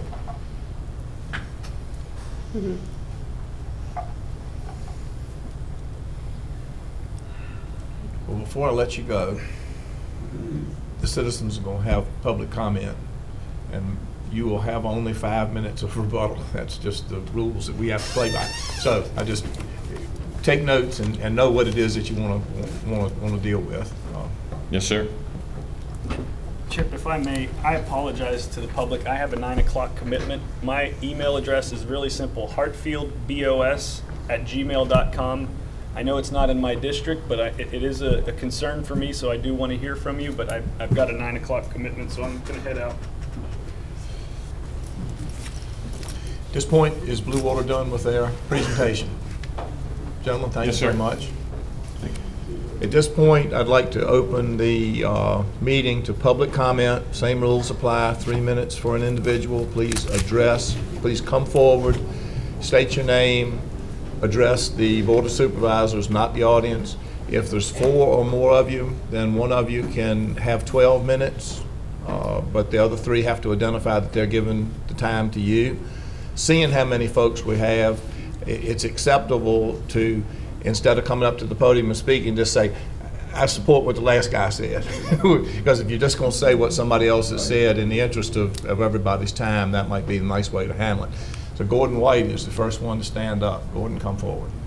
Mr. Chairman and members of the board, I won't take 3 minutes. Again, I'm the chairman of the Middlesex County Economic Development Authority, and we have voted unanimously to support this project. We believe it is in the economic interest of the county of Middlesex, and I believe all of you have copies of our resolution. Thank you. Thank you, sir. Next citizen, please.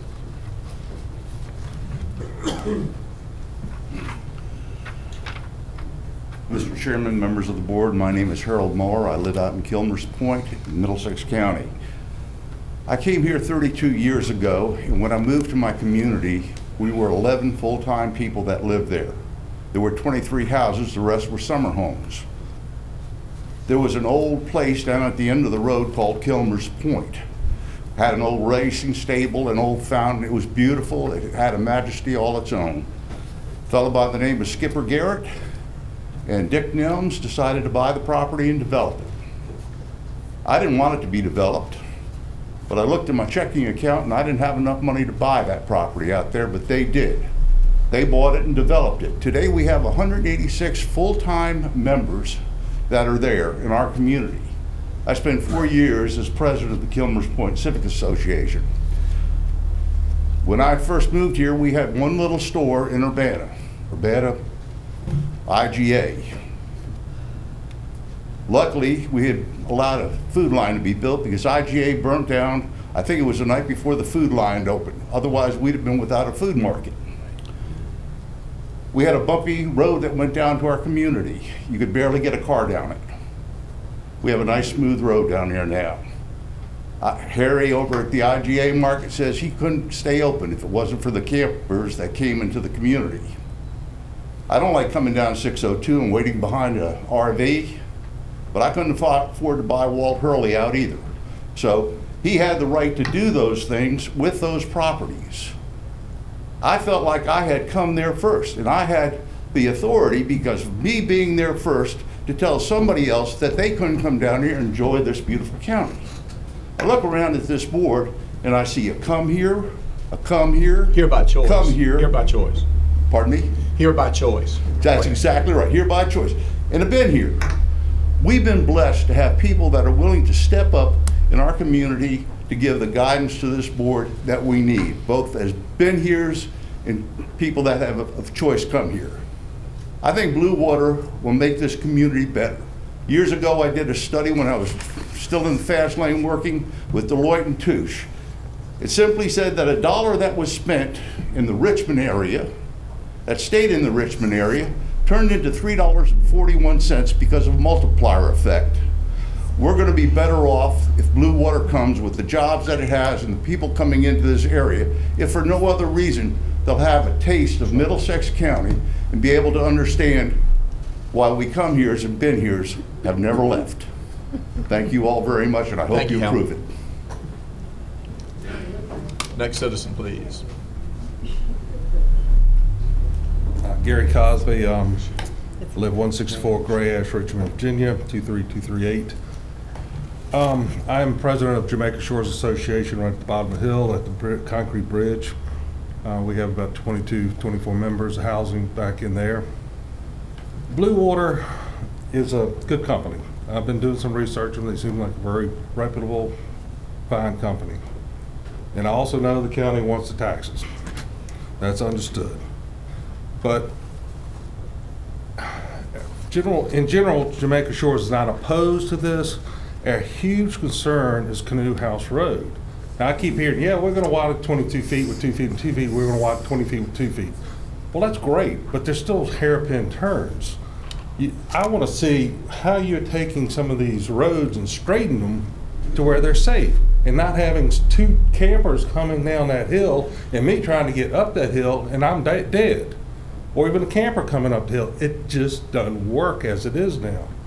So, yeah, VDOT may give 10 feet here and they may give 10 feet there, but to straighten some of these hills, it is extremely dangerous. So that is, most of our main concern is Canoe House. We would love for it to come in through McCain's.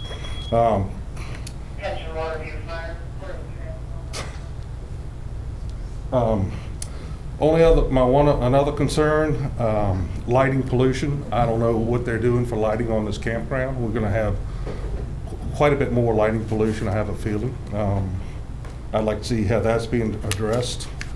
You know, talking about RVs, oh, yeah, it's only 200 a week. Well, that's still, you know, 35 an hour, and you take some of these days. It's a tremendous amount of RVs coming down.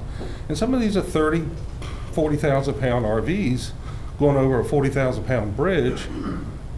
And I don't know how they do the wood bridge. I'd like to see how they're going to do that. That's, yeah, we're studying it, but that doesn't say how they're going to address it.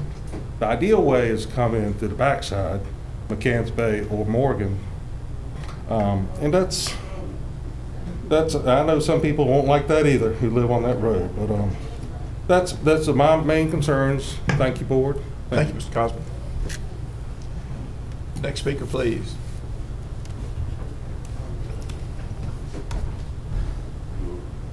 Good evening. Chairman Holt, members of the board. Good evening. My name is Travis Miskalski.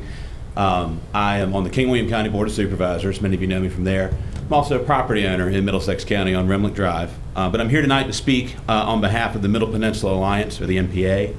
We're your regional development organization. And I want to speak in favor of the proposed development by Blue Water on the site formerly used by the Boy Scouts.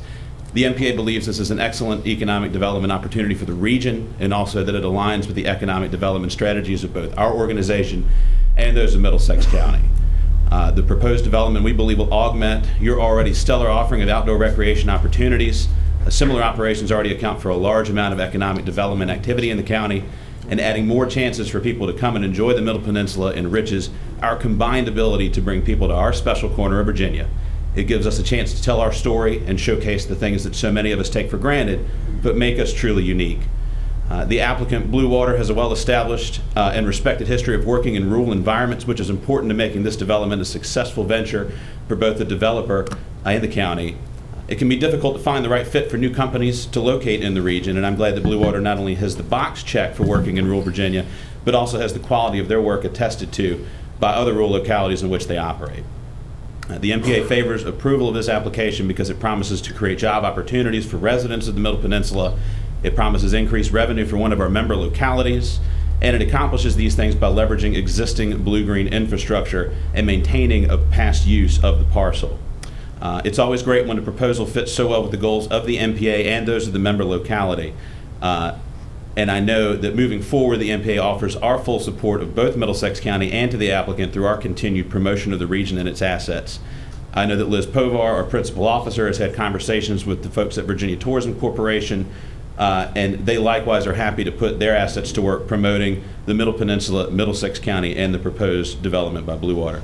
Thank you for giving me the time to speak this evening, and thanks to each of you for your service to the community. Thank you, sir. Next speaker, please.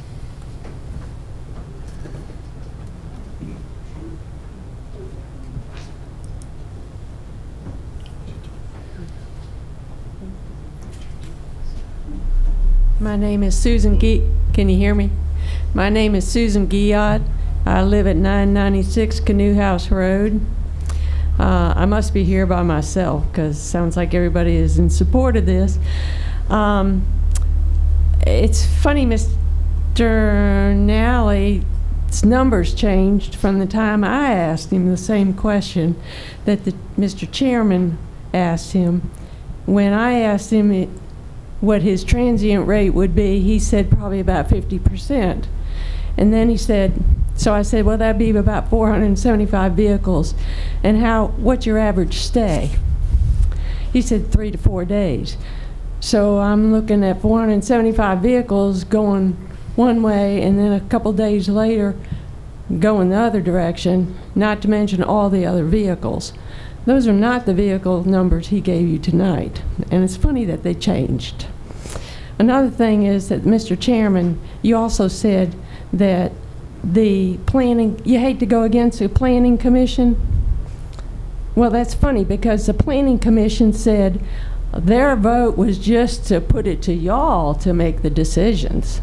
So it seems like everybody wants to bat it back and forth with the residents being out there. What I really came to say is that in 2017, St. Paul's Baptist Church burned to the ground in Jamaica. Since then, the church congregation has been working toward rebuilding the church. As part of that process, the county required that the church's neighbors be contacted. The county required this and given 21 days to comment, support, or object to their rebuilding of the church. Now, this church has been there for 130 years. They were given 21 days. Our county never wrote to me for my input or comment in regard to nearly 500 vehicles, campers, etc. several times a week and changing my LDR status to be like Route 17. I pay a gazillion dollars in taxes, and they couldn't spend 50 cents for my input. 50 lousy cents. In my hand, I brought a copy of my home's appraisal from when we purchased it several years ago. Since then, we have put thousands of dollars into it, blood and sweat, and improvements. I would like to know tonight, which of you board members, which of the Board of Supervisors will guarantee me that I will get this money back if when I want to sell it in a few years? Anybody? Not one of you? Ms. Giacomi, I need to check with the board on your continuing over the 3 minutes. Everybody all right with that? Okay, please continue. I'll take the silence on that question as a no answer. So the board wants me and my husband to take all the financial risk for your bad decision? That's a sweet position for y'all to be in. Thank you, ma'am. Next citizen, please.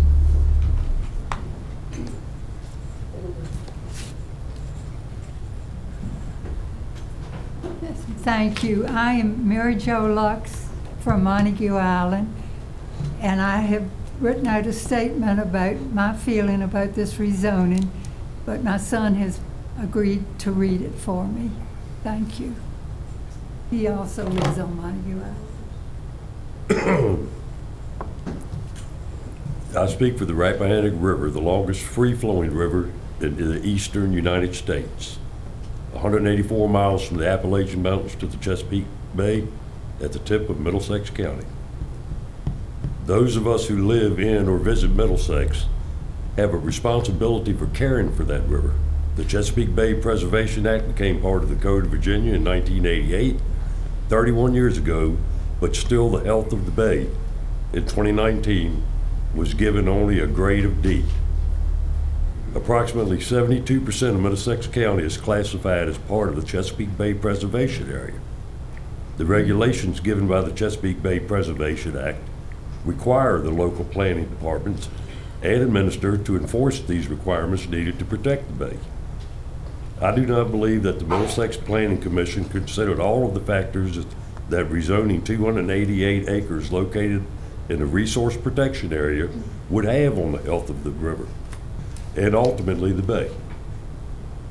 The area that Blue Water Development Corp wants to rezone is a major watershed property located in the resource protection area of Middlesex County. The topography of the land is hilly.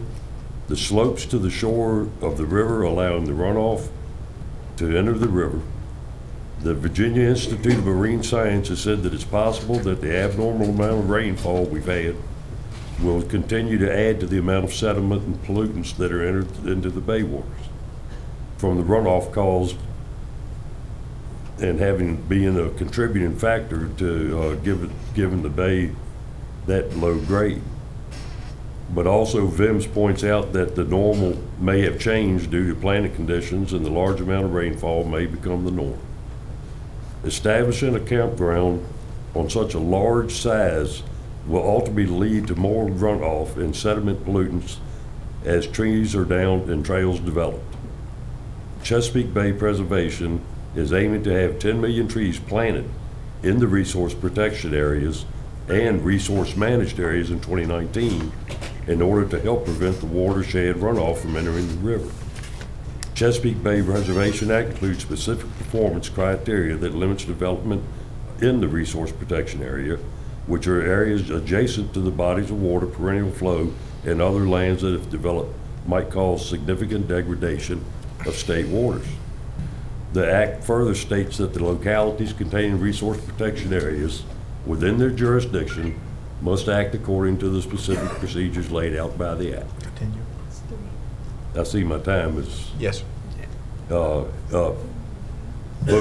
in conclusion, we're just all stewards of the river, and we're concerned about the health of the river and the impact that 900 campsites. If you have 2 people at each one, that's 18 100 people, that's 2% of the population of the county at any given time?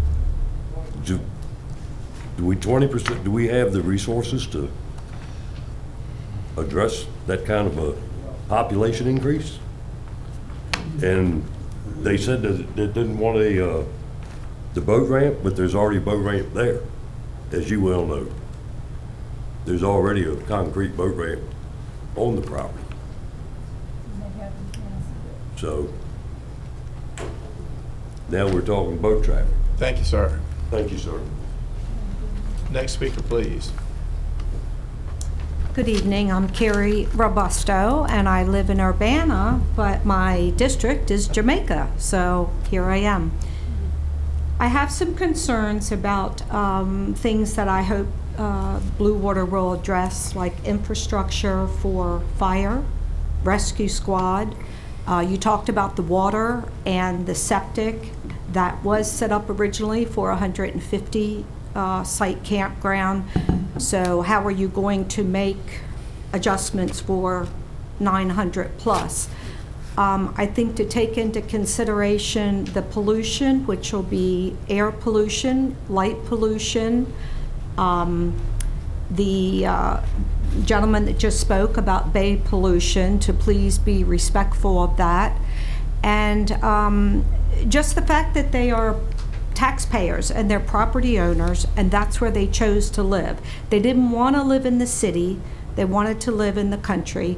So I would just ask that it is respected, because they are paying the taxes and you are speaking for those taxpayers. I just have more concern about the overall infrastructure in case there was an evacuation. If there was an emergency situation, how are you going to get all these folks out of there? And we've had situations like that. So to just take that into consideration when you're making your decisions. Thank you. Thank you.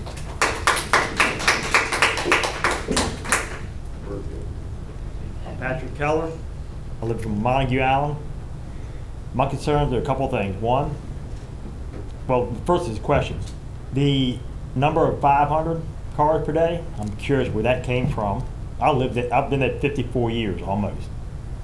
And the second thing is, if we bump up to 2,500 a day, is that just the first phase? So then when we go up to 900 sites, we're talking 5,000 cars a day on that road? That's a heck of a step up. The other concern that I have is with the water that they will draw out of the aquifer, what is that going to do to everyone around there, including myself, to our water level in our well? My well is 200 foot deep. I got 17 foot of open space before I hit the water in my well. What's it going to drop to? They're going to be drawing off the aquifer a lot of water. It's got to affect us all. And then, of course, it's also the environmental concern of the river. I just think there's got to be a better way into that site than Canoe House Road. I'm not sure what the legalities of Morgan Lane is, but if it's certainly available as an emergency entrance, why can't it be a primary entrance? I mean, you're talking a lot of traffic run by everybody's house. Doesn't go by my house, but I will be affected by it. That's pretty much what I've got to concerns on. Thank you, sir.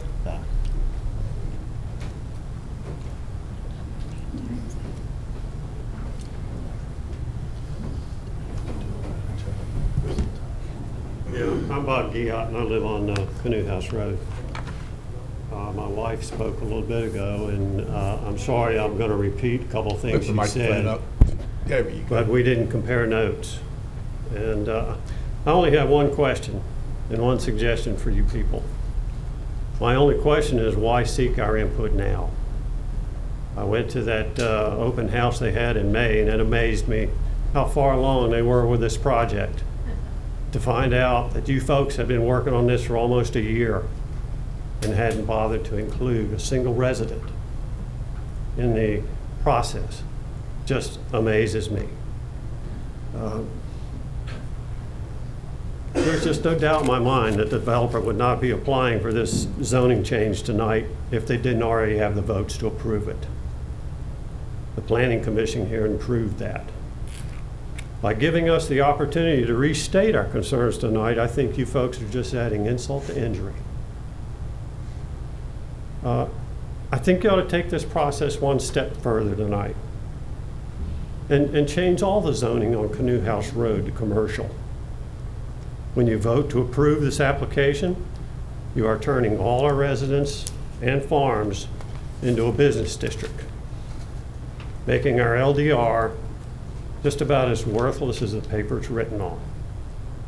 Only government can blatantly false advertise a product, sell it to the people, encouraging them to build their homes, improve the property for themselves and the county, and then when it no longer suits their purpose or need, change it to fit their current desire for more tax revenue.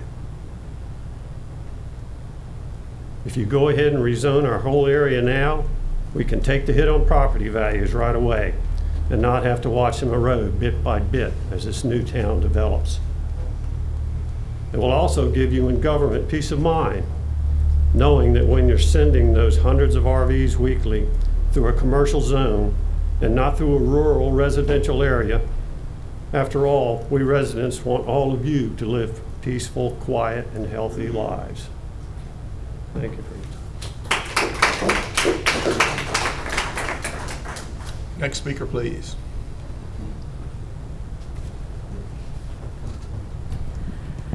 Good evening. My name is Lou Morrissey. I'm going to be nervous, but don't be nervous. This is your meeting. I will always be nervous. I live at 1450 Montague Island Road on Montague Island in Jamaica. I became a permanent resident there 2 years ago, March of 2017, but I've been coming down there on Montague Island since I was 6. My aunt, whose son spoke for her, has been coming down there since she was 6. It is where we want to live. I moved from a congested area, Northern Virginia, DC. I moved for the solace, the peace, the nature, the pelicans, the loons, the buffalo head ducks, the egrets, the herons. I moved, and many more natural wildlife than that. And that's what I've experienced for 2 years. I've experienced it before, but now I live there on 15 acres, on the marsh side, not on the Rappahannock River side. But I enjoy that river. I too, it's been said, I too was appalled. I taught government in high school. I took my students to the county council. I was appalled that the people were not consulted in this development plan. And then what I think hasn't been considered is if the people aren't considered, we can't go for a win-win. We can't try to figure out what the people want and what the county wants and what the development company wants. If we sit down together and we can talk about what we need, I wanted a bird sanctuary for Montague Island, a natural wildlife habitat to preserve the animals that we've got. This, to me, would be my desire, but the people haven't been heard on this. The people that live there, that dwell there, that represent the wildlife and the land and the water, have not been consulted. Yes, it'll bring in money. Yes. Money is not always the answer. I think there is a win-win possibility, though, if you would step back and give us a chance to have some input so that the county could win some, the development company could win some, and we could win some. What if you had what if it was committed to preserving the wildlife down there, and you had kayaks that went out and learned more about Middlesex and the tributaries and the creeks and what went on down here and what wildlife we support and how we support the bay? I don't hear any of that. I hear pools, I hear slides, I hear hotels. What have we done to help the natural habitat of our county?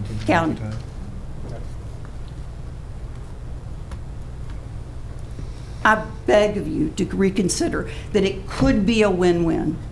If we could all sit down and talk as opposed to come in and plan and not consider the very people and the habitat that they're walking into. It hasn't been done. As people have said before me, it hasn't been done. And it needs to be done for the sake of the people of Middlesex and for the nature of Middlesex. Thank you, ma'am.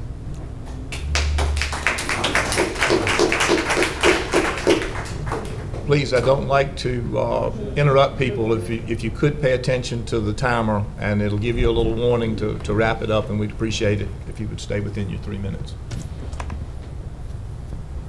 Mr. Gibson. I'm waiting for my timer. Timer ran out of juice.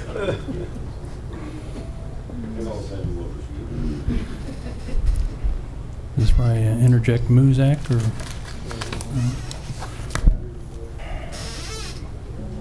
Betty. Yeah.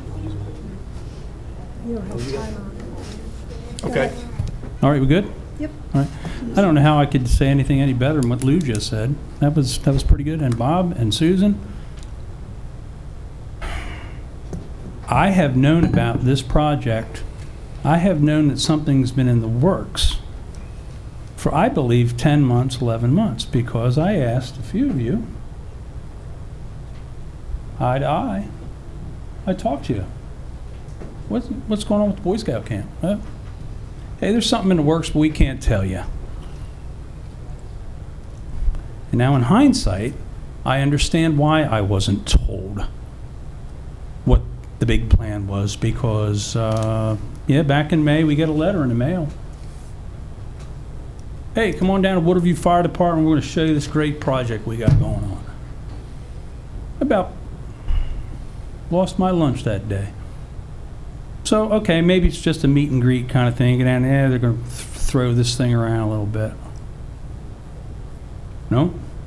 You get there and there's boards, these things all over the place. And I talked to one guy, yeah, this is just a seasonal kind of thing. Okay. And I go to the next representative, and, well, it's a year-round thing. And I've heard conflicting things from this company the whole time. Just little things. I wasted my breath at the Planning Commission, as a lot of people did, because their mind was made up. They gloated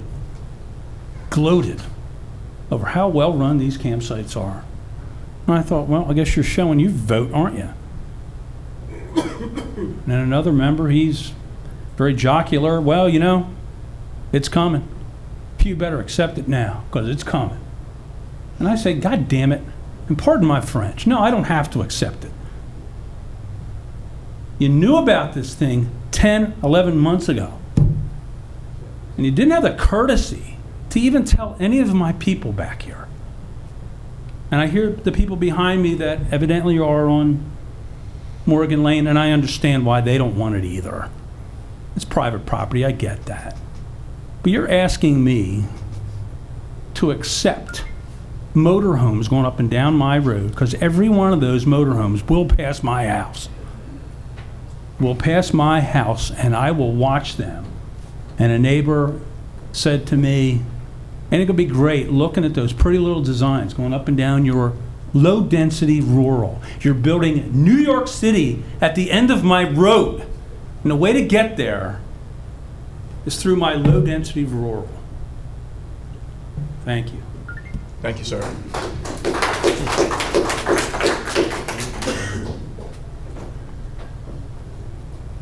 Hi, my name is Susie Keller. I live at 1765 Montague Island Road in Jamaica. And I just want to ask Blue Water, in all your studying of widening the road, have you ever considered... Ma'am, your comments are to be directed at us, and they'll okay, have they ever considered that there's a handicap bus that goes down Canoe Road? There is a regular school bus actually 2 school buses that go down Canoe Road, down that hill, that windy hill at that Mr. Cosby talked about. Those buses have a hard enough time getting up that hill. I don't care how much you widen it, you straighten it, you still got an RV with a bus load of kids on that hillside. I also want to ask Blue Water, have they bothered to go to the high school and look at the numbers of how many high schoolers may get those jobs, earn that community service credit? And also, if you're willing to build a screen for solar, are you going to build a screen for a highway down Canoe House Road? Because that's what it's going to become, a highway. And I can tell you, I've lived there 28 years. On a good day, I've not seen 500 cars coming down that road. On Oyster Festival weekend, I've not seen 500 cars. But I can tell you that they're going to tell us, oh, we're only going to be open from April, or we're only going to have our peak times from April and September. Oyster Festival comes, that place, that road will be like a 4-lane highway, and it's something that these residents don't want. We don't want RVs coming in contact with our school buses, our handicap buses. Most of the kids know me as Kelly Keller. That's no big secret. I wrote all my notes on my hand. But I can tell you, we don't want this campground going down Canoe House Road. It's a safety issue. It's a residential. We don't want it. We should have known about it long ago. But you need to consider, if you could please consider that that's a residential. We have school children that run that, that go through that road on buses, a handicap bus that goes through that road. We need to preserve our road and our residents. And that's all I have to say. Thank you, ma'am. Next speaker, please.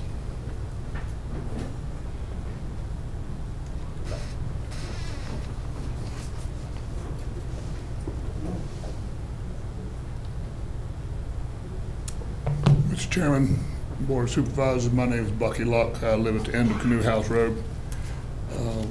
I second a lot of the thoughts folks have had. I just had to add 3. Widening of Bayport Road, I know it well. Mrs. Lux has been here about a year longer than I've been here. 1951, traveled that road often. I've expressed my concerns to Blue Water about the 1-lane bridge, and we don't have to beat up on that anymore. But the widening of Bayport Road, I'm loath to believe that the existing 30-foot easement is going to accommodate the widening project because of the ravine on the one side of the road.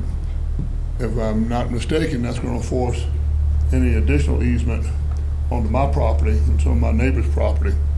I will tell you that I am most likely the largest property owner that will be affected along that portion of Canoe House Road. So I really need some more information on that. Secondly, the development proffer restrictions, I'll call them, for the waterfront community, waterfront commercial designation.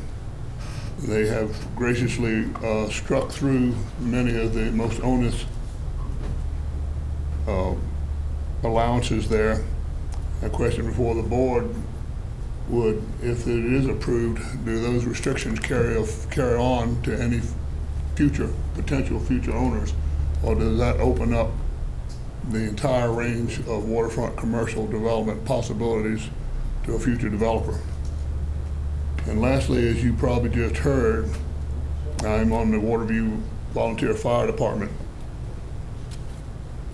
The issue of proper access, egress, 2-directional proper access.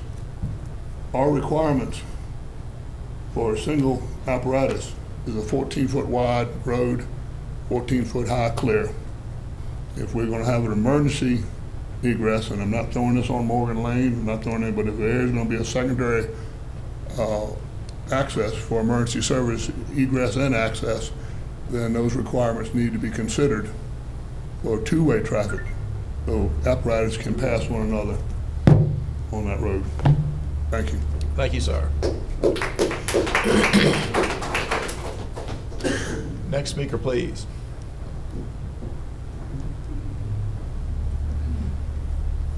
Hi, I'm Nancy Fellers. I live at 300 Bayport Road.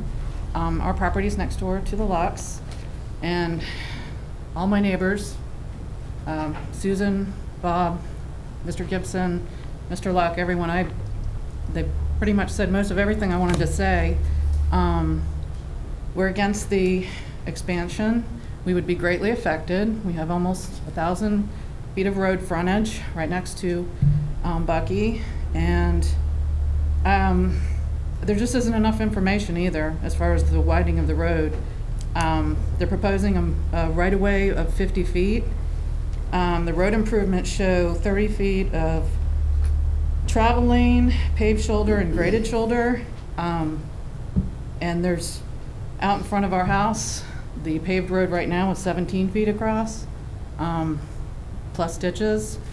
But even with that, you know, we don't have any answers where they think they would get the 50 feet of right-of-way. But we just would negatively be affected by this. And, you know, the expansion project, they could use the campground, you know, beautify what they have and use it, you know, the way it is without making all these changes and imposing all this on the rest of us. So, anyway, thank you. Thank you, ma'am. Next speaker, please.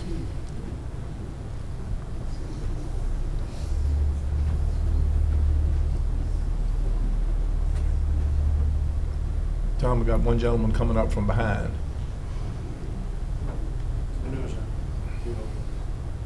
My name is Philip Morgan. I live on Morgan Lane. And I see that they want to use my road to maybe access it when they have problems back there or something. Well, they need to come up there when in the wintertime, because I've been there for 24 years, and I probably put over $20,000 of gravel in that road. And people come back here and hunt and whatever. They tear the road up so bad in the wintertime, you can't hardly get in and out. I'm not picking on the hunters or anybody, but something needs to be addressed about that or whatever. I see the people's, people that lives on the road, I see their thoughts too. But thank you all very much. Thank you, sir. My name is Edward L. Brown. I live at the end of Morgan Lane, and I agree with everything he said. Thank you, sir. Short and to the point. Tom.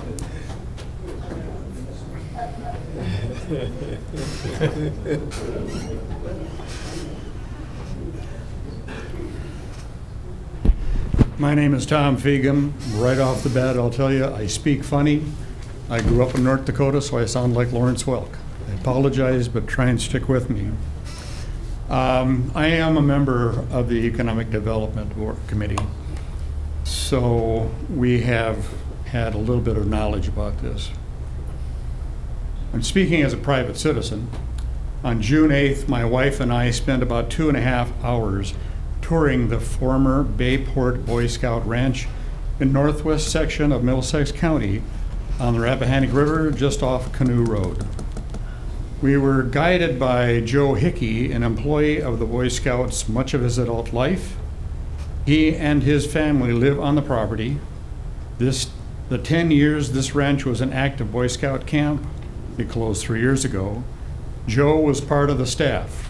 He knows the site, including local history of the area. He knows what is on the acreage, what each building and piece of ground was used for. What struck me was the number of existing facilities. There's a 14,000 square foot cooking and dining building that also serves for special events, was given construction financial help from Birdsong family, the peanut shelling group, and Newport News Shipyard. It is constructed to make one think of a large ship when looking at the front of the building. It is amazing in size and capabilities, including a full commercial kitchen that can serve hundreds of people at one setting. A swimming pool with 3 different sections is nearby for at least 3 different types of swimming programs at the same time. There is a full archery and pistol range, gun range with sights for bow, arrow, pistol, rifle training. Those will not be continued under new ownership. A maintenance building garage was used to help scouts learn how to change the oil and tires on cars or trucks. There appeared to be a different site and or structure on the property with use devoted to each teaching one of the Boy Scout merit badges.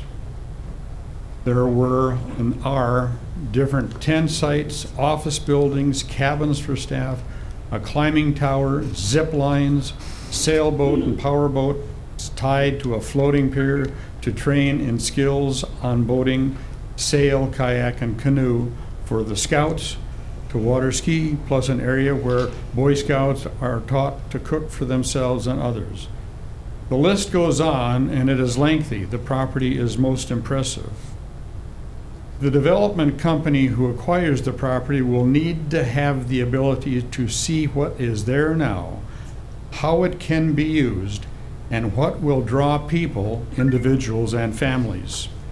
The greatest promise should be that the ambience of the ranch property will be retained while turning it into a fabulous private recreational resort.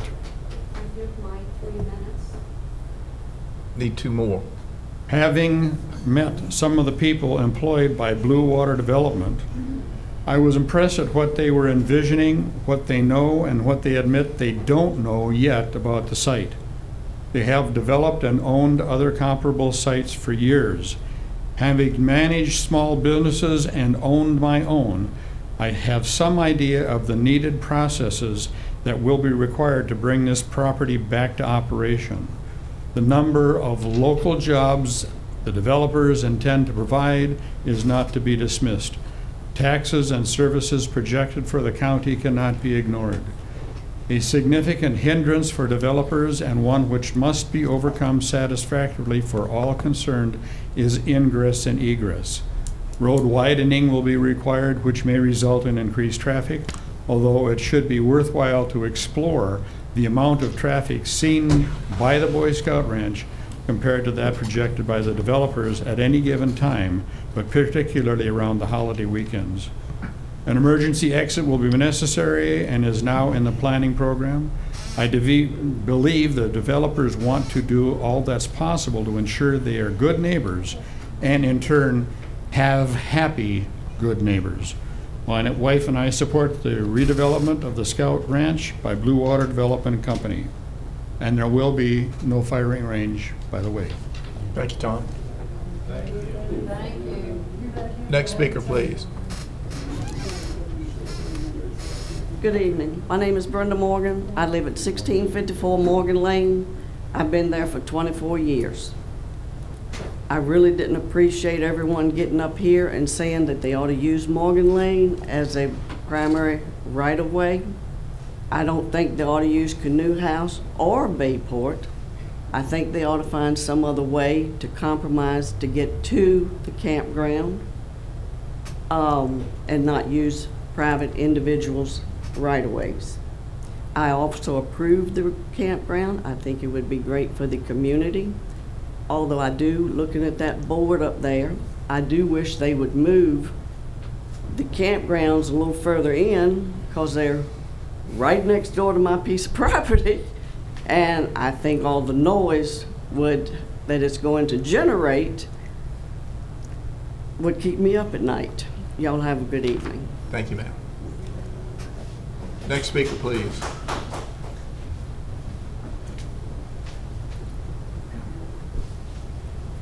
Hello, my name is Lori Sled. I live at 1380 Montague Island Road. Had the pleasure of being there only since 2013. I live in Henrico County. To be specific, Short Pump. Anybody familiar with it? No. Okay. In a good day, coming down West Broad Street, you can be guaranteed of at least 6 wrecks. I live in a development with 298 houses. You're going to build 3 times my development at the end of Canoe House Road. I've heard up to 900 slots. I know this is the beginning phase, but it's looking bigger and bigger. I think what these people are asking, because I didn't vote for you, I vote in Henrico, but these people that vote for you are asking you to step back and think about what this is going to do to the property and work as a team. This is a good company, I can tell. I can tell they're good guys. Think about what you can do to make this a good development for everyone. Think about it. And don't just jump. There needs to be some stipulations. There's nothing very specific about how big it's going to be. Step back. We know something's going to go at the end of that road. We know it. It's inevitable. It's a beautiful area, but make it special to Middlesex. Make it special to where people in Short Pump hear about it and can't wait to get down here to go. Make it so exclusive that everybody wants to be here. This is big, guys. This is big. It's too big for that little 2-lane road. Listen to what Lou's saying about the nature. Listen to all the people that work for the fire department that are worried about getting down there on a Friday night when somebody gets hurt. Listen to the people. Step back. Thank you, ma'am.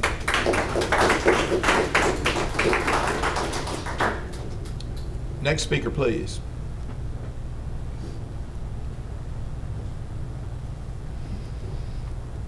Seeing none, we will close the period of public comment and allow Blue Water 5 minutes of rebuttal. Thank you, sir. I appreciate everyone's comments and concerns, and we share those comments and concerns. In no order of priority and rebuttal, we understand this is the first step in a long process, and many of the concerns of detail and plans and approvals for utilities and services we still have to go through in the site plan process. So hopefully those issues will be addressed to the satisfactory of all according to the regulations that exist in the county. Emergency situations, we are very experienced in emergency situations, both in the staff. We work with the fire companies in all of our locales. Many of our employees are part of the local fire department. So when we get to that stage, we'll be working with that. Let me be clear, if the bridge is unsafe, we'll fix it.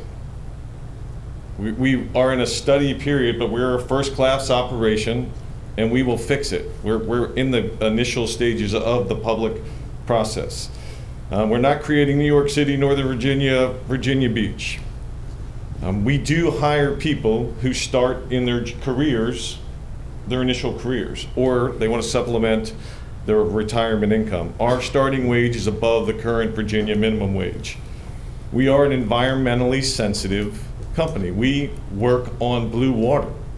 We understand what it takes to work in a environmentally sensitive environment everywhere we go. So we understand the concerns. We share those concerns. Lighting pollutions buffer. We understand that we have to go through. We still have to go through that process and satisfy the requirements. It's in our mind, that's the next stage of this process. But we understand that, and we do absolutely understand that we have to adhere to the best practices of environmental development related to the Chesapeake Bay Act, and that's our concern as well. Jim, I don't know if I missed anything, but 2 points, and just to double up is. First, to talk about broadband. Our guest experience through all of our properties, we want that to be the same and similar. They're getting that kind of service at every one of our other properties. We will be doing everything we can to get broadband to that site as quickly as we can. And to Mike's point, it's a process. We're going to get there. The comments earlier about employment and our pay rate, we eagerly seek your help in how do we interact with the community and make sure that we have advance notice to high school kids and to retirees, because that makes up a lot of our workforce. that we're here, we're coming, and we're looking for a workforce. At no point in time do we start the process by going abroad. That is in any resort business throughout the country, it's supplementing a workforce that doesn't exist. If you're telling us today we have ample workforce here, that's the best news we can get. Thank you so much for your time. Appreciate it. Thank you, sir. I told you we didn't have ample. Ma'am. All right, so now we move into supervisors' questions and comments, and I'd like to start off with one for David Kratz. Yes, sir. We've taken some criticism tonight for not publicizing this, for not making it known what we were going to do or when we were going to do it, and I would like a planner's input into how other localities handle it, to be as transparent as possible, to be as forward-looking and as thoughtful for the citizens as possible, because I don't know of any process different than the notices, the public hearing with the Planning Commission, the notices, the public hearing with the Board of Supervisors, and the decision being made. So if there's something to be critical of, I'd like to know what it is. Well, basically, we went through the right process here, because like I'm saying, you know, we knew something about it, but we didn't know anything, the rest of the information, until they came to Waterview. So how can I explain something to you that I don't know all the information about? So I did talk to one of my buddies out there, and I told him something was going on. Well, if I didn't know all the information, how can I talk about something and I don't know all the information until they brought it before us? So that's one situation I'm just, you know, bringing out, you know, because I went over there and visited Cape Charles to see what they had over there. Right. But it was a totally different area than it's back up here in Jamaica. We didn't have a proposal. And that's it. We did not have no proposal. So, you know, that makes me look like the bad guy when I'm doing the process and trying to do what's right for the citizens of Middlesex County. But yet, you know, we got people out here thinking that, you know, I'm doing wrong. I didn't let them know what was going on before I knew what was going on. So, you know. Mr. Chair, I just want to address and maybe extend what Wayne said. I went with Wayne over to check the Blue Water facility as well. And one common misperception, I think, is that we knew something was going on a lot earlier and we kept it from the public. We can't go public until we know they're even interested in the property. We can't go public until they negotiate with the bank. In fact, when we toured the facility, one of the first things Mr. Jesse and I both asked this company to do is hold a community meeting to extend some outreach to the community before they even make application. That's my understanding they've done that. Now, Dave, I'm going to take you off the hot seat a little bit. We are required by law to notify adjoining property owners. They held a community meeting that's not required by law to outreach and explain a little bit about themselves and what they would like to do with the development. Short of blasting something out in the paper, which we do when we do public hearings, or sending direct mailings to everyone in the entire district, I don't know if we could have done more. I don't know if they could have done more for outreach. Now, not to sound like the board is in complete agreement on the project, they've worked a lot to revise some of the traffic concerns that we expressed to them early on. And I want to say this, and I want to say it in front of God and green and earth, Dave Kratz has worked profoundly well with this company trying to make sure they do what they need to do to justify their inclusion in that area and be able to be as less impactful as possible. Thank you, sir. Any other comments or discussion from the board? David, I didn't mean to put you on the hot seat. I just we followed code section. And yeah, we've done. I felt like this group and the county had gone above and beyond in notification and transparency on this, and I'm sorry that some people find it to be other than that. But like you said, if somebody looks at something and says, "But you can't say anything until I've got a contract signed," well, okay. I mean, that's the same way if you go buy a house or do any other thing. You don't. So anyway, all right. Yes, sir. Thank you. Any other questions? Well, no, that's all on that. But I would just like to say, you know, I sit down here and I listen to my constituents, and you know, you kind of tally up things here. The majority of people that were against it lived down there, and the ones that didn't live there were in favor. So, you know, and I looked at that, but, you know, I feel that Blue Water gonna have to come back to the table for me. I'm gonna tell you that, because there's a lot of unanswered questions that need to be answered. And I hope that my rest of my board would go along with me and table this till we get some more information that I would be satisfied, and a lot of the people that live down in that area that would have to, you know, endure what's going on there, because there may be some adjustment that Blue Water gonna have to make, that, you know, and then some of the citizens too, and we're gonna have to find a medium somewhere, and with different numbers and different things like that before I feel that, you know, we change zoning and I'm going right away, because like I'm saying, definitely we do need some economic development here. We do need some jobs. We do need some tax base, but do we need it at that amount right away? I think if we could do a gradually increase somehow, and I get Dave to look at it, but I feel right now I need more information, because like fire, I'm a volunteer firefighter, which some of y'all don't know. I was down there when we went across that bridge and the tires popped. You know, and then McCann's. Check McCann's Road out. The state maintains right there, and it goes right to that cafeteria that's back there. And I know the developer, I know the people that own it. That's one property, one lane right there. I don't know, y'all never tried to even look at that. You know, I think you had your mind made up to looking in one direction and not looking at everything. And that's just my personal opinion. But I know I did check on McCann's Road, which is state maintained. And it goes all the way to the back as an emergency route. But and the owners that own that property are mall developers, and you got a shot straight to that cafeteria that's back there, straight shot. But nobody never looked at that. But I'm just hoping that, you know, I'll let the rest of the board members speak.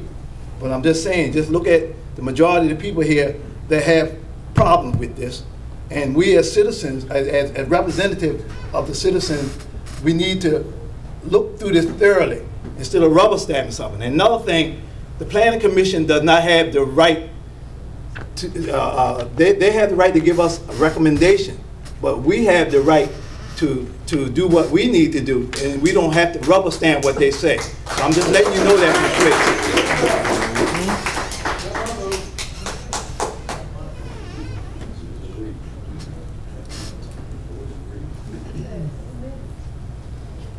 Mr. Chairman, I'm struck, and like Mr. Jesse said, that the objections along Canoe House Road, we even, people who live along Canoe House Road or some of the other roads closer to the property, they're concerns about the traffic. And I do understand that, and I respect that. And I also heard that some of the people who were close down in Jamaica Shores and others were not necessarily opposed to this development, and we're glad that we had a high-quality company interested in doing business in our county and bringing this or improving this property in this way to be continued to be used as a campground. I guess my thinking about the road is I do sympathize with that, and my feeling is that if we have a road that creates that there's a demand, that VDOT has a responsibility to improve the roads, but that's not going to be done until the use goes up. Like, for example, you know, years ago, 33 or whatever, were single lane, and now they're double lane because the use and the demand goes up. Now, I know that that's very, you know, far down the road, but I just hate to have the situation of, as a county, of us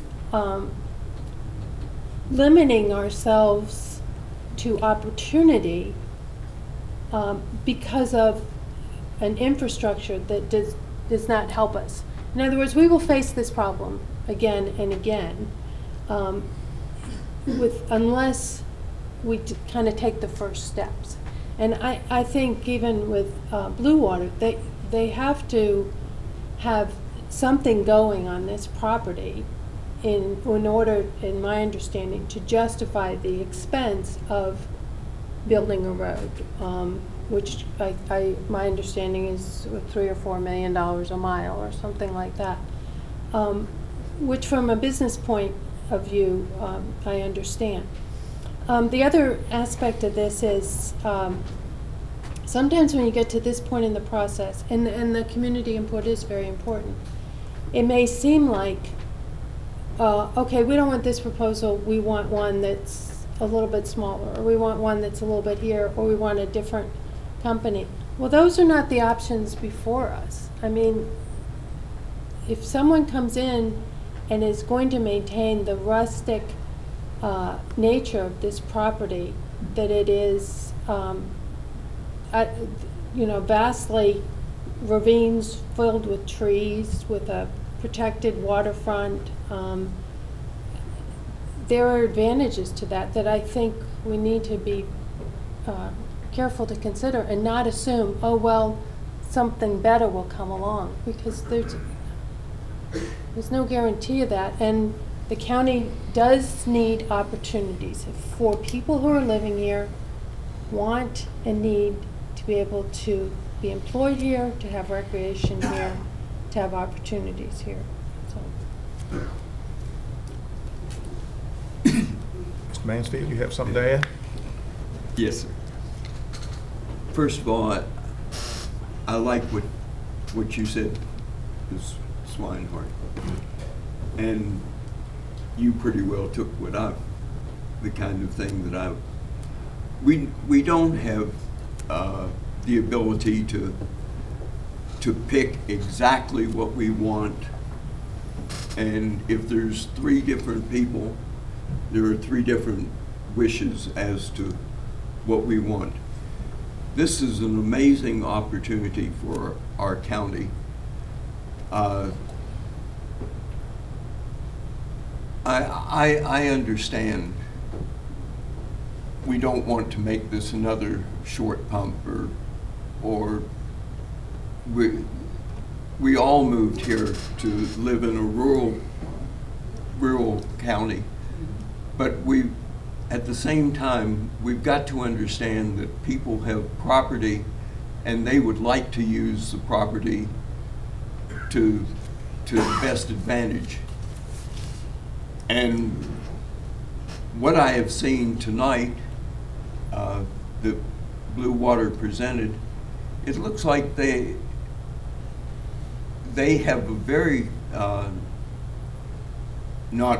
won't use low density, but they have a lot of property that is not being used, that will still protect the birds and the wildlife. Their waterfront, it sounds like they have a good plan on the waterfront. One of my concerns is that they probably have a sewage treatment facility based on the old Boy Scout camp, and I haven't heard what improvements they intend to do to make sure that they do have a decent sewage treatment. The water problem, I would presume that they're pumping from the Potomac Aquifer, and if we're going to be concerned about the water being pulled from the Potomac Aquifer, quite frankly, I think we ought to go to West Point and ask them about the 20 million gallons per day that they're pulling out. Mr. Mansfield, that wouldn't affect a 200-foot deep well anyway, would it? Because the Potomac Aquifer is so much farther. It's a different body of water. Well, yeah, they're pumping a lot deeper, but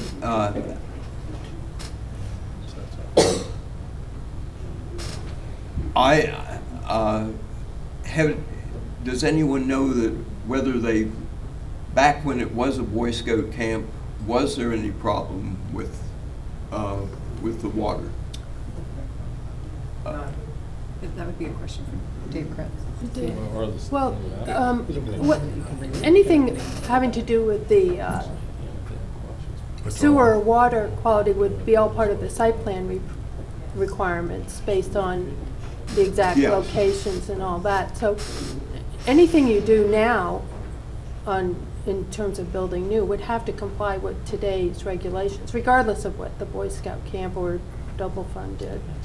I was just wondering, when they did have at least 50% of what the people that we're talking about drawing water, was there any problem with water levels dropping? And Dave, you want to address that? You know the depth of the well? I'm not sure about the depth of the wells, but Mr. Hickey's in the building. He could probably answer those type of questions. But whatever they would have to do a characterization on both the sewage disposal and the water service. So both of those will have to go through the proper routing agencies to make sure that it works for the number of the use that they're going to have. That's part of that site plan process where these things are routed to these different agencies in order to make sure that they meet the requirements that are that are associated with this particular use. It would be my guess that these wells are probably deeper than 250 feet to get the water usage that they have. And the point you made is probably minuscule in comparison to what other larger users are taking from that Potomac aquifer, if that's the aquifer they're going to take. If that's the aquifer, I'm sure it's just a small portion of what some larger users are using. But as far as the sewage goes, at this point, the county hasn't looked at that as a. I think it's too complex to look at this stage. It's a conceptual stage at this point. If they go through the site plan process, they're going to be limited as to what if they find out they have limitations for sewage disposal on site, then their project is limited. Sure. So that's something. And they understand that as a problem. Right. They have to understand that going forward. They must comply with. They've got, and they understand that. That's part of that site plan process where those are routed to those agencies for review, and they determine whether or not that they're adequate. So they have to do, and these are going to be complex designs. The designs that are already on site are very complex. I mean, there's stacks of several submittals for sewage disposal and the water systems that are out there now went through site plan processes and reviews. So you would only assume that they're going to have to do the engineering on top of that to supplement what's out there now. Dave, correct me if I'm wrong. Yes, I want to make sure we've got the cart and the horse in proper order. There is no need in finding out if there's enough easement on the left side of the road to take care of the lack of easement on the right side of the road until you've got the zoning changed so that you know that you can study these things and try to make them work. Is that correct? That's a condition of their proffering the road. Precisely. So what I'm trying to say is that so many of the concerns that have been raised tonight are concerns that will be addressed in due process with site planning, with the health department, with all sorts of things moving forward. If you had an answer to all of them tonight and then didn't get this, you'd have spent $1 million on a project that wasn't going to go forward. Well, so the concerns, I respect all of the concerns. And the health, safety, and welfare of our citizens is what I consider to be my primary responsibility. And I won't go for a program that puts any of our residents in danger or intentionally devalues their property or anything like that. Right. But so many of the questions that have been asked tonight will be answered in the due process of site planning and trying to move this forward. But if the zoning and comprehensive plan can't be changed, then the situation, as I see, it's dead in the water. Right, and that site plan process contains within it a public process as well. Yes. So the public would have another opportunity to speak and provide input to that particular application. So. Any other items of discussion or question from the board? The wells are 450. The wells are 450. All right, so 400 feet would put it in an entirely different strata of water than a 200-foot well. Correct. Any other questions or comments? I think between you and Dave, you answered my concerns. Okay. Quite well. Will, the chair will entertain a motion. And this is on both items, both the comprehensive plan and the rezoning, because we've acted together. I personally, like I said before, I'd rather table it for another 30 days. We don't even have, John's not here. But maybe we can get some more questions on what's going on here. You know, a little bit more information. More information, I think it'd be due diligence to the community. All right, we have a motion to table. Is there a second?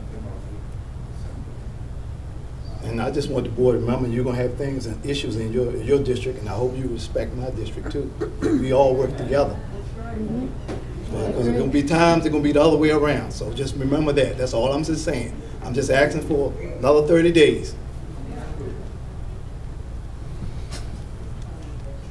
We have a motion to table for 30 days. Could I ask, well, we'll need a second to enter discussion. Do you want to pull back that motion so I can ask you a question? Yeah. Okay, we'll pull the motion back. Ask a question. What do you think definitively we would be able to learn in the next 30 days before the developers start spending more real money because they've got their approval and can answer these and can study the site plan to answer the question? Do you understand my well, for one thing, it's emergency access to that. Okay. By being a firefighter, I'm saying, you know, and you know, that's not clear. So that's a safety concern for me. And then, but then I know you say the site plan with the roads and all the stuff like that. Should. But, you know, should be some idea on that. I mean, it is not hurt, it won't hurt to go out and just ask some of the landowners, will you be able to widen in those certain areas? Because I'm gonna tell you that when you go down that hill, that's dangerous. I don't know how many people have been down there. I've been down there, and it's dangerous. It's a dangerous hill. As you go down there, I think they could get some insight information on, you know, just talking to some landowners and maybe getting something, you know, because the widening of the road is going to be very important as a safety issue. Well, we won't permit the project to move forward without those things being addressed. I understand. So that's why I asked the question. That's some of my issues. Okay. And the numbers, yeah, some of the numbers too. And I understand that and that concern. I just think that until you get this approval, you know, a high quality company with plans to go forward is going to need something in order to go forward to get those answers. And you might come in with another company, they wouldn't have the resources to do that. I mean, you might have someone say, oh, I'll put, you know, 300, you know, 10 sites there. Well, they're not going to have the resources, the potential revenue to do anything to the road. And then we are with a great resource of property that could be a potential opportunity for community recreation for people who live in any part of the county, but especially close to people who use now Canoe House Beach. If there's access, you know, this day access to the site, there's opportunities for jobs, there's opportunities for businesses to open a restaurant or to serve the visitors to the campsite. There's opportunities to bring people from other areas to spend a little time here and then to visit the other parts of the county and other businesses in the area. There's potential for the contractors and anyone who works in this county to repair the air conditioners or do the landscaping or construct or change some buildings. I mean, there's opportunities here that could be really good for a lot of people in the county, and we've got a company that has very highly, very responsive to us, has a great reputation, has demonstrated that they know what they're doing at other sites. Not everybody is going to have the resources to even undertake the improvements to Canoe House Road that are proposed here, and those will actually benefit everybody along there. I'm probably going to be risking getting out of order here, but I asked, and you answered me on the emergency access. Is that the pivotal point, that if Blue Water could answer that for you in the next 30 days, we wouldn't have a need to kick the can any farther down the road? Or is it more that we want to know? Well, for right now, yeah, I would say that would be it for now. And Madam County Attorney, is it proper for me to ask Blue Water if they feel they can accomplish this in 30 days? I mean, you are able to ask the applicant questions. I would ask them to please keep their answer brief, but Okay. yes, they could. Who would like to address that? This would be the availability to negotiate or figure out whatever it would take to get, and you want a second. Emergency access, yeah. Access. Like I said, Morgan Road, you know that's not going to work. Yeah. I don't understand the request. What for? I was asking what it is that we don't know tonight that we can know prior to you all submitting site plans and all that sort of thing. And so the main thing coming from Supervisor Jesse is secondary access for emergency vehicles.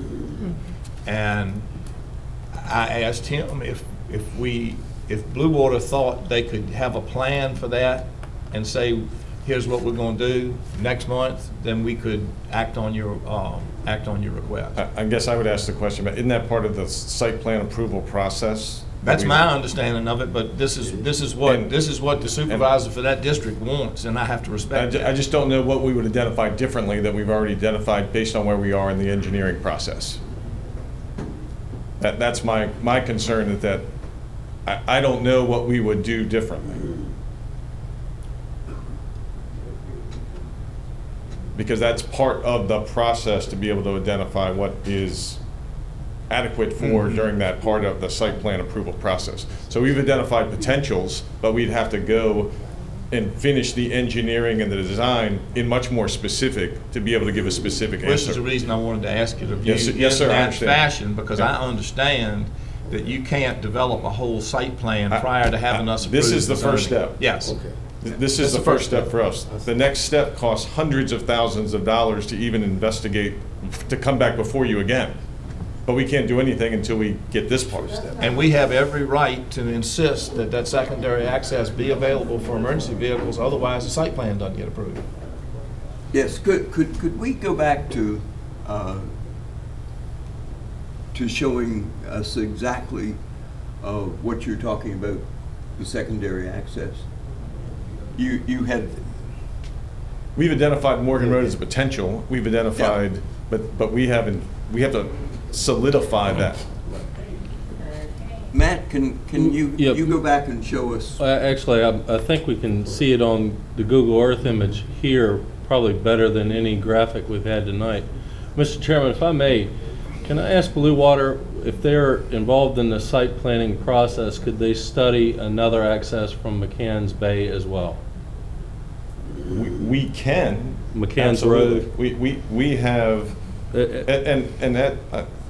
we have studied many options and talked to most of the owners on Morgan Road. Right. So the idea that we didn't study Morgan Road is not true. We've studied that.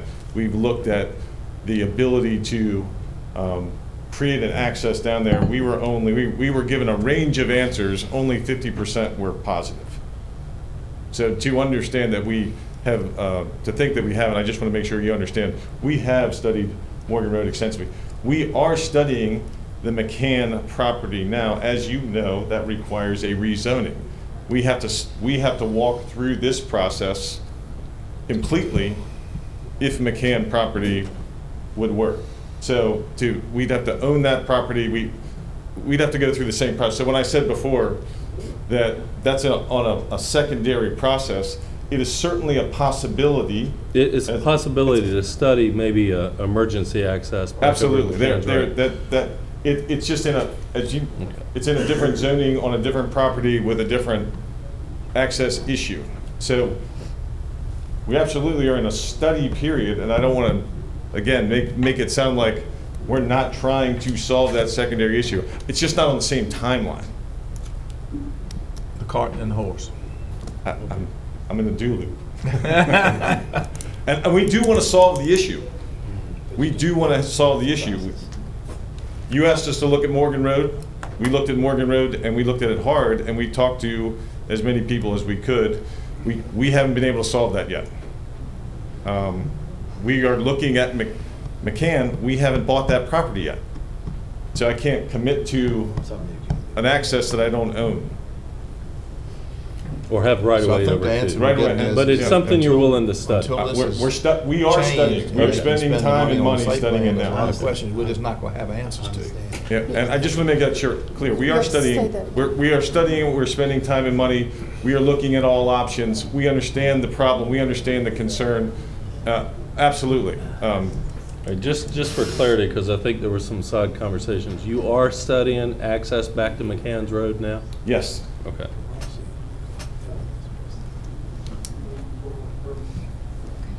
If we don't get this step, all that doesn't matter. So, you know, there's a process to it. I understand. I'm sorry, I didn't mean to. No. I've been trying to bring us around to that point because I want to address every citizen's concern in this project. Absolutely. We do too. And we can't address them all out front as a prerequisite of going to step one so that we can move to that step. And that's just the logistics of it. And yes, sir. Okay. Mr. Chairman, so, have yes. a motion? The chair would you certainly entertain a motion. Ready to entertain? I move that we approve the comprehensive plan amendment 2019-02 to amend the comprehensive plan for the rezoning of this parcel. As it reads, 288.7 acres. So you're doing 2019-02 and 01? I did just 2019-02 on the advice of... You need to adopt them or address them individually. You can present them collaboratively, but you need to make your motions individually. Okay, understood. So we have a motion for the comprehensive plan. Could you repeat that a little bit? The first part, I'm moving that we approve the comprehensive plan amendment, which is 2019-02. This is the request for the rezoning of 3 parcels totaling 288.7 acres currently depicted on the future land use map in Middlesex County as agricultural conservation to waterfront commercial in conjunction with a proposed campground expansion. We have a motion. Is there a second? I would like to second that motion. Motion duly seconded. Is there any discussion? Yes. Go ahead. All those in favor signify by saying aye. Aye. Opposed, same sign. So ordered. The ayes have it. Mr. Chairman, I'd like to move rezoning request number 2019-01. Request for the reclassification of 3 parcels totaling 288.7 acres from low-density rural to resource husbandry to waterfront commercial with proffers in conjunction with the proposed campground expansion. Have a motion. Is there a second? I second it. Duly seconded. Any discussion? Order, please. All those in favor signify by saying aye. Aye. Opposed, same sign. The ayes have it. So ordered. Right, that completes our public hearings. We'll now reopen the period of public comment if any citizens would like to address the board on these or other subjects.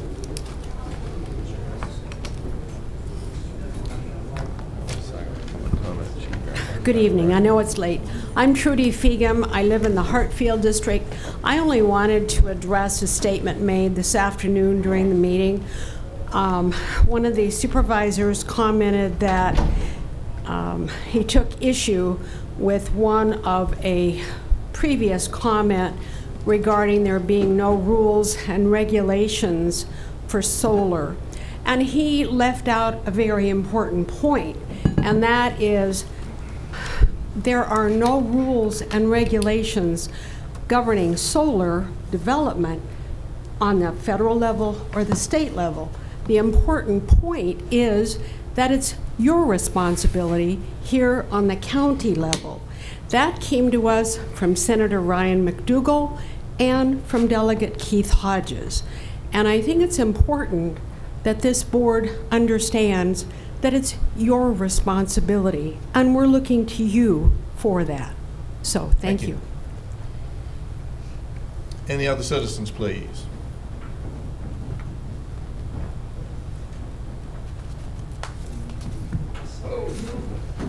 How you doing? I'm Joe Hickey, 41 Scout Trail. I live at the Scout Reservation right now. If you have any questions, please feel free to give me a call. Find me. I work at the YMCA. Matt can find me wherever you want. Jesse, you know where I live. Come and find me.